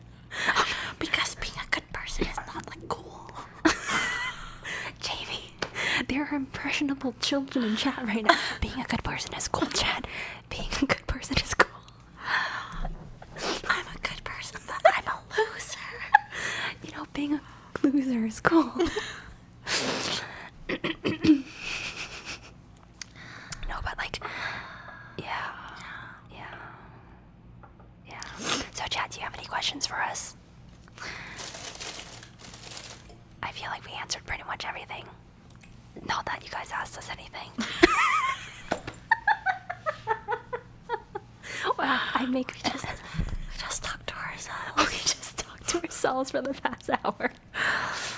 Kimi mentioned Jamie supposedly being in denial of being a loyal person, which Jamie restated as a more broad being in denial of being a good person in general. There was no substantial or clear evidence provided or details given that provide any kind of meaningful explanation as to why such a seriously negative belief Jamie has consistently expressed holding about herself to Kimi has suddenly drastically changed, specifically this year, and was publicly expressed within only about a week after I issued the formal notice. Considering the totality of evidence, this demonstrates they are likely connected, and both Kimi and Jamie are clearly aware of that, yet they have been intentionally refusing to properly acknowledge that and actually behave responsibly in relation to these matters, while intentionally publicly presenting themselves very differently in a manner reasonably foreseeable to cause serious harm towards me. Jamie expresses feeling not cool and feeling like a loser for supposedly being a good person. Her displeasure appears to make evident there is some aspect of being what she supposedly considers being a good person, which she finds highly unfavorable. This demonstrates a seriously harmful implication of some kind of strange, vague emotional debt which I should never have even had the possibility of being forced to carry being placed on me exploitatively by force in the case of me formally filing for litigation, at least certainly had I not made a release like this. There's a seriously harmful implication that me pursuing, formally filing for litigation, would essentially be some kind of validation that a substantive resolution across domains is inevitable, regardless of how seriously incoherent, uncooperative, and inconsiderate Kimi and Jamie are towards the authentic reality that the evidence proves they've been behaving seriously irresponsible towards all along. However, Jamie is in effect assisting in that by supposedly doing what she believes to be being a good person. That she herself seemingly essentially desperately requires Kimi's validation isn't uncool and loserish. I believe I've reasonably demonstrated that Jamie is in fact not being a good person at all in doing so. Further, it's highly unusual, both in general and specifically for Kimi, to explicitly state how to provide an answer while making it a point to mention a question wasn't being asked. This demonstrates the pattern of underhandedly aggressive attempts to weaponize exploitative indirect narrative formation in relation to these matters in order to forcefully fabricate validation for what is in reality seriously irresponsible and reasonably foreseeably harmful behavior inflicted on me. In relation to the context of this matter, it presents a rather obvious and harmful implication that a lack of me talking in Kimi's Twitch chat, or perhaps lack of me issuing a formal request for answer to Kimi and or Jamie, would indicate some kind of lack of integrity or adequate consideration from me to resolve these matters responsibly outside of litigation. Given the pattern of behavior I've documented, Kimi and Jamie have established a system of monetizing content that feeds off of perpetual ambiguity, that they present me as somehow in the wrong to ever meaningfully seek adequate clarity from them in regards to. Even going to great lengths to clearly express my distress while attempting to responsibly achieve resolution outside of litigation has long been falsely presented as performative and essentially seen and treated as either harassment, entertainment, or both. The evidence strongly substantiates the assertion that me saying anything in Kimi or Jamie's Twitch chat, as well as formally requesting an answer on these matters, would be treated in a manner demonstrative of a similar level of irresponsibility from both parties, either ignoring it entirely, providing vague, indirect dialogue, presumed an adequate response while not reasonably being so in reality, or possibly even framing my efforts as an escalation of harassment professionally. I think my favorite style of like podcasting / content is just like very natural conversation. I'm not a big fan of like structured conversation. I prefer just having like a conversation, you know? So I never thought I was that great at hosting a podcast because I'm not that good at like structuring a podcast. But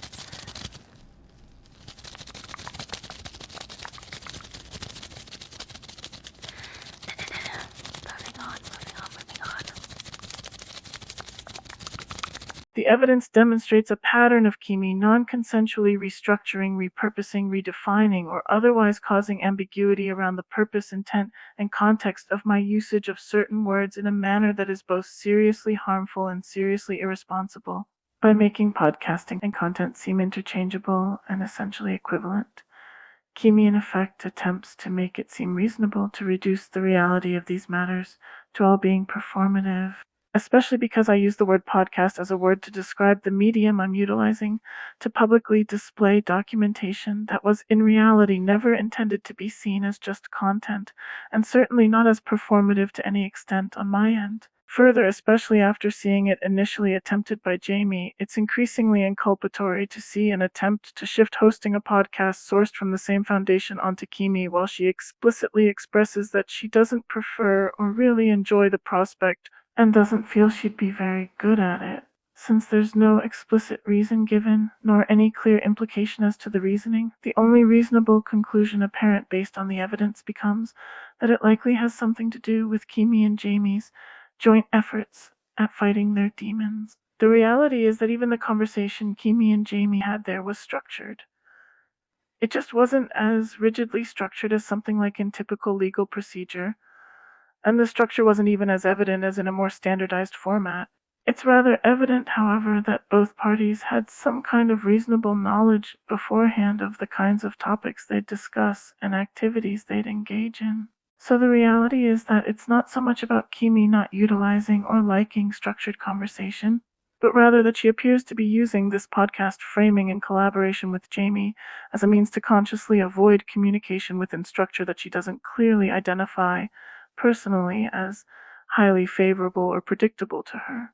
This demonstrates the pattern of seriously irresponsible, insidious behavior attempting to make me appear unreasonable if I do not endlessly allow perpetuation of what in effect becomes a need for me to spend an immense amount of time and energy paying attention and responding to increasingly distressing and harmful behaviors from Kimi.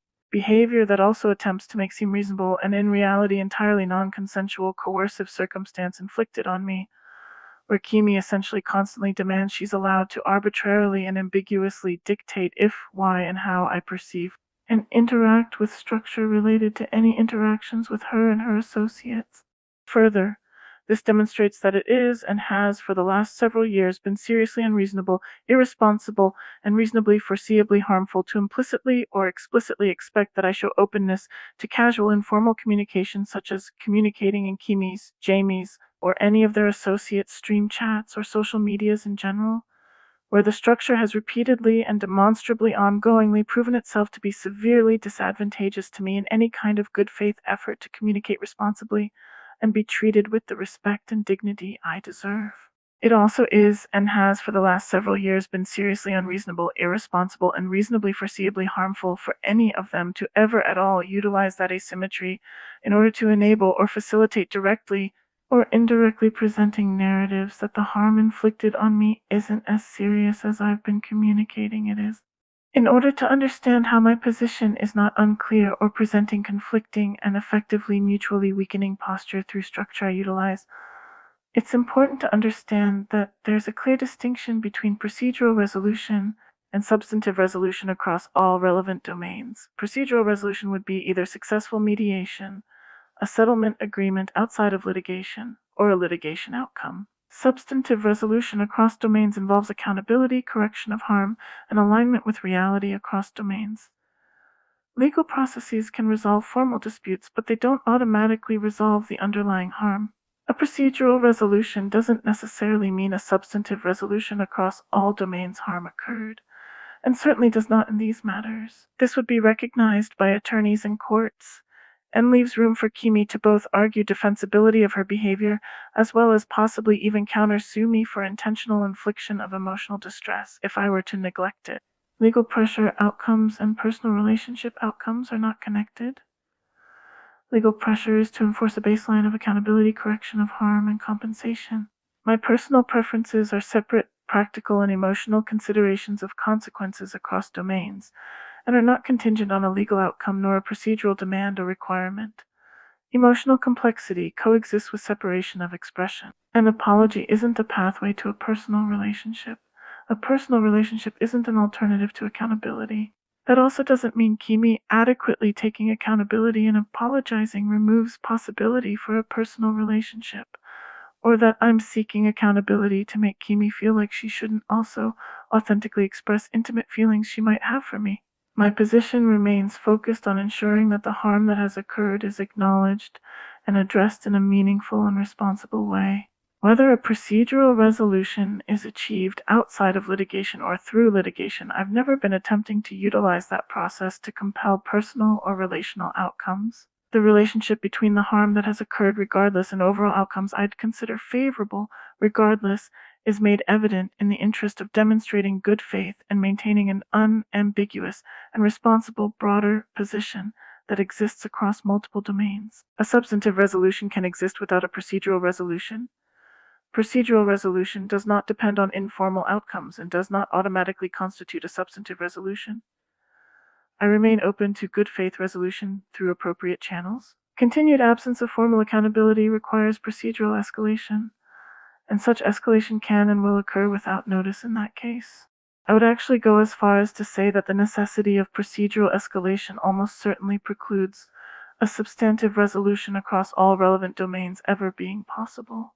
The extent of harm done to not only have done all the harm already done, but then force me to suffer through possibly years of litigation for essentially the absolute bare minimum that Kimi and Jamie's public behavior already reasonably demonstrates I deserve is a substantial escalation in disrespect and clear malice towards me.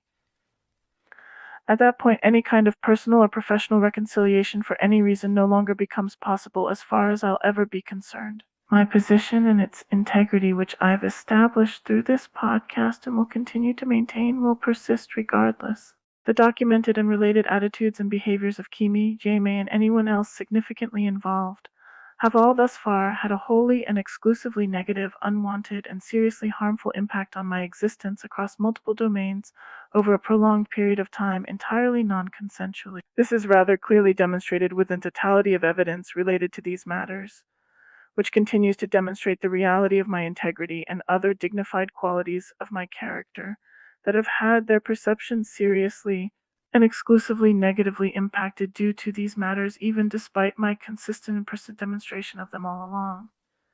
The existence of unresolved emotional complexity does not diminish the reality of the harm that has occurred, nor does it alter the need for accountability. I absolutely, unconditionally will never allow my expressed desires and intentions regarding intimate relationships in general to change from this point forward regardless, and this is a commitment that I maintain on principle, which there never should have been any belief or expectation from anyone that I'd ever be willing to change or compromise at any point in time for any reason.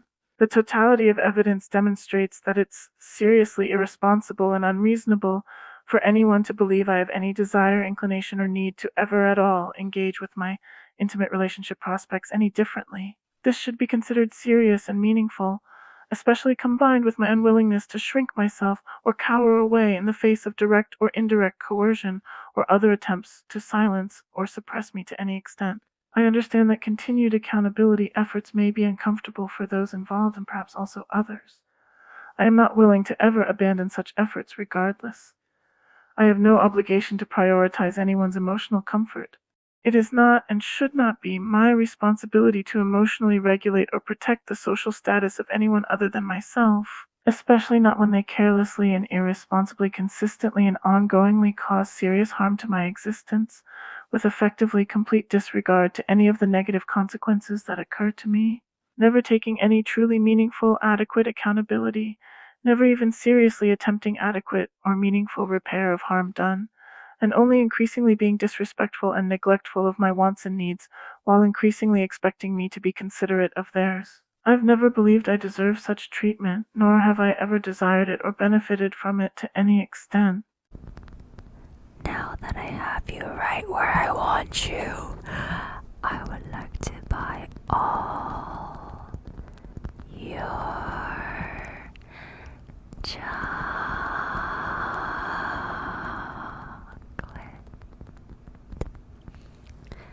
Chocolate, chocolate, chocolate, chocolate, chocolate. Ever since I started my podcast, I've noticed several instances over time of Kimi specifically saying this really strange statement about having her audience right where she wants them because she wants to buy all their chocolate. I normally strongly prefer to avoid documenting or addressing anything that seems much more petty or heavily speculative, although the combination of it recurring several times, along with only ever starting after I started my podcast, certainly makes it seem concerningly relevant to these matters somehow. I take absolutely no responsibility for any misrepresentations of me selling, trading, offering, negotiating, or dealing somehow in transactions related to chocolate, whether literally or otherwise. I also have never been attempting to pressure anyone to sell me chocolate, literally or otherwise, nor attempting to assist Kimi or anyone else in pressuring anyone as such. Honestly, I learned a lot from NoPixel. I learned a lot from GTA.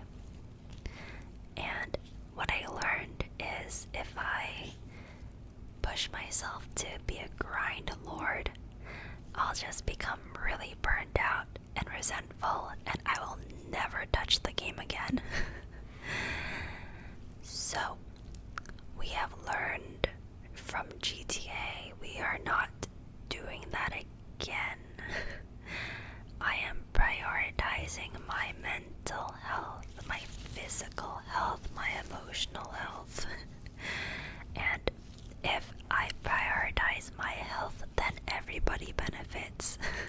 That is what we learned from GTA. That is what we learned from GTA. Prioritize Kimi's IRL health, and everyone is happy. Yes, we want sustainability.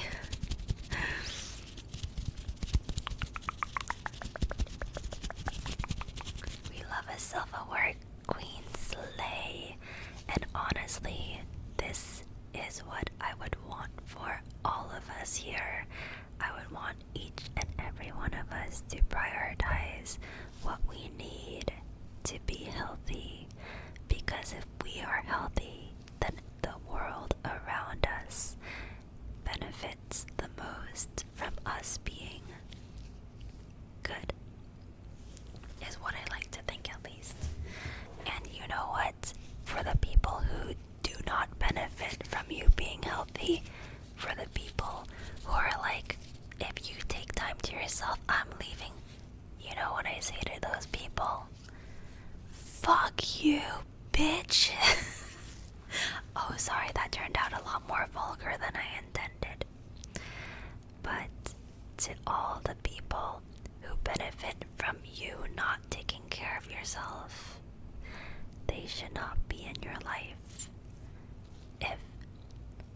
If being in someone's life means that you feel unhealthy, it's time to see your way out of their life. It doesn't matter who it is. And a lot of times, you don't even have to leave them or the situation. You just need to, figure out healthier boundaries for yourself a lot of the time. It doesn't have to be so black and white. It doesn't have to be so you're in or you're out. A lot of the times it's just discovering what boundaries work for ourselves and implementing them. Yeah. This further demonstrates the extent of generally irresponsible attitudes and behaviors Kimi lives her life with. She had to get really addicted to Grand Theft Auto to the point of having multiple areas of her health deteriorate, so much she got super burnt out and never wanted to touch the game again before she stopped. Even after several years of therapy and a whole image rehabilitation process and supposedly being healed already for years, Kimi couldn't even responsibly handle playing a video game without quitting entirely, and had to supposedly learn a life lesson she should have already learned years ago if she wasn't in reality constantly handling serious matters seriously irresponsibly, while regularly preaching advice to others that she herself isn't even applying consistently or responsibly. While the advice she gave related to boundaries is perhaps reasonable advice in many circumstances, this also demonstrates a pattern of presenting a seriously harmful narrative related to these matters. An interpretation of voluntarily accepting ambiguity that perhaps vaguely defines boundaries that can maintain mitigation of at least a more obvious harmfulness is perhaps the most believable misrepresentation of what's been driving my attitude and behavior related to these matters all along. A narrative of me possessing acceptance or implementation towards such an attitude greatly empowers attempts to perpetuate seriously harmful unavoidability of serious interpretation risks in relation to my behavior and efforts related to these matters. The harmful consequences become even more especially evident when considering formality and potential litigation. If I signal openness to the connection with Kimi I've been saying I've always wanted, then the pressure from formality and especially potential litigation can be perceived as pressure tied to personal interest, which is seriously harmful to litigation, and also can be seen as serious coercion or possible blackmail even outside of litigation.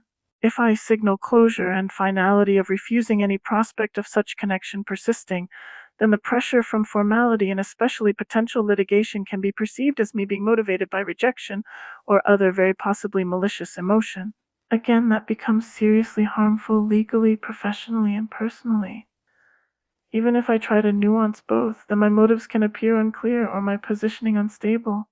And remaining silent about these matters altogether just empowers ongoing, entirely non-consensual misrepresentation of the reality of subjective and objective impact of harmful attitudes and behaviors inflicted on me through the implication that my silence is acceptance and implementation in and of itself. Essentially, it traps me in circumstances where increasingly serious and effectively likely permanently perpetual harm becomes inevitable no matter what I do, while it appears self-inflicted. The harm from misrepresenting me in relation to this has always been evident to me, and I've never underestimated or dismissed it. Such has never been something I've been attempting or okay with anyone presenting as me accepting or implementing at all. Honestly, I think day one of the subathon, I was like so exciting. It was like such a high starting the subathon. It was almost as if like we were like starting an adventure together. I actually feel like I was a different person at the start of the subathon versus today. Isn't that crazy?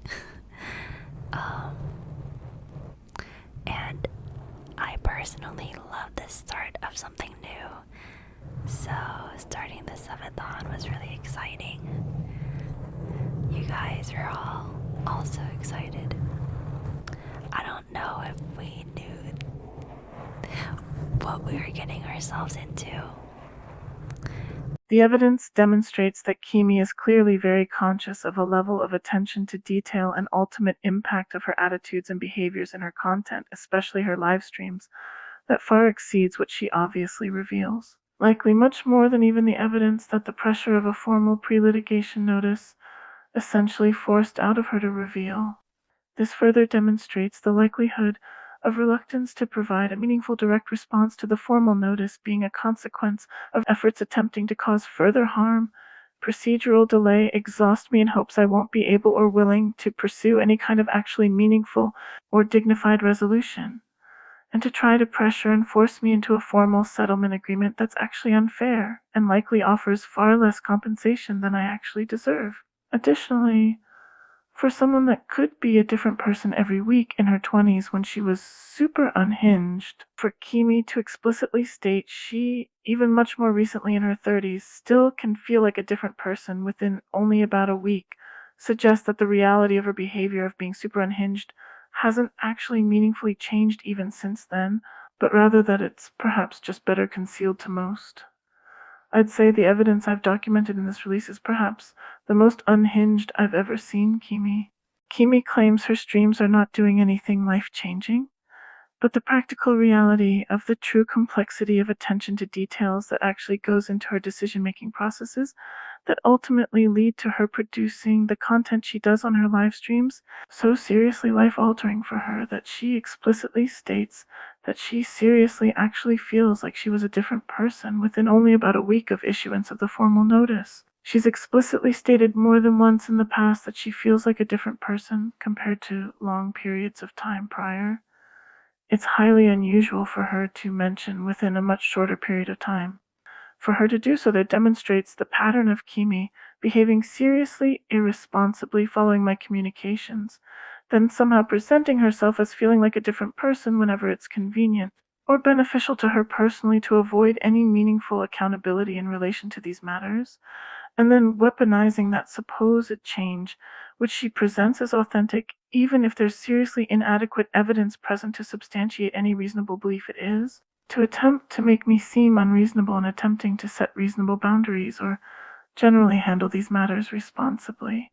Yep, above everything else, I loved all the money. Money, money, money, money, money, money, money, money, money, money, money, money, money. I'm just kidding. That was just a lovely result of the subathon.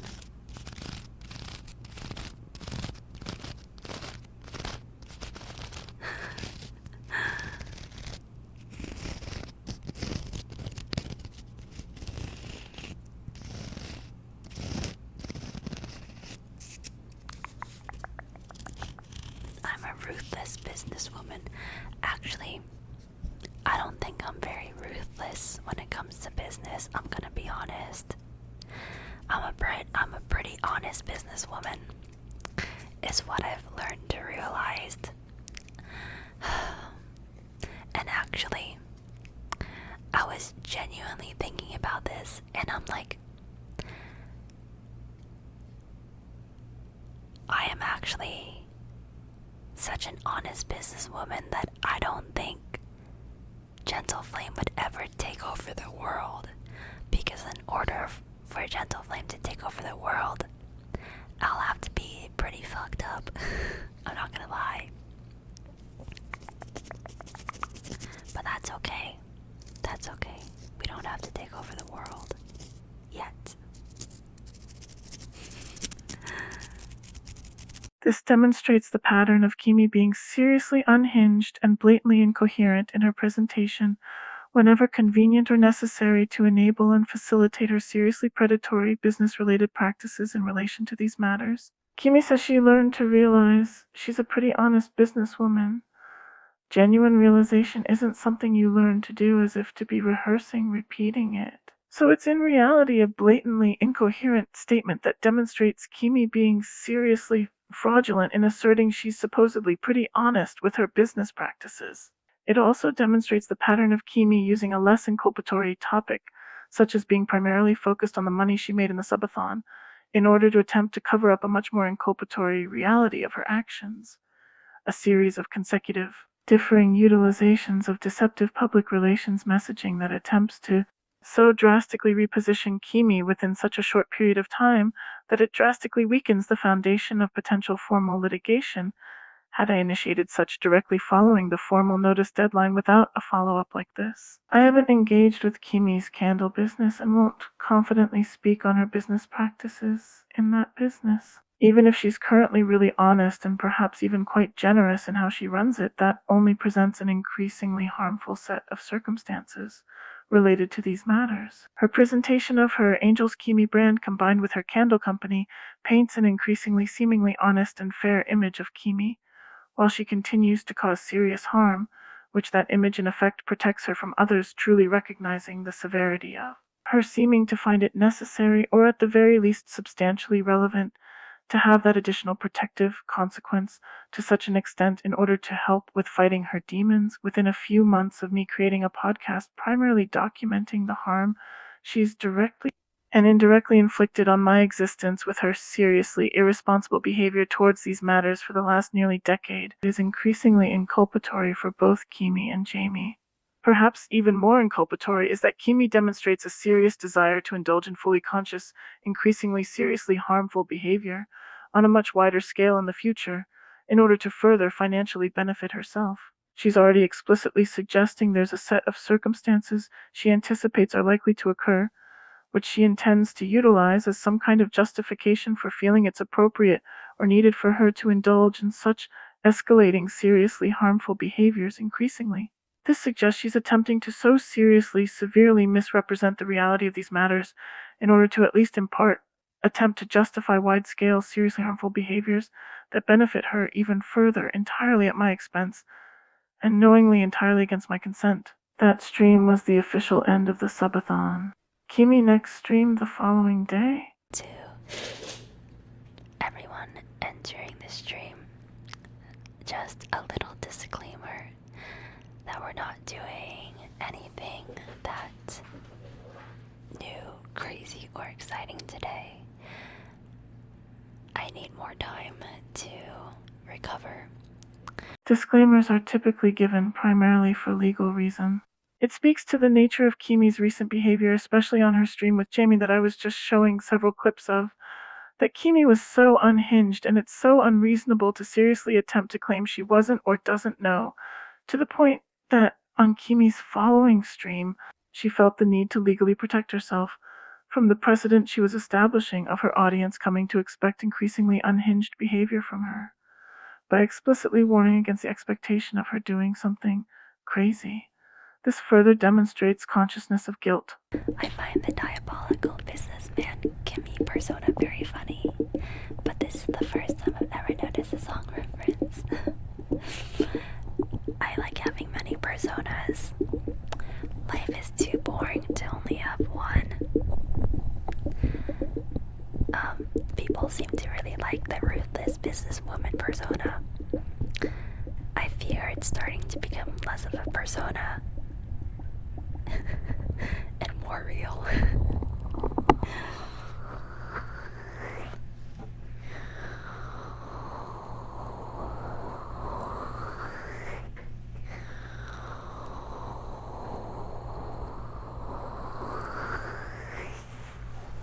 But in a good way, I like to think.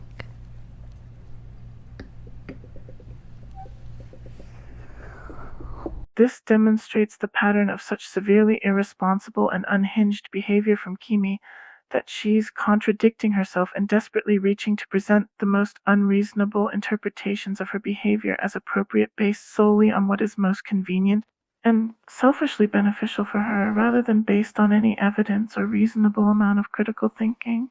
She went from calling herself a very honest businesswoman just the previous day to then blatantly admitting she feels compelled to admit she recognizes herself being increasingly blatantly ruthless. Kimi explicitly stating that she likes having many personas is an explicit admission to being seriously deceptive.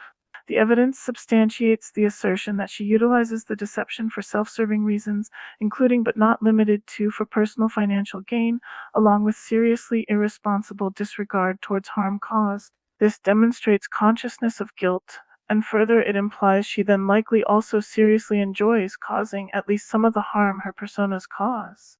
She even takes this further by demonstrating even more consciousness of guilt that her persona of being a ruthless businesswoman is less a persona and more real. Despite all the evidence presented on this podcast, which should by any reasonable standard demonstrate that it's very much not in a good way and it's seriously irresponsible for Kimi to think or believe it is, Kimi still casually immediately follows up by explicitly presenting herself as doing so in a good way. She escalates even further in how she follows that up immediately with saying, "I like to think."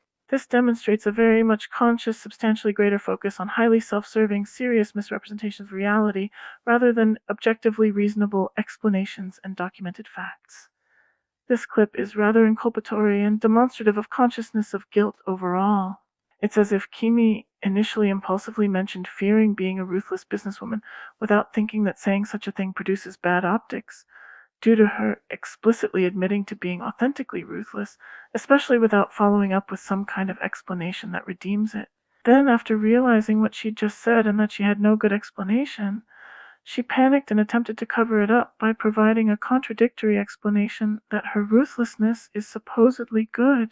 No reasoning was ever presented for why Kimi believes it's reasonable for her to be ruthless and good simultaneously, despite those things directly conflicting to the extent it would warrant an explanation. There was also no reasoning ever presented for why being supposedly good would scare Kimi, which is also an obvious inconsistency so conflicting it would warrant an explanation. There was also no reasoning ever presented for why Kimi liking thinking these things as truth is healthy, responsible, or even at all reasonable, despite that also naturally presenting a serious contradiction, considering she doesn't openly embrace branding herself as a seriously malicious psychopath undeserving of the social status she has. No reasoning was ever presented for her presented position to seem at all reasonable or coherent. Also perhaps worth documenting are a couple parts from Jamie's stream on February 17. I think if you have like bad allergies, you were meant for natural selection. But you got lucky because in today's world, we accommodate allergies. Jamie seriously states that she believes if someone has bad allergies, they were meant for natural selection. Given that Kimi has explicitly stated many times that she's allergic to several different kinds of grass, this substantially puts into question the true underlying beliefs Jamie holds about Kimi, especially as it pertains to the dynamic they share in public interactions with their branding. Likely anticipating I'd notice and document it, this kind of behavior, again coming shortly after I made a release on my podcast, and in this case even after a substantial period of Jamie not streaming while I wasn't releasing anything, further serves as evidence of Jamie's knowing involvement in inflicting harm through seriously irresponsible behavior in relation to these matters that was consciously, ultimately self-serving. I really missed you guys. Thank you for being so patient. Like, to be honest, like I just stopped streaming because I had a crazy, I feel like I had a crazy year. And I just needed like some time to myself. Spend time with family. And like, I do love streaming, but I'm not like the same as other streamers where it's like my whole life. And you know, I want you guys to like do that for your lives too. I just have so many hobbies too and stuff.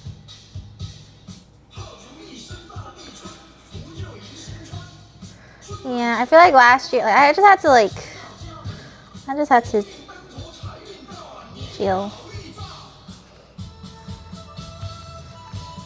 Last year was rough, huh? I think a lot of people experienced like grief last year. This presents a seriously harmful implication that my behavior is a result of experiencing grief rather than strategic, mature, responsible reinforcement of my integrity. This suggests the possibility of a pattern I've been unaware of where Jamie knowingly, entirely non-consensually, misrepresents my authenticity and integrity in relation to these matters as grief in order to enable and or facilitate her and or others attempting to appear reasonable in what are in reality seriously irresponsible efforts to redirect the perception of the intended purpose of my efforts into something other than what I've actually intended. From observing her behavior much more closely ever since starting to document it on this podcast than I had prior, it's not a common occurrence for Jamie to stop streaming for over a month. Until shortly after my last release on this podcast, Jamie hadn't streamed for well over a month. The reason she provided was that it was because she felt like she had a crazy year, and streaming is not as large a part of her life as it is for many other streamers. Especially in combination with the other evidence documented in this release, this demonstrates a reasonable likelihood of her awareness that her behavior in relation to these matters has been seriously irresponsible. To the extent it's highly unlikely, she was largely or entirely unaware of the reality of what she was doing, until only much more recently, or after I started publicly documenting things on this podcast in general.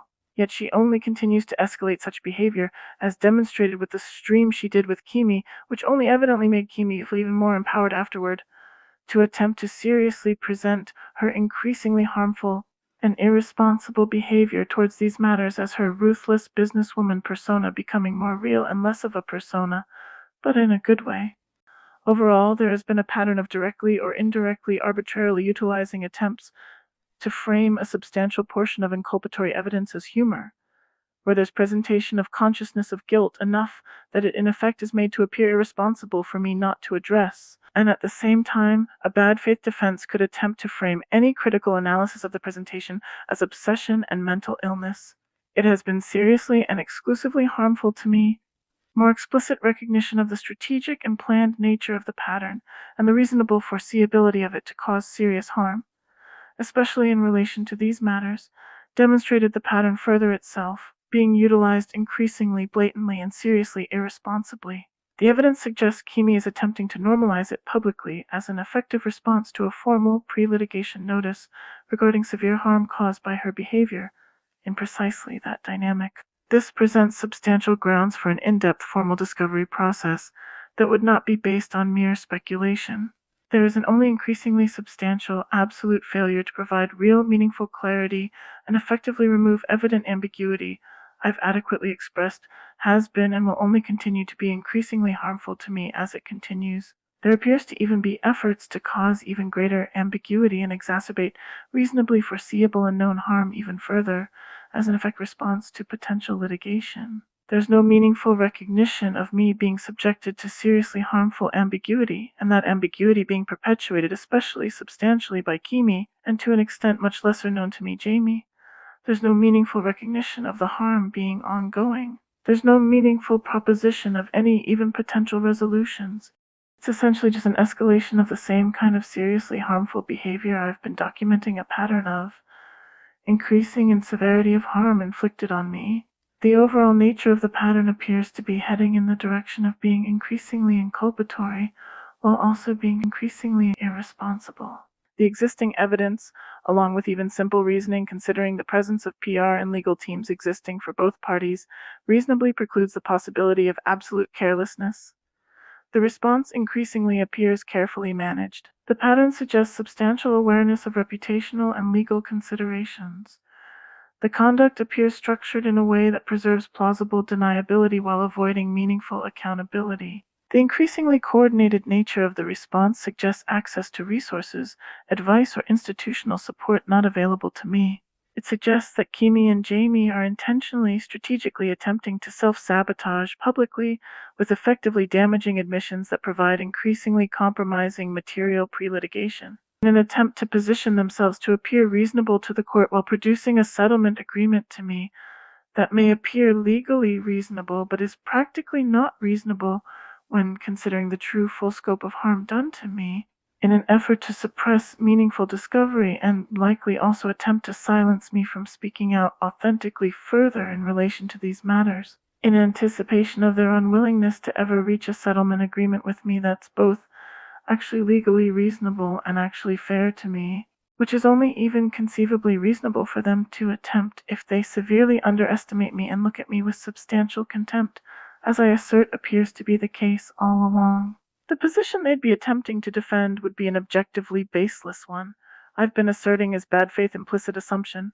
I've been dishonestly pursuing hidden ulterior motives all along, likely especially financial gain, at the expense of my dignity and integrity, and in practice would end up behaving in a manner exposing myself as inconsistent in consideration of prior documentation I've provided on this podcast, and subsequently also in my attitude and behavior leading up to and following its creation. This makes the kind of seemingly reasonable settlement agreement they'd likely offer, focused more around financial compensation and less around any kind of truly meaningful accountability, even more harmful for me, both short-term and long-term, particularly when considering the social and personal implications. It also renders the true suitability of any offered financial compensation heavily questionable absent an in-depth formal discovery process.